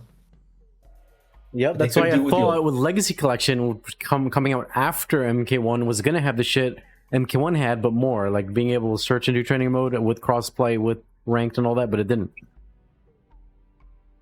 So safe. It is They ain't what it gonna is. work on it either. Yeah, it is done. It's done. Few Yeah, patches. okay. Learn to well, play MK1. you guys cool if I wrap it up here? Do you have any more topic you guys want to bring up or talk about? No, No, it's I'm pretty good. much the end of 2D, and I'm glad we got to say our piece on it. And we didn't kill it that much, but it is terrible. We didn't even do anything. It is terrible. It's Yeah. What about you, NinjaGrinder? Do you have anything you want to bring up? I do, but I don't know if it's too late. Maybe it would be better for another time. I really. Bring it up. Yeah, Bring no, it it's up. fine. I know what Yeah, you want to bring up. we we're could never do, going to talk you about wanna- this again anyway. yeah, we could do another topic. It's fine. I'm not in a rush to leave. I know exactly what you want to bring up. Yeah, that's good. I really, for a longest time, I really want to pick your brain, James, and talk about your time on Acclaim. I recently watched a stream you did with Tom. He like made the video public again, so I saw it. It was great. Great stories. I know you have covered along with summoning a lot of stories from the arcade era, but at the same time, you were working for Acclaim. So I guess my first question would be, what was actually your job description at Acclaim? Associate producer. I was an So associate producer and an analyst. So basically, what my role was to Mhm. keep is to be the liaison between the programming team and our team, and to assure that the quality of the game is as close to the arcade games as possible. that's why on that video you mentioned before, you're playing the arcade version, so basically making sure everything We're comparing translates notes. We're comparing accurately. notes between comparing notes between the arcade version and the console version. Got it. And I remember also that video you made with Tapmock 99 about the MK Nitro. Yes. This is a hot take I have. Is that actually a beta version of MK Nitro or just a beta version of Super NES MK1? It's a beta version. It's the first beta version that we did for Nitro, where we added the blood back in. Oh, We were tweaking with the speeds to try and increase the speeds. Again, because like I said, the input delay on that was pretty bad too. yes. So we were trying to work those kinks out. And it was basically the first building block. There was two versions. So there was a version after that. The version after that is the one that, if you look in my MK2 book that I Yeah. did in the rumor section, The rumor and section. if you see that one at the bottom where it says Players Goro and all that, that was the second version of Mortal Kombat Nitro. So that select screen was the actual select. And is that gone? That version? That ROM? Unfortunately, I believe so. So in my lifetime, I've done some, suspect things in my life. So as a result of that, I was originally the holder of both of these ROMs. Oh, The second ROM, which was the one that was closer to being done, I had sent it to Ed Boon, who somehow magically, I believe, lost it or plays willfully ignorant. And I sent it to him, and I've never gotten it back. man. Now, It'll be so dope to see it. Ed Boon has disappeared. He gets shit nonstop. So, did he lose it? It's very possible, because you got to remember, when I sent it to him, that was back in Midway days, so he was still Midway. So he wasn't even in the same building, and it was probably put in a box. Could have gotten damaged. Could have gotten anything. So it is actually lost. So that's why, like I said, the one that I have is the version before that, and it's the last. It's the first but the last version of Nitro. Okay, you go. I was just wondering because on that video with Tom, you were mentioning that working on the original MK1 version, at some point you had some blood, some different version of the fatalities. For example, Johnny Cage's, Kano's, and that's what we can see on that Nitro beta version, right? So you were bringing that stuff back. Yes. We put the heart back in. We put the heart back in. We put the guts coming out of the back of whoever Johnny Cage kicked. What else did we put back in? I think that's it as far as fatality goes. And then the rest was just tweaking the game speeds. Mm-hmm. So it was basically just tweaking the game and making the game as you wanted it to be in the beginning and adding more, right? Correct. Nice. So the reason I'm bringing this up, just to give people context, is because back when MK2 hit consoles in '94, I had already played, of course, arcade MK2 back in '94, but I had no idea how to play it. I was just grasping how to play MK1 because I got to play MK1 in '93. And then by '94, I was like feeling like, okay, I'm getting the hang of this. I am actually able to beat the computer, like the whole game. And then I started hearing rumors about MK2. So I forgot all about MK1. So I have to play this new game, right? But Yes. then on my neighborhood, um, we started seeing this version of MK2, Super NES, in which you could do fatalities in the middle of any round.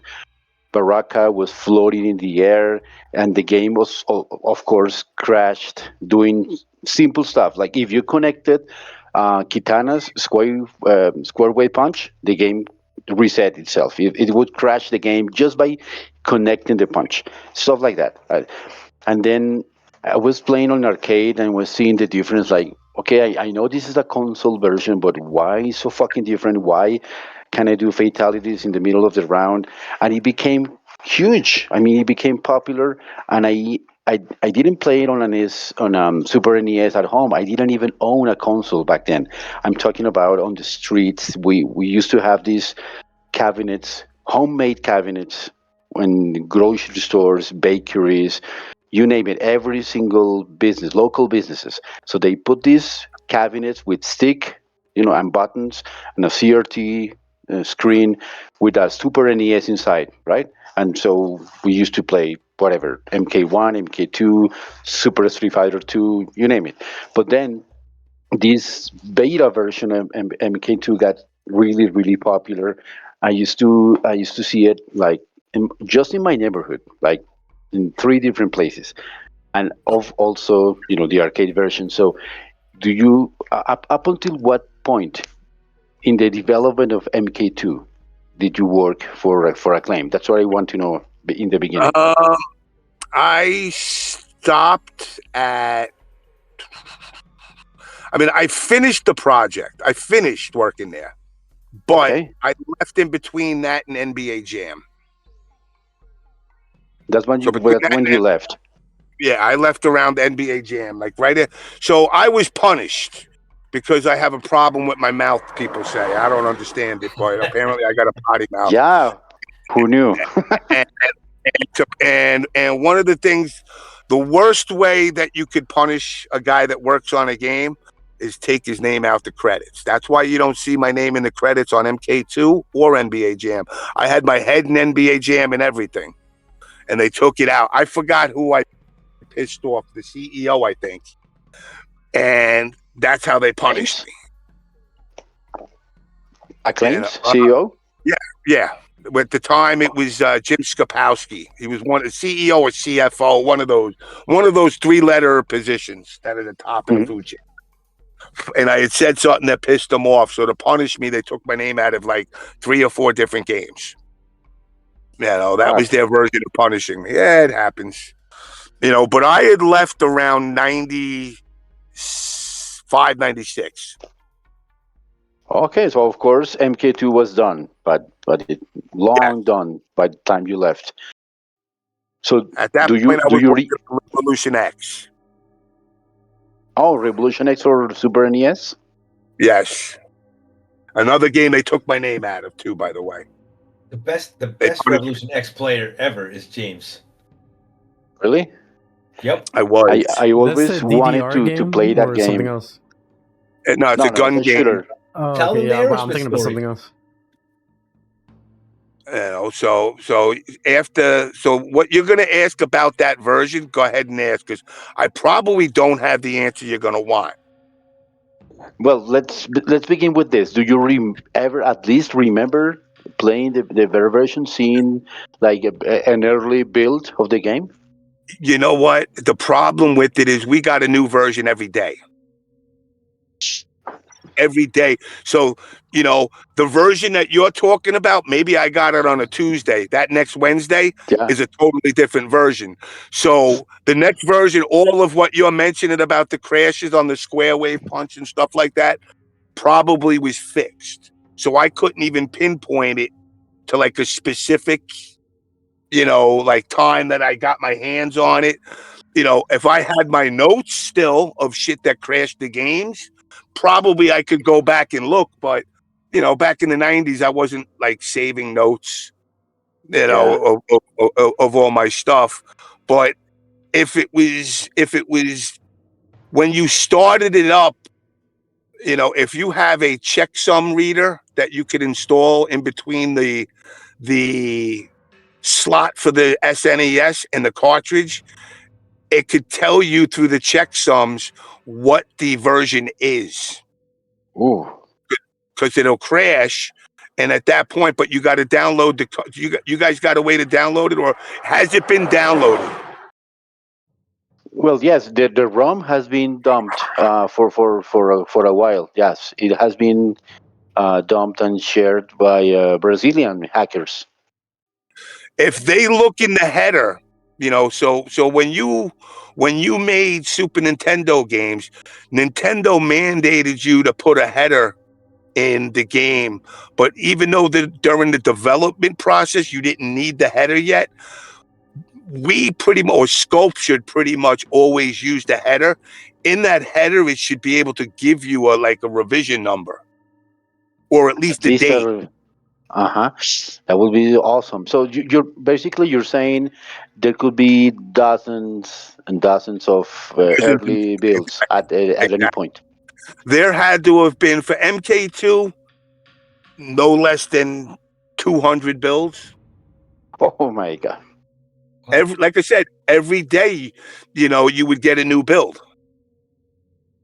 And you'd spend half your morning burning ROMs. Because remember, back Yeah. then, burning ROMs took forever. You know, it wasn't like now where you just press and it's like, oh, okay, done. It took Like 2 minutes. it took like 20 minutes of ROM to burn. And then, we had, probably anywhere between like 6 to 10 guys working on it at once. So, you spent the whole day burning ROMs. You get it in, you play till, 10, 11 o'clock at night. And then by 8 in the morning, there's a whole new set of ROMs waiting for you. So it was like, it could have been any version. There's no way for me to be able to pinpoint it to, okay, this was, but now, like, it sounds like it's an early version, because if there's still crashes, simple crashes like square wave punch crash in the game. Yeah. Every single time you do it, it crashes. It's crazy how like a and simple Baraka, sequence like that would crash. and Baraka floating away, Baraka floating is definitely something that was early on. Yeah, if you walk, he walks on the ground normally, backwards or forward. But if he's idle, he's always in the middle of the screen. And when he does the roundhouse or the sweep kick, he does it in the middle of the screen. It's crazy. I mean, I don't know if you saw for MK2 on my YouTube page, I had uploaded the Mortal Kombat 2 arcade ROM 0.1. 0.1. I did. It was awesome to see that shit. Yeah. And in that you could see, where Baraka still had the blade spin, but you saw like, characters not even on the ground and floating. So I would have to assume from what you're describing that it had to have been a really early revision that we had. So that probably had to have been around tail end of 93, early 94. Nice. And something else that might spark a memory in the options menu. You used to have in the end, in the final build, you just get the music and the handicap, the CPU difficulty levels, and that's it. But in that version, you can supposedly switch the violence, the blood. So it says blood on for true sportsmen and no blood for the wimp. That's what it says on the actual fucking game. For no blood for the wimp. So do you have a recollection of that menu? No, that one doesn't ring a bell. And when stuff like that, when people tell me stuff like that, that's when I gotta wonder if it's a hack. That it was a previously hacked version. Because what you got to remember is like a lot of the times what would happen is like our sales and marketing people would try to push out stuff to like, magazines and stuff like that. And, a lot of the times they'll do it behind closed doors without nobody knowing. And they'll send it to whatever Game Pro magazine. And then of course somebody at Game Pro gets their hands on it and it disappears forever. And then magically winds up down in South America as a version people are playing. So they're not like obligated to give it back to they the companies? They are, but people are forgetful on a lot of shit, especially it reminds me of this. So I had a friend of mine that worked for Game Fan magazine. And back in like right around that time, 94, 93, when in between Resident Evil, I guess it was between 1 and 2, or was it 2 and 3, where they did a 1.5, I think it was. That was between 1 and 2. Yeah, so between 1 and 2, 1.5 was going to happen. And he was working for Game Fan magazine. So Capcom sent them the version of it, and they encoded in the code, this is going to John from fucking Game Fan magazine. Well, John, and I'm just using John as a name, it was actually my friend Andrew. So Andrew magically had it disappear, and it wound up going down to getting sent to China for a price. Wait. It was mass. Hold on. Your friend Andrew was one of the people that ties him with 1.5 RE? Getting leaked out? Yes. Which got it canceled. Oh, I thought it was the originally one that was getting it or something. No, it got canceled. Yeah, no, I know, but the Resident Evil 1.5 is such a huge thing in the Resident Evil community. Like, people want it. They're like, we want to know everything about it. We want to know what the game played like, what it looked like. So, I thought, like, your friend had it. He did. He had it. He played it. Yeah, that's insane, because there's so many people that want that. And what happened was, he sold it for a couple of bucks to somebody, who in turn was one of these guys that mass produced it, and Capcom sued him for like $30 million and won. Of course. Wow. So people actually got to play 1.5. I wonder why. It feels like it's been scrubbed off the internet, or that everything got deleted about it. Well, I guess I was looking up on it. This was a few years ago. I guess they swept up as best as they could. Yeah, but that's like huge in the Resident Evil community. Like, people want the 1.5 version. Like I said, I was never like. I mean, I played it. I played 4. I think 4 was where I started, and then 5, I was like, nah, I'm not doing this. I gotta wait for some bitch to come follow me and shit. Yeah, that 5 was annoying with the quad. Oh, dude, if you played Resident Evil 0, it was even more annoying in 0 because you have to swap between the two characters. You play as two characters. So the point being with him, and that is it could have ended up like something similar to that, where somebody got it. Could have been at my desk sitting inside a Super Nintendo, and somebody just came and took it, and then when they saw what it was, it's okay, let me put this on, let me send this to this magazine. That's so insane. They could do it, and then the next thing you know, it was fucking.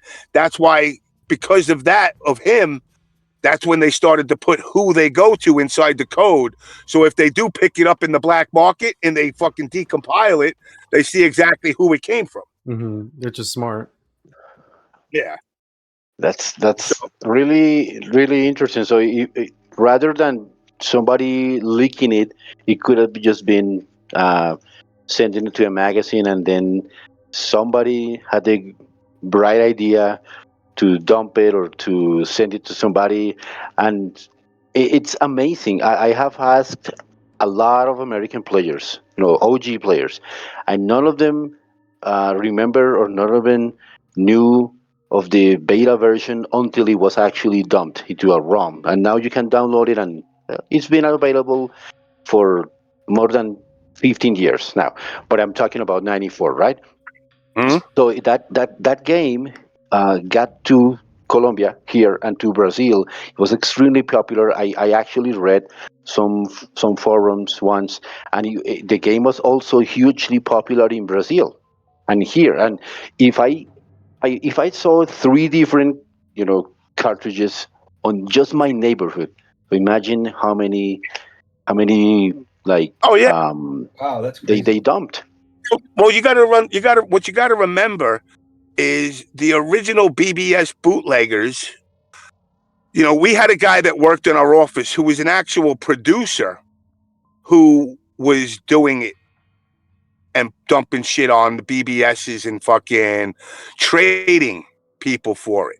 So, we all thought it was cool in the beginning because, like, he would be like, oh, hey, guys, I got rock and roll racing and I got this and I got that. And we were like, oh, okay, that's kind of cool. We didn't know he was putting, like, it was like a trading thing. Yeah, We I didn't know guess. we didn't know he was trading our shit to get that shit. Because it was on a point system back then on BBSs. Well, in order to get this, you need to give me something. Oh yeah, BBSs were always about trading, always. So Yep, that's it. He's right about that. this guy could have put, even he could have did it where he put it up on a BBS, but the biggest market for that was South America. Of course. Makes sense. Makes You know, sense. South Yep. America was the biggest market because, again, you guys weren't going out buying the brand new off the shelves if you didn't have to. Of course. So the market was huge. So, Oh, that makes sense. anybody, That makes sense. anybody down in fucking Colombia was like, oh shit, this is Mortal Kombat 2 and the game's not even scheduled to come out for another 2 months. Shit, let me Uh-huh. download this. They're gonna spend Man. $20 on this instead of $60 on the fucking original. It was like $79 or $69, I remember Yeah. back Yeah, then. it was expensive. It was Yeah, Yeah, it expensive. it was. was. It was. So at the end, let me ask you some other question about the game. Again, I'm not trying to get a specific date or version, but maybe you remember this. The game has no BIOS and character BIOS, and it has no demo fights. When So when it, you it get to has to the be it has to be a very early version. Yeah, when It when has the to. music stops, when the intro music stops, and the lightning and thunder of the MK logo ends, the game automatically sends you to the start and options screen, but there is no text. It's just the dragon and the two icons, and it's just flashing, and It no sounds like it's letters, no mega nothing. early. It's got to be mega early. Yeah, That's it's a really, that's probably like, that's got to be within the first 2 weeks because they Man, won't they won't send for the first version that they send. It had to at least be semi-playable. and it It had is to, to an extent. and that's the thing. Now when I say semi-playable, it could crash all over the place. But Yeah. you got to be able to have the basic functions functioning at least to a degree where walking, punching, kicking, stuff Hmm. like that is working. So from the version and the way you're describing it, it's got to be within the first 2 weeks.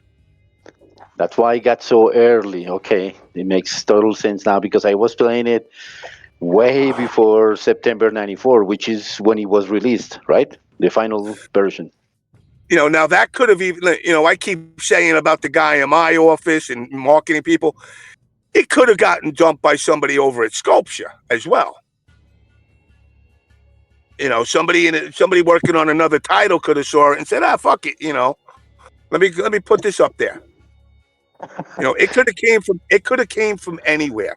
One of the biggest things about this industry is it's almost like a 007 life when it comes to like it really is. So the way I got knocked out of Acclaim was they accused me of being a company spy. Like on where I was like, what? And and ironically, it comes to this where they said that it's while I was working on MK2, and I had received the ROMs, and on Acclaim's BBS, you have an inbox and outbox just like your mail does. Okay. They said I put it in the outbox to send it out, but the modem had no number programmed on it to send it to. And they said, well, you were trying to, but we caught you before you did it. Wow. And it wound up, after I got fired, eventually, the guy that I said that was downloading the games and doing the actual shit eventually got caught. And then they came back to me. They asked me to come back. Now, I don't know how it is in Colombia, but I had some time off, obviously, in between this, because it took a couple of months. Okay. And during the months, I was a bitter, angry motherfucker. So I went to the Department of Labor, and I reported them for not paying, wages properly. But the Department of Labor told me, don't worry, Mr. Fink, it's all anonymous. They'll never know it's coming from you. Yeah, and right. They didn't. No, they didn't at first. So now Acclaim calls me up and they're like, listen, we made a mistake, blah, blah, blah. Come back. I said, all right. I come back. I shit you not. 2 weeks after I come back, Department of Labor comes and knocks on their fucking door, seizes timesheets for the past 7 years for every employee, and says, oh, by the way, this James MK guy's the guy that gave us all the timesheets. My boss literally walks outside to me and he says, Jimmy, I'm glad you're back, man. You know what? It's great, but I got to fire you again. I go, what? He goes, the CEO is livid about what you did to the Department of Labor. I was like, it is what it is. So after that, it was pretty much a wrap for me. And unless I moved to California or wound up going to fucking Japan, I was supposed to go to Midway. But instead of going to Midway, I gave somebody else my job, who still works there to this day. Brian? You saw the other day? Yes. How's Brian. He doing, by the way? Brian Livara? He's doing good. He's doing good, yeah. He came to New York the other day. So, he was here the other day. He's still here. He's up in his family. He's one of the biggest diehard guys ever. And it's funny because I talk to a lot of people in this present day, and they're like, why the fuck would you give your job away to somebody else? I'll never forget the day I did it. I called up Ed Boon and I said, listen, Ed, like a mobster. I'm like, Ed, I need you to do me a favor. I got this guy here. I know I'm supposed to come there, but I need you to give him my job instead. And Ed was like, what? I said, Ed, you know how it works. You do me a favor today, I'll do you a favor down the road. He's like, all right. He goes, but if I give him your job, you're not going to get in. Of course. And I said, all right, it is what it is. Now, Brian's been there 30-something years, so in my eyes, it's a success story. Oh, he's the hardest working dude. Has Ed ever asked you for that favor? Yeah, right. Yeah. Because I think it's going to be coming soon. He's going to be like, what do we do about MK, man? Jimmy, can you fucking help save this game? Hey, Jimmy, could you program a new MK game from scratch, please? Because we need something that's worth playing. Did you release MK Nitro on Legacy? Yeah. But yeah, it was a hard pill to like. One of the fucked up things people that are in the know would know. Like, for example, I did a special thanks section in my book. I got like summoning is in some of the books, but one of the things I would do as a dick, so my boss was fucking his secretary. Mm. So in the special thanks, I basically had said like, thanks to Paul who's blanking Nina. Wow. So anybody who sees that is like, Damn. wait a minute, what is this? Oh shit! And they put two and two So together. if a wife ever The- turned around and looked at something, they'd be like, what is this? Well, why would this random person put that in there unless it was true? Okay, do you think they ever came across that yet, or was it they still don't know? I don't know. Hopefully they don't watch the podcast. You should Yeah, send don't them. show it to his Unlocking a wife. secret character. Should send them a Christmas gift from Anonymous. No, I'm joking. Don't do that. A copy Hey, go of to the book. Go to the ending page here and read this line. Yeah, it's like unlocking a secret character. No, it's too much. But no, like I said, go ahead. Yeah, so you mentioned also earlier that the guy who was actually doing the stuff. So why would somebody do that? I don't think it would be money. I don't think they would get like a large sum of money by leaking a Ego. beta of a game. Ego. I've said this to Summoning, and I think he's finally understood it. You look at people in this scene, guys that get good at the game, and you see what dickheads they turn into. Oh, Yeah. God, yeah. I'm the same. Listen, I was guilty of it. I can admit it. I'm older now. I'm not. But there's such an arrogance that creeps in when you get into this game that when you get good. You were never that bad. You were never that bad. I know you for a long time. Yeah, but here I am beating people one-handed. That's dicky. Yeah, but you earned it, though. Where did the earning come from nowadays? People who claim to be playing for so long and doing all the stuff they're doing. I don't even want to get into that, but you know what I mean. You earned it all. You played every single day for 17 hours a day. You rolled out of bed and you'd go play because that was your job. You actually got paid to do it. But my thing is like this arrogance that creeps in. Maybe it's again, one of the things people, and again, I'll say this, and I'm sure there's people that are going to listen and go, I'm not one of them. You're fucking nerds, all of you. Every one of you, myself included. I may walk around like I'm Don Corleone and the fucking Godfather, but I'm not. I'm a nerd. I've been playing video games since 1974. I don't know any mobster that goes out doing hits and he's like, yo, you remember playing Pong back in 1974? No. Well, look at us. We're talking about a beta version 30 plus years after. Yeah, of course we're nerds. Wait, what do you mean we're nerds? But we play MK. It's cooler than Street Fighter. But it's like, except now our nerdiness has gotten amplified by the newer generation because we didn't have frame data. We played off of feelings. These nerds are so fucking obsessed. They're like, this one is a -2 plus 6 frames off of this with the pushback block and everything else. I should be able to get, no, just do it. And if it works, it works. You don't have to analyze it. It's like Basically, fucking, what is that? We did everything. We didn't have no frame data. It's a double-edged sword because some people that play by the data too much lose to people that play by feeling. They're like, but why would you do that? It wouldn't made no sense to do this here. And they're like, because I wanted to. And then they end up losing to people like that because they just don't understand. Yeah, exactly. We had notebooks in the back of the day who would actually measure like fatality distances and stuff. That would Brian LeBaron had a fucking notebook for MK2. And the fucked up part, you want to know how dicky I was? I was so fucked up. I had all the fatalities since day one. And I didn't share it with shit. And this is going back to the BBS or memorized? So he knew them. No, he had they sent them to me. Oh, okay, because we had the IP for the game. So I got a list of all the fatalities. MK1, I didn't. MK2, they sent me all the fatalities. They didn't send me friendships or babalities, but they sent me the fatalities. So except for like 2, right? Because they added some. Didn't they add some in with the other revisions? They added Kintaro. And was that with Shang Tsung or just the boss? And I want to say that the other ad might have been Reptiles, Body Rip. Uppercut, right? or Raiden's uppercut. One of the other one, yeah, two of them got added that I didn't have. I remember you didn't have those. There You was a figured those time. out. There was a time. Wait, so I forgot. Could Nitin the was, bosses like shotgun fatality in MK2 or no? no. No.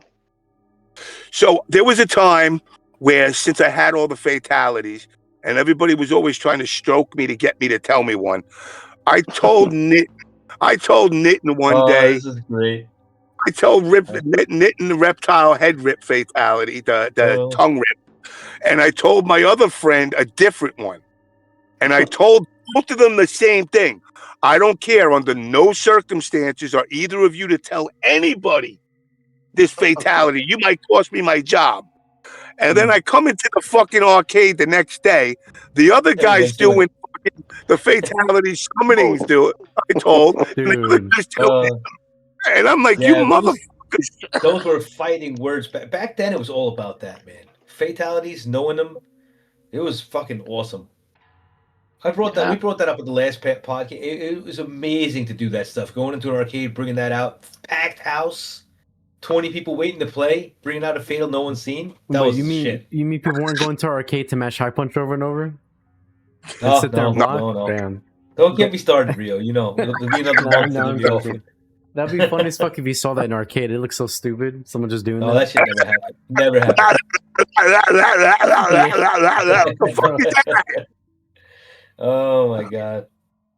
But yeah, it's so after he left, after he left, you know, and it was funny. So before it happened, before they caught him and before they fired me, and I knew my days were numbered at this point.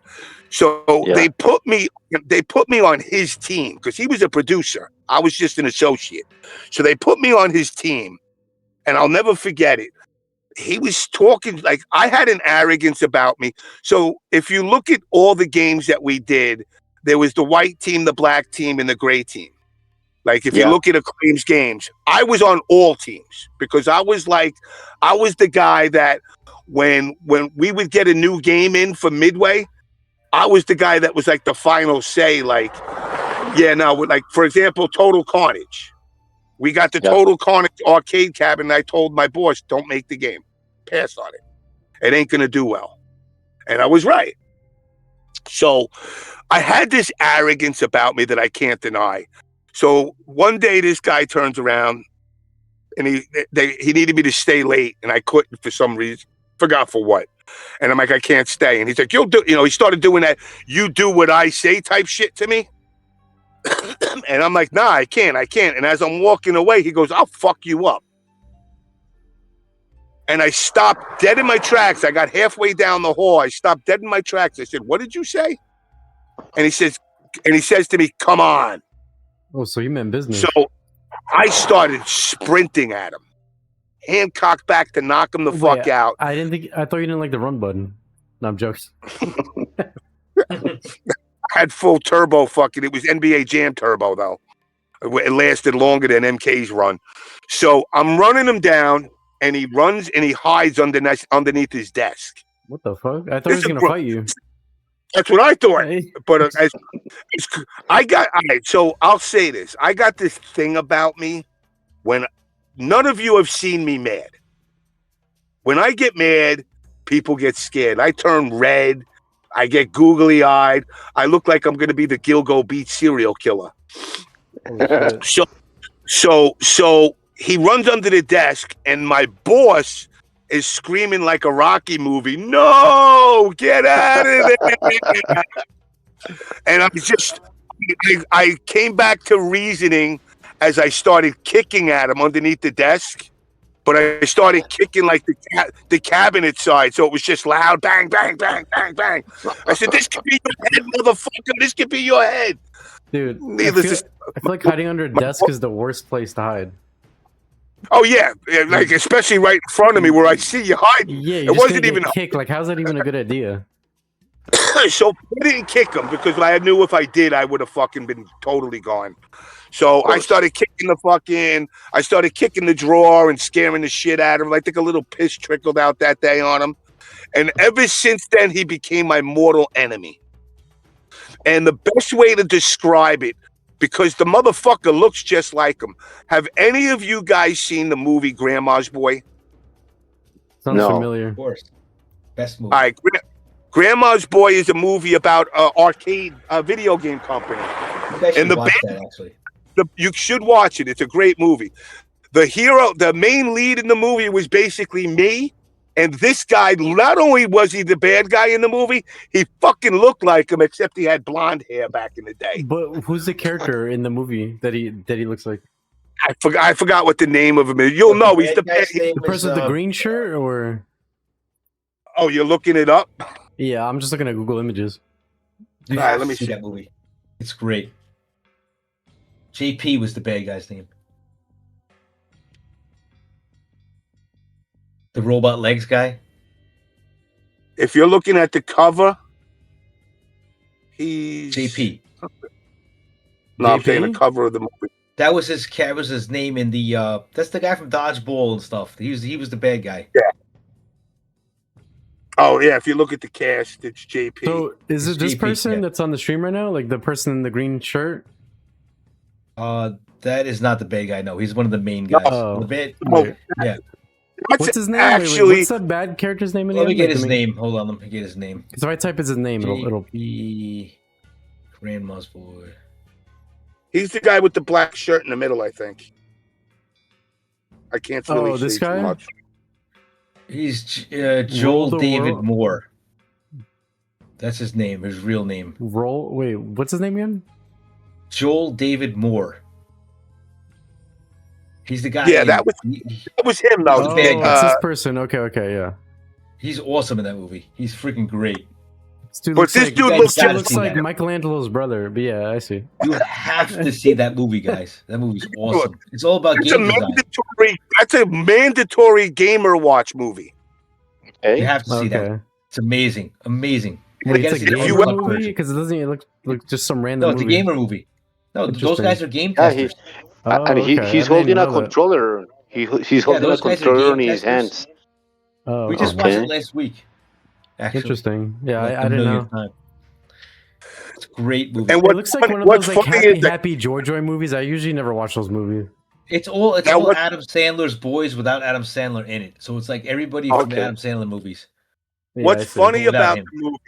What's funny about the movie is if you watch the movie and watch the characters and the cast, if you watch the video, which I know Ninja did, when they go into the office and I'm at the arcade cabinet, the guy that's leading us in is my boss. My boss looks exactly like their boss. Same hippie mentality from the movie. My boss was, had all those, in the 90s, were all those black rubber band bracelets and shit, all about peace and love. Yeah, the boss So he was was a hippie. Yeah. They were basically like, if you looked at the staff of that and then you looked at the staff of the movie, you're like, damn, what did fucking Adam Sandler copy the whole fucking office? Everybody fit in place. But it was crazy back then, dude. In that it movie, was, they were testing levels. They were doing different levels, and they were stealing games from each other and stuff. They were playing each other in the rec rooms, in the arcades, challenging each other. You guys gotta see Interesting. that movie. Yeah, no, it sounds like a pretty fun I movie. will. I now will that you check put it that out. way. Yeah. Yeah, I may have It's to check it also out too. comedy, so it's over the top. But all the underlying stuff, like all the game levels and the testing stuff, that shit is so fun. Definitely. there gotta ain't watch too that. many. There ain't too many gaming movies besides like The Wizard Yeah. and fucking that. And Player One, You whatever know. that movie was from a few Oh, years ago. yeah, but that didn't. I watched it, but I was like, Pixels was good though. Pixels was good. That was the one with Adam Sandler, where the aliens invade Oh, the yes. Earth with all the arcade characters. That was Pac-Man actually and pretty stuff. funny. Yeah. But yeah. So it's really hard to come to it. Like as you could throw as much as you want. You're also talking like 40 years ago or 30 years ago now. To remember a specific revision. I know. I want to say I have a couple of ROMs left of like some Genesis versions, and I think a Game Boy version, and it may be a Game Gear version. But the Game Gear version, the board, I think one of the capacitors is broken. I have a friend that's supposed to fix it, but it's one of those things that you say, yeah, I'm going to go do it, and you never do. So you definitely you don't have any Super NES ROMs laying around. I mean MK2 ROMs. Do I have it? I might. I might be. I can't tell if I don't know if it's Genesis or if it's one or the other. It's either Genesis or it's a SNES. I'm not. I'm really not sure. I'd have to look again. Yeah. I mean, I can What if tell you this. what if you had a different beta version than the one that got leaked? That would be crazy. I could give it if I have it. That I'll give. Listen, between me and you, I have the ROMs down. I have the file for the Nitro. Oh, Off the. I have one of the ROM, the cart fucking programmers. like burned already. Yeah, I already have it sitting as a file on my. I showed didn't when he came over. I saw it. I've I have seen it it. sitting. It's on my desktop because Yep. I wanted to finish it before and that's the thing I keep trying to stress to people. If the Mona Lisa was painted and halfway through, he's like, yeah, fuck it, I'm just gonna put it out like that. People wouldn't appreciate it for what it is. Yeah. Now people are like, oh, for preservation. I got the file. I got the file on like 10 different flash drives. I got it. It's not. I'm not like people talk to me like I'm a fucking retard. I'm like, I'm not stupid. I know there's a potential chance for the ROMs. The ROMs have been sitting for 30 years. EPROMs Anything can don't last happen. Yeah. forever, so of course I have everything backed up. Actually, no. You know what? I think the Super Nintendo game I have is Aliens, a beta of Aliens. Okay. And then I got, like I said, I'd have to go through stuff. I got stuff. I got Mondo's Palace. Do you remember that? No. Haven't heard of it. No. It was a beta game that somebody was trying to sell. It eventually became something else, but I got the beta of that still sitting. Like I got betas sitting around. I see. Hold on, I gotta ask this question, even though this is so random out of nowhere and probably don't. Do you know anybody that has Resident Evil Outbreak File 3? I personally don't, but I mean, I'm sure I can find somebody. I'm sure I could find it. Dude, if you could find a File 3 of Resident Evil Outbreak, that would be amazing. I mean, I don't follow it. I mean, I guess there are File 1 and 2. Yeah, and then there was a File 3, but they stopped doing it because File 2 sold bad, so they moved on to make RE4. And then ever since then, Resident Evil was never the same because it became more mainstream. I mean, well, then it might not. So, Resident Evil Outbreak, I know this is a little off topic. I'm not going to try to take too long on it, but Resident Evil Outbreak was a game they originally had. We're supposed to have like over 40 scenarios, but because it was such a big project and it was an online game back in PS2 in 2003, they had to cut it in discs and only put 5 scenarios in each one. And then even the 5 that they put, they had to limit and cut a lot from it because it was just too much. So they only put 5 maps on the File 1. Then they released File 2 a year later with the 5 other maps. But then File 3, which had all the remaining content, 30 other maps, everything else that got cut out, that was somewhere in Capcom place and no one ever saw it. But if you could find anybody that knows about that, oh my god. I mean, it's a matter of, again, it comes down to Capcom employees that leak shit at that point. Yeah. They never released it. If they never released it, then odds are that's like Kerry Hoskins hit me up one day and she's asking me random. I mean, I know I'm fucking. She's like, Ace yo, Ventura. You want the WaveNet 3 I have? And you're like, what? It's just out of nowhere. No. Actually, it was more random because everybody thinks I'm Ace Ventura pet detective over here. She's like, Jimmy, I was at a show one time. And, when I was doing the shit for War Gods, and somebody stole my Mistress Helga helmet. Oh, yes, I remember. And I'm like, yeah, I got it in my backyard. What do you mean? I don't have it. She's like, yeah, somebody stole it from the show. I said, I've watched people back in the day, they stole the Nintendo World Championship cartridges right out of the units in front of Nintendo. And these were like worth money back then. I don't know if they're still worth money. I'm sure they are. But yeah, all the shit's good. But like, I'll look through what I got. and see what I got as far as MK2. I could swear I got an MK2, but I think it's Genesis. But even if I have Genesis, I could pull the ROM, I could burn it, and send you the file, and then you could And do even whatever the hell. if you just want to show it on a video, that would be more than enough. Like just seeing stuff like that for me, it's amazing. It's incredible. Well, And if I look, send you the file, you could play it. I mean that will be more than often. That would be great, man. Thank you. And I got. circling back with this, Go ahead. um, yeah, just circling back to tell you the whole story.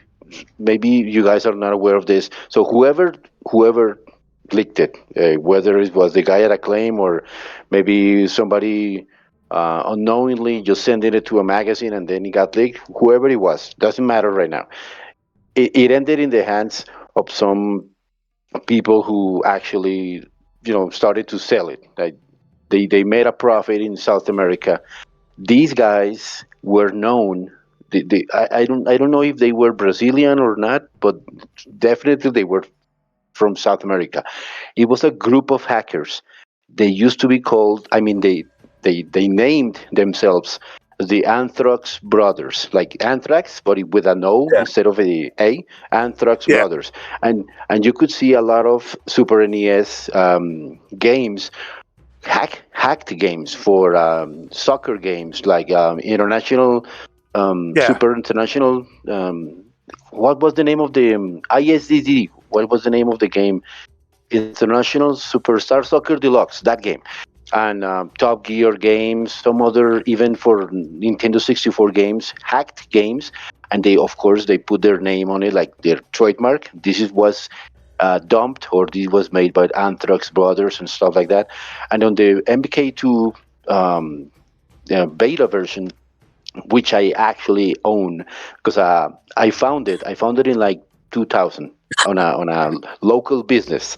They have like printing machines and stuff. It was not gaming related, but they had this little cabinet with a Super NES, and it recognized the game because of the remember the screen. I told you this the screen the options screen. I Yeah. recognized the game, and I told the guy, listen, this is a beta version. This is an incomplete version. What if we trade? What if I give you the final version and you give me some money, to compensate because I'm giving you the full game and you give me yours? And he was like, "What? Are you a programmer, a hacker?" I was no. I just like these incomplete games. It's full of glitches and stuff. Why don't we trade? And he agreed, and he traded the game. I gave him a whatever 1.0 version I had on Super NES, and I kept it. I still have it. I still have the cartridge. And I started reading on the internet, and it got really popular. And then some Brazilian hacker, he he goes by the name of Diego Shark, something like that. So he dumped it, and he distributed it over the internet, and anybody can download it now. It's widely known, but again, it was only known in South America, Yeah. and and then these guys, these Anthrax brothers, they did a couple months after they did an actual hack MK2 hack game.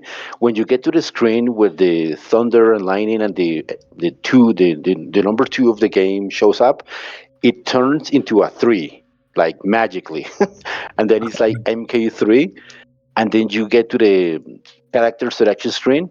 And you can play with Noob Saibot, Reptile, I'm sorry, Smoke, Jade, Noob Saibot, and Shao Kahn. You can actually Wow. play with them. It's just a hack game, and that one I also own. I just hunted and hunted until I found it, and you can find the ROM everywhere. So and the point I'm making is these guys were widely known as distributing hack and dumped games, and I traced a website and I emailed them, and they were reluctant. Like, no, we were just programmers back then. I don't know Yeah. what you're talking about. They were reluctant to share any piece of info, and I was just telling them, I just want to know how you pulled it off. Like, how did you distribute it? But they were reluctant. They wouldn't tell me anything. It was Well, it because they was were yeah, simply afraid. companies coming after Of them. course. Oh, of course. And who would? I mean, who would just spill the beans? Nobody. Oh, I get it. That Shit, was last year. that reminds me. I actually, believe it or not, I actually worked on a soccer game too. Really? Champions World Class Soccer. I forgot all about that for SNES and No, Genesis. doesn't ring a bell. It shouldn't because it was dog shit. It ain't no FIFA. I did a racing game. F1 Ferrari Grand Prix Challenge was another one I did. Yeah, I did a lot of other games. I got about 100 games that I've done Nice. in a span of what, 8-9 years. Dude, it's still Steel crazy Empire. that Did you you ever play work. that? It's still crazy to me that you worked on Turok because that was one of my favorite games on N64. Yeah. Turok? Nice. Yeah, I love Turok. Turok. Oh, I remember that. 1 and 2, Which two one? especially. What? By both, I First love. one. Yeah, 1 was good. I also really love 2. You know, I still talk to a lot of the guys from Iguana. That's They're another gone, game you that know, I don't understand. Like I thought it would be so big, but then it ended up just dying. And then they tried to redo it before, but it's like it didn't even feel like Turok. So I don't know what they were trying to do with that. The problem, and this goes back to what I was saying earlier about the MK shit, is that Acclaim Smoke and Mirrors stopped working. You know, I mean, Turok. I think their gig was if you named your kid Turok, they gave you 10 grand, Wait, really? That was a thing? and then somebody did it, Wait, and they welched on it. wait. The So some other people one, actually did that. They never got the 10 grand. yep. Dude, that's just no comment on You know, that. the Mary Kate and Ashley. By this time I was gone, but Mary Kate and Ashley, the fucking Olsen twins from Yeah. fucking Full House. Mm-hmm. They Yeah. had a game. They did a game for them, like, I don't know, equestrian horse Oh racing yeah, or I some think I shit. remember that. I remember seeing that. They never.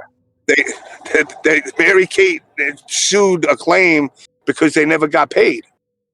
Yeah, that's scummy. You know, they did a lot of scummy shit like that. Shadow Man, if you got Shadow Man tattooed on yourself, you got something. Imagine going and getting a tattoo and then like, yeah, I'm not getting you nothing. I love We were that just game. joking. That game was awesome. We were just joking. Oh, We didn't man. think That game was so we didn't think fun. you were idiots. We didn't think an idiot would actually tattoo himself. Just game like was great. the Pepsi commercial, like the Harrier jet, remember? Yes. Fucking unbelievable, man. They used to do so many fucking weird things that, you know, I used to sit in marketing meetings with the guys, you know, coming up with ideas for stuff, you know, whether it's like, you know, working with them on the Mortal Kombat commercial, you know, fucking, Mortal Kombat. But that was actually mostly this one girl that was there that came up with 99% of that. That girl was like amazing. Like there's certain people that work there that literally you could shit in a box and she'll make you buy it back and pay for it and thank her, knowing it's your own shit in the box. Crazy. And you'd be like, well, this is the best shit ever. You know, certain people just have that ability to and she was, what the fuck was her name? Oh, shit. I can't remember her name now. That's going to bother me fucking the whole night. You know, but she was like amazing. There was a lot of amazing. Our marketing and sales people were hands down the best around. What, you mean you're not going to send us a box of marked up MK legacies without paying? They might do that now. It's like if they exist today, they might do shit like that too. Because again, you know, as they all started to leave, the new people that came in were sloppy. That's when you started to see the tattoo shit. I remember, what is it, Mira, the BMX game? You know, he sued them because fucking they thought it would be funny to put topless girls on bikes. And this is like, all right, we just got away with the blood, gut, and gore. Nudity is not the next level you go to. Not for Super Nintendo. So they got sued for that. They got sued so many times. That was the problem. But you want to know what? When I was at Acclaim, we had our R&D department that like I get to sneak into and work with guys once in a while. They pioneered motion capture. Like the whole motion capture shit, they're pioneers of it. Like, in fact, the movie, I want to say it was Batman Forever. All the motion, I was about to mention that game. Yeah.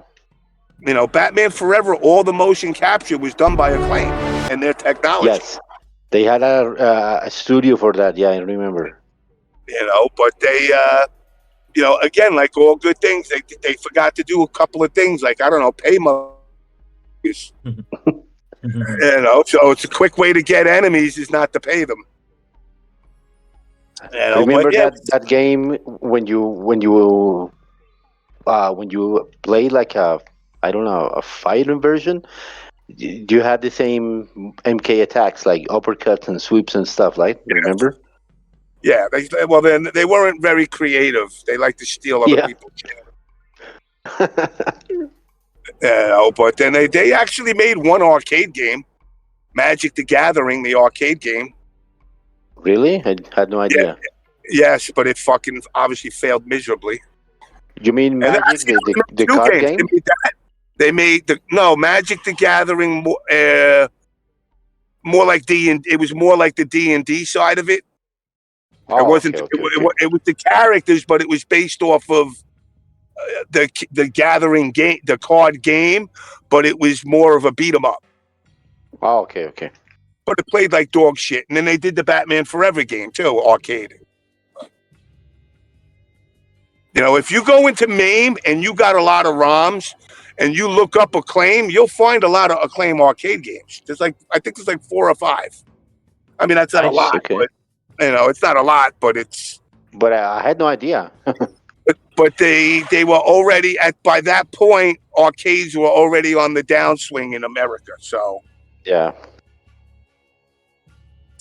But yeah, I don't know. The gaming industry is a weird industry.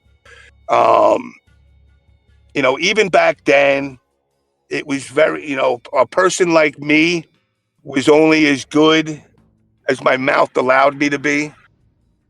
Like people don't want to hear the truth. People hear me say, "Oh, that sucks." Automatically, they're like, "Why the fuck would you say that to me?" Because I'm trying to save. Listen, you could do things one of two ways. You could do Daniel LaRusso, peace, love, Miyagi-Do, or you could do Johnny. I'll punch you in the fucking face. I prefer the Johnny way. And if I tell you something sucks, while it might come off of me being crass about it, it's me trying to tell you the importance of don't go in that room, don't do that, don't release a game like that. It's not me saying it because I want to be a dick and wave it in your face. Like for example, if I turn around, you go, "Hey, Nitin, don't go." Perfect. All right, perfect example. 25th anniversary, Mortal Kombat. I'm not going to get into the total details of it, but I get it. I go to this party, a midway party, and I meet a person, and he's telling me, "Yeah, you don't want to go to the party. We'll go out after the party and hang out." And I'm like, "No, I haven't seen you in a long time. Let's go out. Da da da." And he's like, "Nah, you really don't want to go out to the party." And he's saying it in a nice way. Did it persuade me not to go to the party? No, because I threatened to beat up Sean Hemrick. And had he turned around to me and said, "Yo, Jimmy, don't go to this party. There's going to be fucking problems if you do," I probably would have listened at that point and said, "I don't want to cause problems, but you were trying to do it in this diplomatic way when you shouldn't have." You know what I'm saying? So there's this give and take, where it's like you could ask somebody nicely, they might not believe it. So if I turn and go, the game you're making is kind of cool, but like I don't understand why the sky is green and the grass is blue. Shouldn't it be the opposite? And you're going to go, "Well, it's my vision. I want it to be like that." And I go, "Yeah, but the average person doesn't see your vision." Well, that's too bad. They'll learn it. Versus me going, "Hey, jerk off. The fucking sky is supposed to be blue and the grass is green. What are you, fucking retarded?" Now you understand that I'm being serious. They listen now, yeah. But unfortunately, too much of that makes you just come off kind of as a bully. Yeah. So that's kind of what happened to me. But I mean, I could say, like Nitin said, I knew this game was going to be bad from the onset. I've predicted every game that was going to do good versus bad since the beginning of Mortal Kombat. I hate that he's actually right about that, though. That's the thing, because he was always right. He didn't want it to be that way, though, but he was always right. The only time that I was wrong, and I don't consider myself wrong, was I didn't predict Mortal Kombat 11 was going to outsell MKX by that much. I don't think anybody did. Yeah. And I don't attribute it to the game. It goes back to what I said. Beautiful marketing and salespeople. You know what? The game MK11 had a lot of good trailers. I don't know if you guys saw them, but a lot of them were pretty well done. That's what I'm saying. The marketing side of it made the game sell. Like, they had some pretty cool trailers for that game. Didn't they do that party in LA? Dude, they had so many trailers, like a lot of different ones, a lot of different songs. They were well put together too. They brought the cosplayers and everybody in and did the little tournament. Yeah, and did they do that for 11? Yeah, they did that for 11. Then they also had the launch party or gameplay reveal thing that was pretty big. A lot of people were hyped for it. For James. For MK1, they were like, yeah, here it is. Fucking shut up, assholes. Hey, listen, James. Going back to MK2, how satisfied were you with the final product? And was there, like, in the same way of MK1 Nitro, like stuff you wanted to do but you couldn't? Was there any ideas, any stuff like you were not satisfied with, or you didn't have the time to in MK2? Overall, I think MK2 came out really good for the technology at the time and what limitations were there. I really can't complain about MK2. I mean, was there things that I wished I could do better? Yeah, I wish I fucking was able to make the game 64 megs instead of fucking 32 and 28s.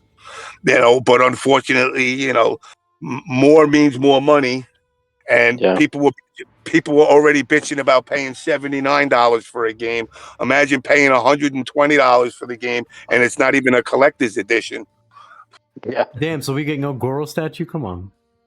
Come on, man. Kintaro. I mean, listen, in one we gave you the trading cards. The next collection is going to come with like a Kintaro cat ball, so you could give your cat milk or a food Hopefully bowl. we're still alive by then. Yeah, I think with MK2 I was happy. Nice. For the time and in the technology, I think it came out really well. One bothers me for the simple fact that it didn't always play like that. When we were developing it, we had it playing right, and then it was all of a sudden, boom! What the fuck is this? And because it was so last minute to try and fix it, it was just like, what the fuck do? You had no the same thing that I praise, I have to curse. As much as I praise the marketing and salespeople, what they did do to us is by making Mortal Monday, September 13th, you put a finite date on its completion. So we didn't when it got to that point, it was, if it don't get out now, Mortal Monday's not happening.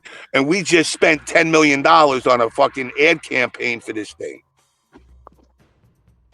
So it's like, what good is it, Mortal Kombat, September 13th, Mortal Monday, to have the game come out fucking Tuesday, September 14th? Yeah.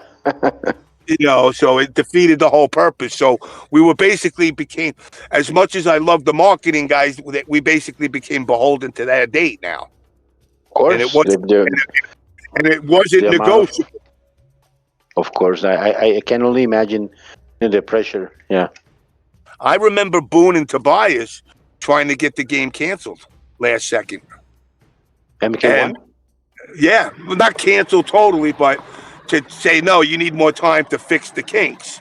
And basically, Acclaim says, that's fine, but we're going to sue you. And then it went to, then it went to Midway's upper people, And they were basically like, yeah, John, Ed, shut up. We can't get sued over this. That's a lot of fucking money. You know, at that time, nobody was putting $10 million into ad campaigns. You know, at best, you spent like $1,000 a month in GamePro magazine to get a full page ad. Yeah. You know, between the Mortal Kombat commercial, you know, it was plastered all over WWE, which, ironically, this is how smart Acclaim was. So what you got to remember is, while we were exclusives to Midway for any of the games they make, we get first dibs. If we don't want it, then it can go out to anybody else. But we were also locked in with WWF. We were the only ones allowed to do W or WF games. So it was easy when Monday Night Raw came on. Yeah, we need you to put fucking this commercial on during your show for Mortal Kombat. And it was, you know, and then same thing with Marvel. We had all the Marvel exclusives, you know, so like you would go in the back of a fucking Punisher magazine and you saw an advertisement for Mortal Kombat back there. You know, they were very, like I said, they were sales and marketing guys, to this day, second to none. It was easier back then, Yes. too, though. You know, it was easier. Yes, it was definitely easier to get it, but it was hard to make the message stay and resonate with people. Yeah, that's true. You know, you had more, like, if you saw the Mortal Kombat commercial after Monday Night Raw and that's it, Tuesday, Wednesday, Thursday, Friday, Saturday, Sunday, you don't hear about it, you forget about it. Yeah. But every fucking day, every corner you took, you heard that motherfucking annoying kid fucking screaming Mortal Kombat. It was an awesome commercial. Oh, I never got to see that commercial. Of course, back then I only saw it like when YouTube came out. But of course, we didn't get it in local TV. No. No, you didn't get the El Mortal Kombato. Combate Mortal. Run into a Bogota with a bunch of Kui chasing him. Mortal Kombat. Man, that is so awesome. End of an era. Yeah. Yes. Hey, listen, James. Again, speaking of MK2, did you have anything to do with the Genesis version, or just Super NES? No, I did. Oh, I did all of them. Okay, so let me ask you this: why the fuck they didn't include the crouching LP on the crouching low punch on MK2 in Genesis? What happened? Controller. Limitations in controller. Wait, you can do a crouching low punch? It's like MK1. Both punches are uppercuts when you press down. On MK2, that's so weird. Yeah, only on Genesis. Yeah, it's. They fixed it on 32X.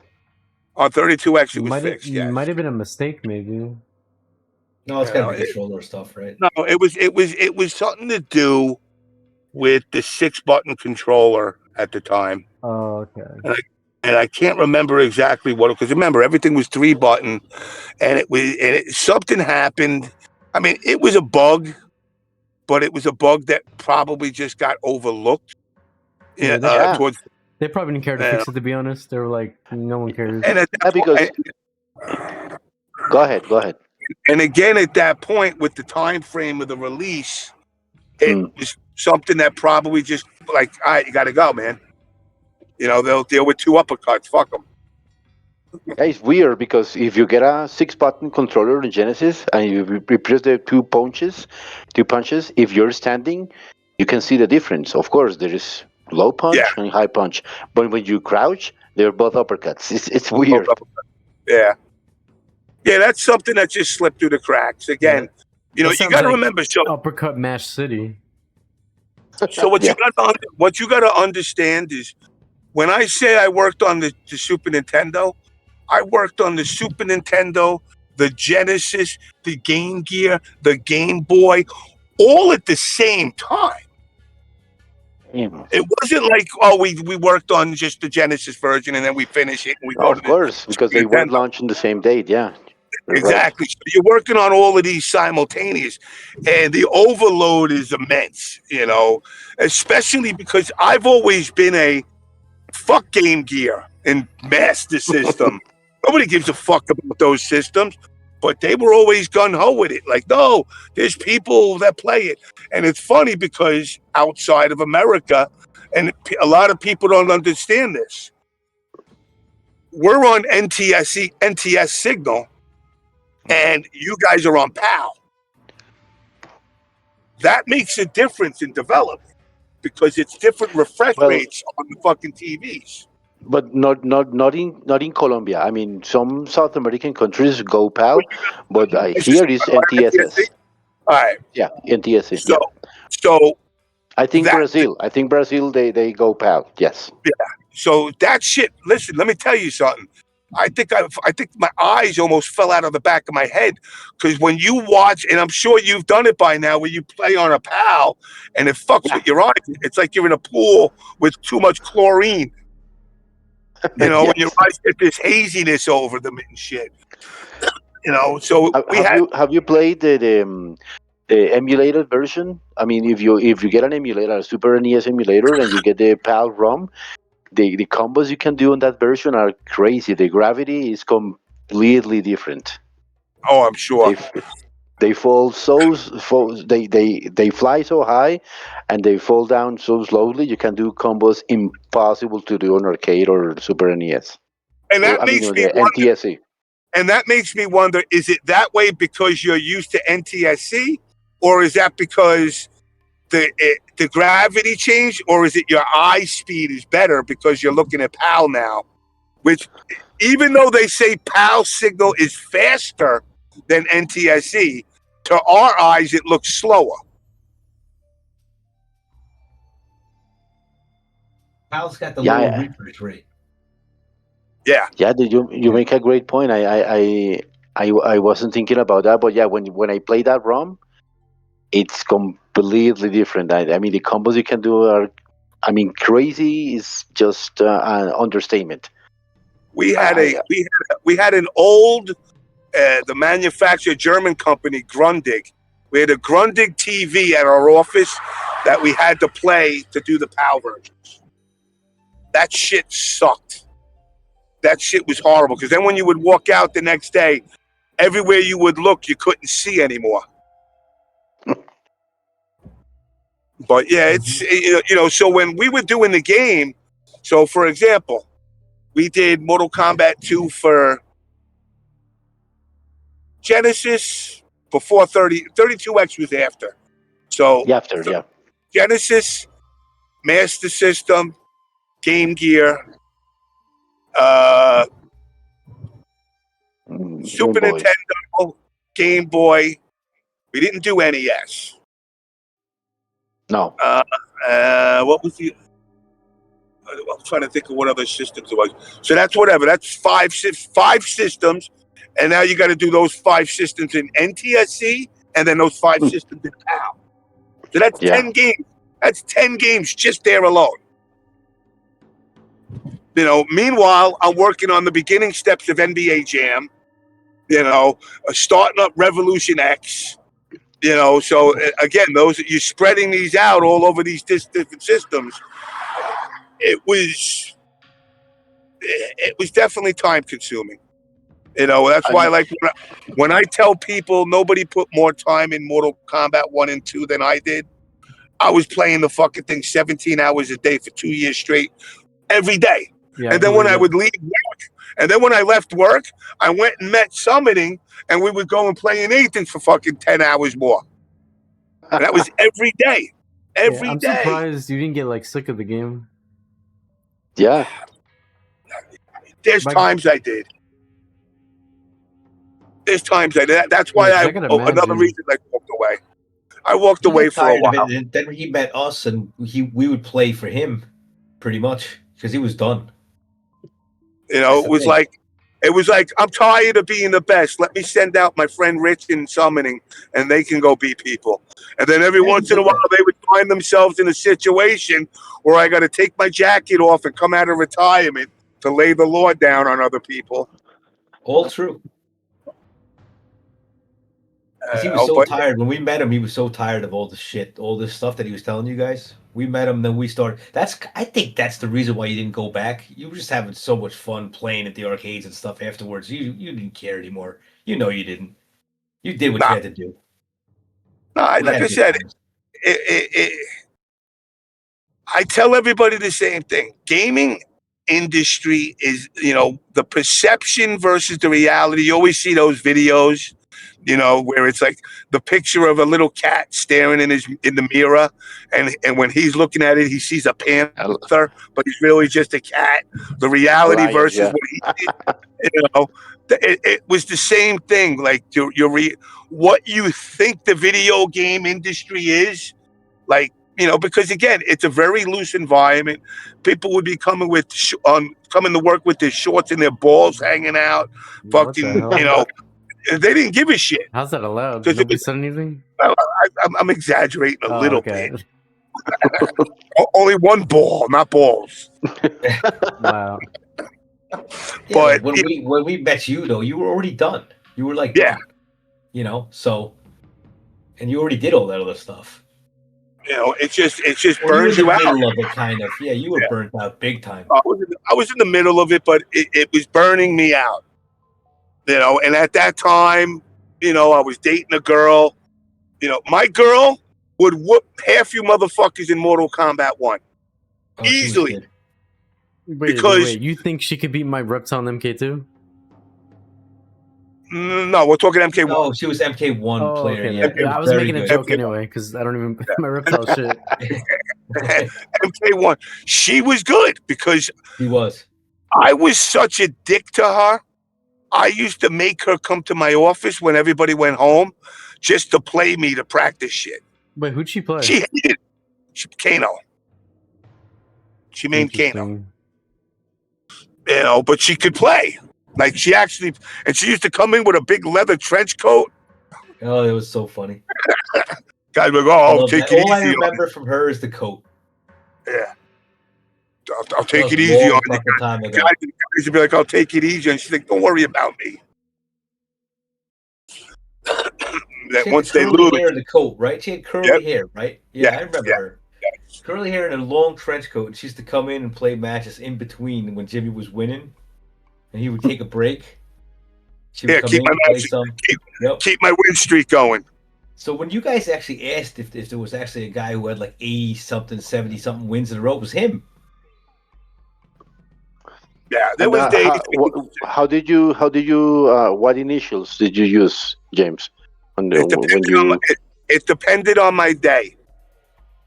It was either JMK. Sometimes it was KOK. He was really cocky though back in the day. He was really cocky. Sometimes it was JNM, which was Jim and Michelle, because that was the girl's name. And that was it. I never did like Dick or any of those other ones. It was just cock.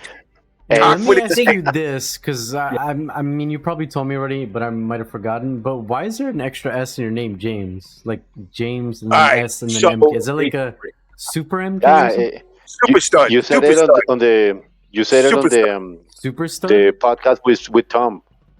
Oh wait, so Tom already asked that question. I forgot. So basically, what it was in the early days of MK, everybody used to talk on IRC. And there was a channel, Pound MK, where everybody would go to talk about Mortal Kombat. So our group and another group, which was basically the guys from TRMK that's still around today, and their group used to have wars. So only one group could be like the owners of the channel. So we would do this shit called splitting the channels. And what would happen is when you split the channel, the room would disappear, and then people would put a bot into the room. And then they would make that bot would be set to invite only. So the only people that can get into the room are people who the bot would invite. Well, these motherfuckers thought they were smart.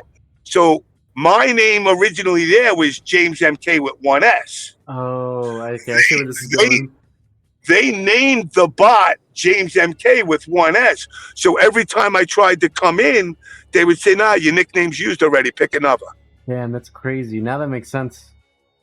So I It's added insane. the So you override settled it. with the name James Extra SMK to get through that, and then you couldn't stuck with it. override the names. That's one thing you couldn't do. That's actually So a he badass just way to added- get your name. Yeah, Why did you keep it? I don't know. Why did you keep it? it just stuck. It just Yeah. stuck. Oh, that's cool. You know- Lore reason. It's always Yeah, curious I to know mean, why then people we have went the to certain name find- they have. You know, when you ask people like, "Why do you have We- your certain name?" Well, we went on that IRC to find matches. That's how much we didn't have any matches. So we went online to see if where we could play. That's why You we know, did back in the day, you didn't get to pick your name either. Really? You didn't pick Oh, it. Like you would. You call yourself NinjaGrinder? Nah, I call you Cooey Killer, and that's your name for now. That's it. So if you decide that you say, "Jimmy, I don't like that name," I said, "Okay, then you got to beat me, and you can change it." okay. Yeah, but see, but that back in the day though, when you had the channels split, like he was saying, it was very interesting stuff. And I don't know if you guys know this stuff, but when the servers actually joined again, you can crash the actual two names, and then you have a split second to get the name back. But the bot was faster because it was a script. Yeah, So the Of course. script would launch the so those types of things people would actually do to take channels over. It was insane shit. It was crazy. They would DOS servers just to get names back and stuff. But this is how we used to try to find matches. We couldn't find any place to play, so we'd have to go online and be like, "Hey, who's playing?" That's how we did the arcade challenges. Remember that, Jimmy? yeah. So That's you how. know, there's- New York. Once we were considered top dogs in New York, we had to expand our horizon. So we had to Yeah, go of out. course. You know, and it's like you're the king of Bogota, but you know, you can go to Medellin and you know you're not the king anymore. The internet was Yeah. expensive, so we were using hacked accounts. Also, we were using freaking Netcom accounts from our friend's store where he worked, and it was free logins. So we would log into a free account. We'd have to pay for the phone call, and we would go into Pound MK. We would see who's around. We found some arcades in Jersey, and we went to those to play them. And you know, this is another thing we'll bring up one day. I don't know if you guys ever want to bring it up, but when there's a lot of enemies nowadays. There's a lot of guys who say they're the scene creators, but they actually weren't. And there's actually guys who dislike them for that. I'm not getting into any names right now, but you have these arcade versus arcade people where we would go to an enemy arcade, but after we were done, we were all cool because we weren't Yeah. dicks to them. You know what I mean? Yeah. We weren't assholes to them, and it kind of like nowadays you're just not welcome. No, And that's another thing that's changed. You know, I'll I'll give an example. I'll give an example of that. You know, this whole base thing, the wars with base over the years, and you know, obviously, you know, Rio, you know about him. I'm sure NinjaGrinder, Yeah. you know about him. All right, so my thing is this: after he won that tournament, if everybody just said, "All right, cool, let's all go and hang out," do you think anything would have ever happened to get fucked up? Nope, it would have been fine. It would have been fine. But instead of saying, "Hey, good games, you got me, you beat me," and you know, I'll get you next time, it became an extension of the war. Oh, I'm gonna beat him in grand casuals. What the fuck is a grand casual? I keep hearing people say grand casuals. I go, what the fuck does that even mean? It's like a set that happens after the tournament to determine what would have happened if they played in the tournament. You know, it's like those what if brackets. Yeah, what if? See, when we What actually went to places and we actually really did beat these guys down, we weren't dicks to them. And No. even if they won, there was players who were kind of better. Maybe they got like 6 out of 10 out of us or whatever. We were always cool at the end of the day. It's very heated when you play. Brian Now- LeBaron. Brian Yeah. LeBaron, the perfect example. He was one of the first arcades when we went out and we beat him down. And then we He's the became enemy. friends. He was the enemy because we went to play their arcade. And we it wasn't like they were all like, "Oh my god, these guys are gonna come play us." No, it was fucking pretty heated. But after all was said and done, we're still talking to them as of this day, today. Of course, So, like I it's said, the way it should be. if Base was ever said that he was actually a good player, which he is a great player. He could be a dick. It's fine, but he's a great player. Okay, you can go have some beers with him afterwards. No big deal. There's some dicky players. There's some nice players. There's some shy players. There's some total assholes. But we all got together and we welcomed them into the crew. And this is how these It's a different rifts happen. time. It was a Yeah, different but time. nowadays you have guys who say they created the scene just because the scene was at a dead period of its time. You have guys saying that they're the godfathers. I'm not bringing up any names. We don't have to keep bringing this up right now. And you have guys like Base who would challenge the so-called godfathers, win, or even win some or win most, and get zero credit. And then people wonder why guys like Base they're such trolling guys. Obviously, they're part of the scene as well. So this is a whole different aspect. This whole different things out there. We welcomed people in. We made people feel like they belong. You know, I never cast somebody out. Never made somebody feel like you don't belong. You know, and one of the things is like one of the things that I noticed when I came back to the scene was this whole mentality of, well, if you're an online player, you're nobody. What do you mean? Why would you turn around and alienate half the community? You know, it's like I it's think more than absolutely a half the thing. community is an online player, honestly. and that's my point. And it's like it's equivalent to this.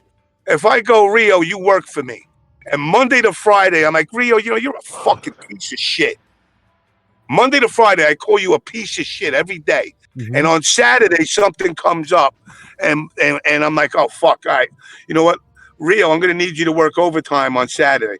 Odds are, I really shouldn't expect you to say, yeah, I got you. Odds are, you're probably gonna tell me to go fuck Yeah, myself. hell You no. call me a piece of shit every day, and now you need me. Mhm. It's the same mentality in this scene where it's like, you know, I remember when mustard ketchup used for glue and Foxy came to fucking America, and everybody had this like, oh, we got to kind of keep them at bay, and like no, you're competing, but the friendship should be there. I remember people calling Madsen a Nazi on TYM. Yeah, that was crazy. That was like so uncalled for. And I was like, yo, what the fuck's wrong with you retards? Like, There's why another would thing. There's another thing though. Base actually showed up to the enemy arcade. Yeah. You guys have to understand this. You know how much guts it takes to show up to a place where everyone hates you online? They showed up. They were totally disrespected. There was only a couple people nice to them. I'm nice to everybody. It's not that I want to be in the middle. I've always been the guy who's nice to everyone. Okay? And there's no reason for me to make these guys feel like crap. They came out to play. They didn't come out to make friends. They Mhm. came to the enemy territory. They were treated like total dog shit there. They really were. Okay? They won the tournament. Look at Truku. Oh yeah, Truku, perfect example. Do you guys know who that is? Yeah, he's like, wasn't he like one of the best MK1 players the other year or 2 years ago? Like he won. He probably is the second best I've MK1 player. I've heard of him, but nothing else. Just I'm bringing the up the name rings US. a bell. In the How old is he US, again, he's probably Truku? he's not even 21, man. He's a kid. Wow, really? Yeah. 22. Interesting. Well, I'll tell you a story about this guy. This is a great story. But too. he won that tournament like 2 years ago, right? Or am I thinking somebody else? He could win every year, but the thing is, he travels for MK1. Mhm. No one The travels original for MK1. MK1, right? Not The original new MK1. Okay. If there's a tournament of like 20 people, it's in like Washington, Seattle, and he's in fucking Mississippi, he'll drive there. Damn, This guy that's is dedication. and Yeah. he's good as hell. He's So good in I class. told- He plays Who does all he play classic again? games. Does he play Raiden or what's his main character? He plays everybody in one. He's amazing in one. He's a jabber too, but he mixes everything in. He's not jabber like Roswell. Mhm. He's not entirely jabs, but he's really good situational player. Really, really good. No way to beat the guy. He's just awesome.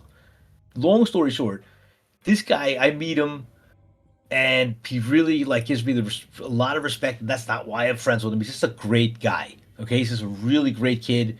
talks to you nicely, wants to go travel and play. So he's traveling to all these tournaments, right? And I'm not going to bring up anything else. This year, I asked him, hey, are you going to CKK? And he's like, no. I'm like, really? He's like, yeah. He's like, no one gives a shit about my game. He's like, I travel, I go everywhere, and that's primarily a UMK3 tournament. And I'm like, I stopped him right there. I'm like, we would never do that to you, dude. I'm like, we would never do that to you. We would never, like, tell you to come all across the country and there's no one to play your game. Like, just think about that for a second. It's kind of sad. Like, I mean, I would have absolutely arranged at least freaking 5 or 10 guys for him to play. Young me would have smashed the Mortal Kombat 3 shit and broke it and said, now nobody plays fucking nothing. And that's what Jimmy used to do. What the hell, but James? like stuff like this though, this is where all this bad blood comes from. Give the guy could be a total douchebag, but give the guy respect when he comes to play. You know, like give it doesn't matter what he's done. He's coming to the enemy territory. MK1 so much? Was it just like what he played, or like how do you get? Because he seems like he's because like he let me just tell you something. MK1 is the best game. I know that you guys won't admit it. Minus the jabs, it's the best MK. There's no armor in there, and then I'm not playing it. No, I'm joking. It really is. It took me many years to figure this out. It's so difficult. This game is so hard. Yeah, but how did he get into MK1 specifically? Because he seems like, from what you're saying, he's like in his 20s. He plays classic games. He plays classic games. And he also knew the feel, and he also knew exactly what we told him. We didn't tell him anything. He just knew this stuff. We had like MK1 guys who just knew it, and they're like, it's great. And he doesn't like UMK3. Yeah, that's pretty He's cool, good at UMK3. Usually, like, the newer players tend to gravitate towards like the brand new games, like, you know, like the new MK1 and stuff like that. Well, he's a classic gamer in general. Like, he's into Crash. He plays fucking what's the one with the fucking cars with the fucking clown? He's like number 1 in that game. I forgot what that is. What is it? Twisted Metal? I don't remember what it is. Twisted Metal. Yeah, this guy is just good, and he's a retro gamer, and he's winning retro game arcade championship titles and stuff. He's a fucking hardcore kid. Yeah, so he's like a retro game enjoyer, basically. Yeah, but that's not the reason why he plays MK1. I've talked to him for years. We talked he sees how complicated MK1 is. It sounds like it's so simple, you know, a couple moves per character, whatever. That game is absolutely awesome. Yeah, there's like a science behind. See, from what I've heard of MK1, a lot of people say it's bad, but then again, I've never dived into it that much to really have an opinion on it. When I was actually doing my streams, I had at least 20 guys, 15 really amazing guys, and we'd play every night. Those were the best matches ever. Nobody was jabbing, nobody was abusing that stuff. That game, like I said a million times, the game was ruined by the jabs. I'll never play it again. It is destroyed by the jabs completely. You cannot play it. It's unplayable. But before and it's unwatchable. And it's unwatchable anymore. Exactly. Yeah. It's unwatchable, it's unlistenable, unplayable, everything. Every single possible thing. How does he get around the jabs then? I don't understand. Like, does he just he do it would back, actually or? do the Detroit stuff, and he would be the better jabber. Oh, I see. Yeah, so because Detroit would say that I live for the jabs. That's my favorite thing, and if it's a jab match, that's great. Well, I mean, you kind of have to do it if you play MK3. I don't think it's possible to play MK3 without using jabs, honestly. Yeah, that's true. And then, but the MK1 now has both of those tactics, and that's even more muddier. So if you think about it, with no run button. So if you have the lead, there's no dynamics. They just stand there, just spamming and punishing anything with sweep and slide. I mean. And that's all they do in the match. The matches go extremely boring and monotonous. No fun at all. The glory of pretty combos is gone.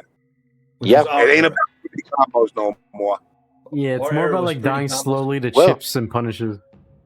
At least on UMK3, if you get an opening, you're gonna get a combo. You're gonna see something different. But in MK1 playing like this, it's awful. I brought this up to Jimmy the other day. We actually didn't have a Revision 5. We've never played Revision 5 in the arcade either for MK1. We never played it. The sweep was never, the slide was never super dominant in those other games. We didn't know that. Now it's stupid. Slide. Slide. It's like, the way James impersonates the jabbing is hilarious, dude. It's like getting a tooth. It's like getting a tooth pulled anally. Wow. Yeah, and you know that game was destroyed by the jabs, and people used to be like in UMK3, no, they just don't stand there doing the punches. Well, they do that in MK1. In MK1, you they do that in MK1 because you can't do anything else. So if you have the lead, you're just gonna sit there and you're just gonna do the jabs and whatever. So MK1 was wrecked. But getting back to the Shruku thing, he was traveling to these tournaments knowing there's going to be an MK1 tournament, going all the way down there, and then oh, sorry, there's not enough players for MK1.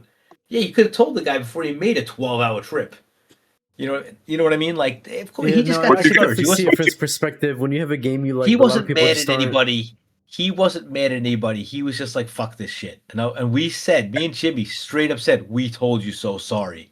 We didn't mean to rub it in, though. We didn't do that. We're just like, we knew this was going to happen. He was one of those guys who wasn't tarnished yet. We were used to it. Yeah, like when there's a game you really want to play, but a lot of people just don't want to play, or they want to play something else. It makes you feel like, you know, like why travel at that point? He's actually stopped. I'm so sad about this. He's stopped playing. He's doing other things. He stopped playing, which I, you know, that kind of like bothers me because he was so into it. I would play. I flew out. I didn't fly just for that. I had work too, but I spent when I knew he was coming to one of the tournaments to play MK1. I sat there and played like 12 hours with the guy. Mm-hmm. You know, of course I'd do that for him. We had great matches. It was a great evening. Of course I would do that for somebody. You know, if I was good at the game, I would definitely, if I could make it, yeah, I'm coming. Like nobody would even show up to this shit. He'd drive like 12 hours, poor guy. Yeah, it's a You know shame what I mean? MK1 just isn't more popular here.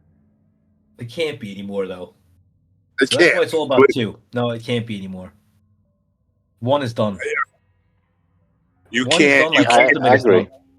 The only way you can play it is if there's 2 people that agree not to fucking do the dumb shit. That's it. You know, and everybody's but it's in the game. And so it's the start.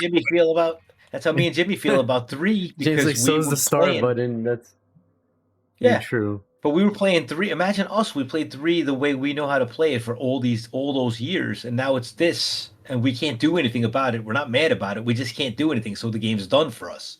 We can't just relearn it. It's like fucking learning how to walk again. We can't. It's in the game. It's in the game. It's in the game. I hate that line. So let's just imagine case scenario. By their theory, it's in the game. Let's just say hypothetically, being that I worked on these games, that there was a button combo that I could put in before the match started where it would allow me 1 punch kill if I put the code in. Because during development, we'll put shit like that in. And we never took it out. So you start the match and you come out, you're like, I got you. I just punch you in the dick and you die. That's it. Energy bar just goes fully down. 100% dick punch. Would you be like, that's bullshit? Or can I just go, it's in the game? Well, what's the code? I'm not telling you. Just like you got, just like people got mad at you, Rio, when you started teaching people how to glitch jab. How could you teach them that? That's true. Or like in KI1 when we had the idol code. If someone really beat us up, we played idol. Let's go, baby. Yeah. You know what I mean? And that was in the game. They were all pissed off about that. It's in the game, motherfucker. What is it? I'll study it. We had that code or whatever to do. That you push the joystick directions, whatever, with Jago, whatever. Anyway, it's like when we did that, people were like, "Oh, so you're unfair." No, but it's in the game. We knew it was unfair back then, and we would call it out. But like, of course, it was unfair. We just did it because we were frustrated. We lost, whatever. You know. Yeah. So that's why UMK3 is pretty much unplayable for us because we just can't do that stuff. And it's not like we're bad at the game. It's mudded down. It's not fun. Not fun. That's why you got to play 2. Two's the only thing left. 4? That's a goddamn disaster. Or MK1 present day. I mean, we could like wrap up Legacy right there. I mean, it's not only that no one's playing, doesn't work, it's just done. And everything's done. You know? You got 1 game left, MK2 is what I think. You can always play 3, UMK3 for fun and stuff, whatever, for tournaments, whatever, but play WaveNet. Don't play UMK3 anymore. Yeah, WaveNet Seriously. would be interesting because it's so underexplored. Like, you don't Yeah. see much of it. Underexplored. It's the latest version. It doesn't make any sense. These guys don't make any sense. Hmm. They're showing how lacking in skill they really are, because it's like when I hear somebody say, "Oh, these games are dumbed down for casuals," I go, "So you're a fucking retard." Because by nature, you declaring yourself some god, obviously, if the game is dumbed down for casuals, you should be able to dominate even better if you use the casuals bullshit. Because you're such a god. Same exact premise. Like, if you're so good at UMK3, then by definition, you should be able to dominate in WaveNet.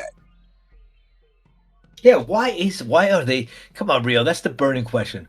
Why are they so afraid to just admit that WaveNet is the next version? That's the game they should be playing. They should never play UMK3 again. It's not the latest version. Yeah, I mean, it What is is going on? the next version of UMK3, but I think they just don't like the changes. Like, they don't like But the anyway, jabs getting these are touched the or guys who relaunches dictate getting the removed. scene, dude. These are the guys who came out of nowhere who are saying this shit. Like I said, I ain't even bringing up fucking names, dude. You know what I mean? I don't even get into that Yeah, shit right well, now. we're never gonna know how it would have turned out because Legacy Collection died so quickly. If it was big and Yeah. was successful, it could have Well, had its own MAME- big first community, of and all, maybe the WaveNet ROMs are would have been on the MAME. mainstream. The But you know ROMs what? are on MAME. You know what? Speaking of WaveNet, I know it is the latest revision, but what if those changes were just meant for the online playing on WaveNet? I mean, why else would you make that Oh, I have change the to answer for you. Cabal? To Oh, Cabal, I have the that's answer for you. I'll That's tell the you why. next revision. That's it. So that's Yeah, the one you got to play. I'll tell you why they made those changes. Because they seen it as bullshit back then. And that was what they were incorporating in this, because they were like, this will be the final UMK version, and we're going to add wave. See, what people mistake is UMK3 version for WaveNet is still UMK3. WaveNet is a side project. The WaveNet aspect of the game is only incorporating the network connectivity to allow you to play another arcade. But the UMK as a game is the final patch per se. Yeah, the WaveNet you're saying- UMK3. One so- second. WaveNet UMK3 was like was supposed to be an ongoing revision. They were gonna do like updates to that.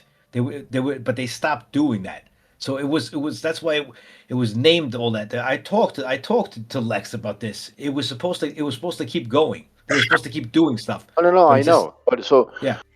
you're saying that if they hadn't tested or launched or developed this WaveNet thing, you're saying they would have still released that patch? That No, revision? Yes.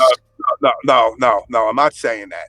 What I'm What do you saying is they wouldn't have released the UMK3, but the Oh, that. direction the game is going in, because it jumped to the WaveNet, gave them the reason to continue making revisions for UMK3. Okay. Yeah. Okay, that's fair. Okay. You Since know, it's the official next one, it's official. It's not like it's fake. It's the official next one. That's what it was. But nobody had access to it. That's the game that should be played now. It should be that one. I got mad. Listen, I got mad in MK1 4.0 when they added the gravity and I couldn't juggle like it anymore. But I didn't say I'm going to go back and play 2.0 and 3.0. I said, all right, I got to move on. We do it for Even fun, worse. though.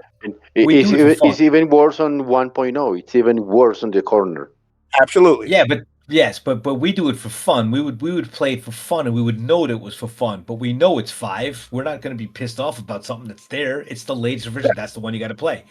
These guys want to omit the fact that the WaveNet is the next revision. It is. All the tournaments should be played on this. There shouldn't even be anything else. They don't want to admit that. So, that's another thing. But anyway, listen, guys. I get it. I don't want to be the party pooper here, but it's 2:45 in the morning here. Yeah, no. It's 8:45 for me. Yeah, Yeah, same for me. What was it? Whenever we get on, it's like, yeah, we're gonna do 2 hours quick. Yeah, And I'm like, wait, saying, this is definitely a pretty lengthy and good episode in my opinion. yeah, Yeah, no, 5 good. hours.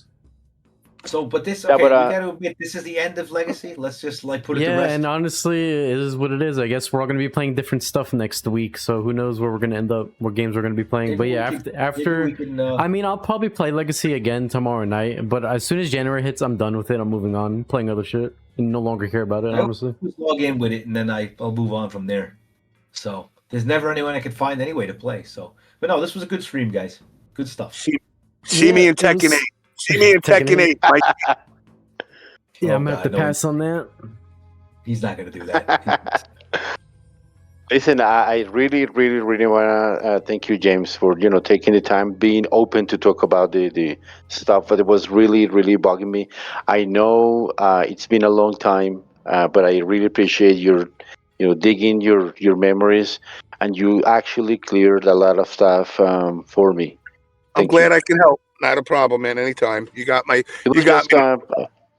it was just a topic I had on my mind for years now, and I really wanted to to get some more info, because I kind of get obsessed with stuff like this, especially documenting stuff and like uncover shit. So Well, I'm it really hoping. was Glad helpful. I can. I'm glad I can help relieve the mind, because that's got to be something shitty to be stuck in your head for this long. Yeah. So it really was helpful. It was fun. So thank you guys, summoning Rio. Thank you. I'll Yeah, let no you problem, know man. It was great to have you on as a guest. I'll let you know about those ROMs. I can send them to you once I download them. Oh man, that will be awesome. Thank you. Hey, you're a true fan. I know that he's gonna do that for you because we can hear it. Thank you guys. Nice to finally meet you. Tell the South American guys to go easy on me, man. They'll beat the hell out of me on Fight Key. Listen, You guys we are- should you guys try. are We should leg try masters, to by get the some way. matches on. We should try to get some matches sometime in MK2, MK1, whatever. Dude, it'll be amazing. Let's do it. I'm ready. That'd be awesome. I'll find you on Fight Kid. I'm always the same Nick. You'll find me. Always the same name. So look for me. It'll be good. I'd love to. The Great, South great. Americans, though, they're the leg kings. They're amazing. I don't know how they do it. They are great. They have mastered the slow play. All right, boys. Thank you. Good stuff. It was enjoyable having you on NinjaGrinder, as well as you, James, and Summoning. I appreciate it a lot. This was a good episode. Thank you to Very everybody good. who tuned in, episode 56. Let me know what you guys think. What do you guys think is after MK for this? What do you think is going to happen next year? What's the future that you feel is going to happen? That said, peace out, everybody, and thank you again for listening.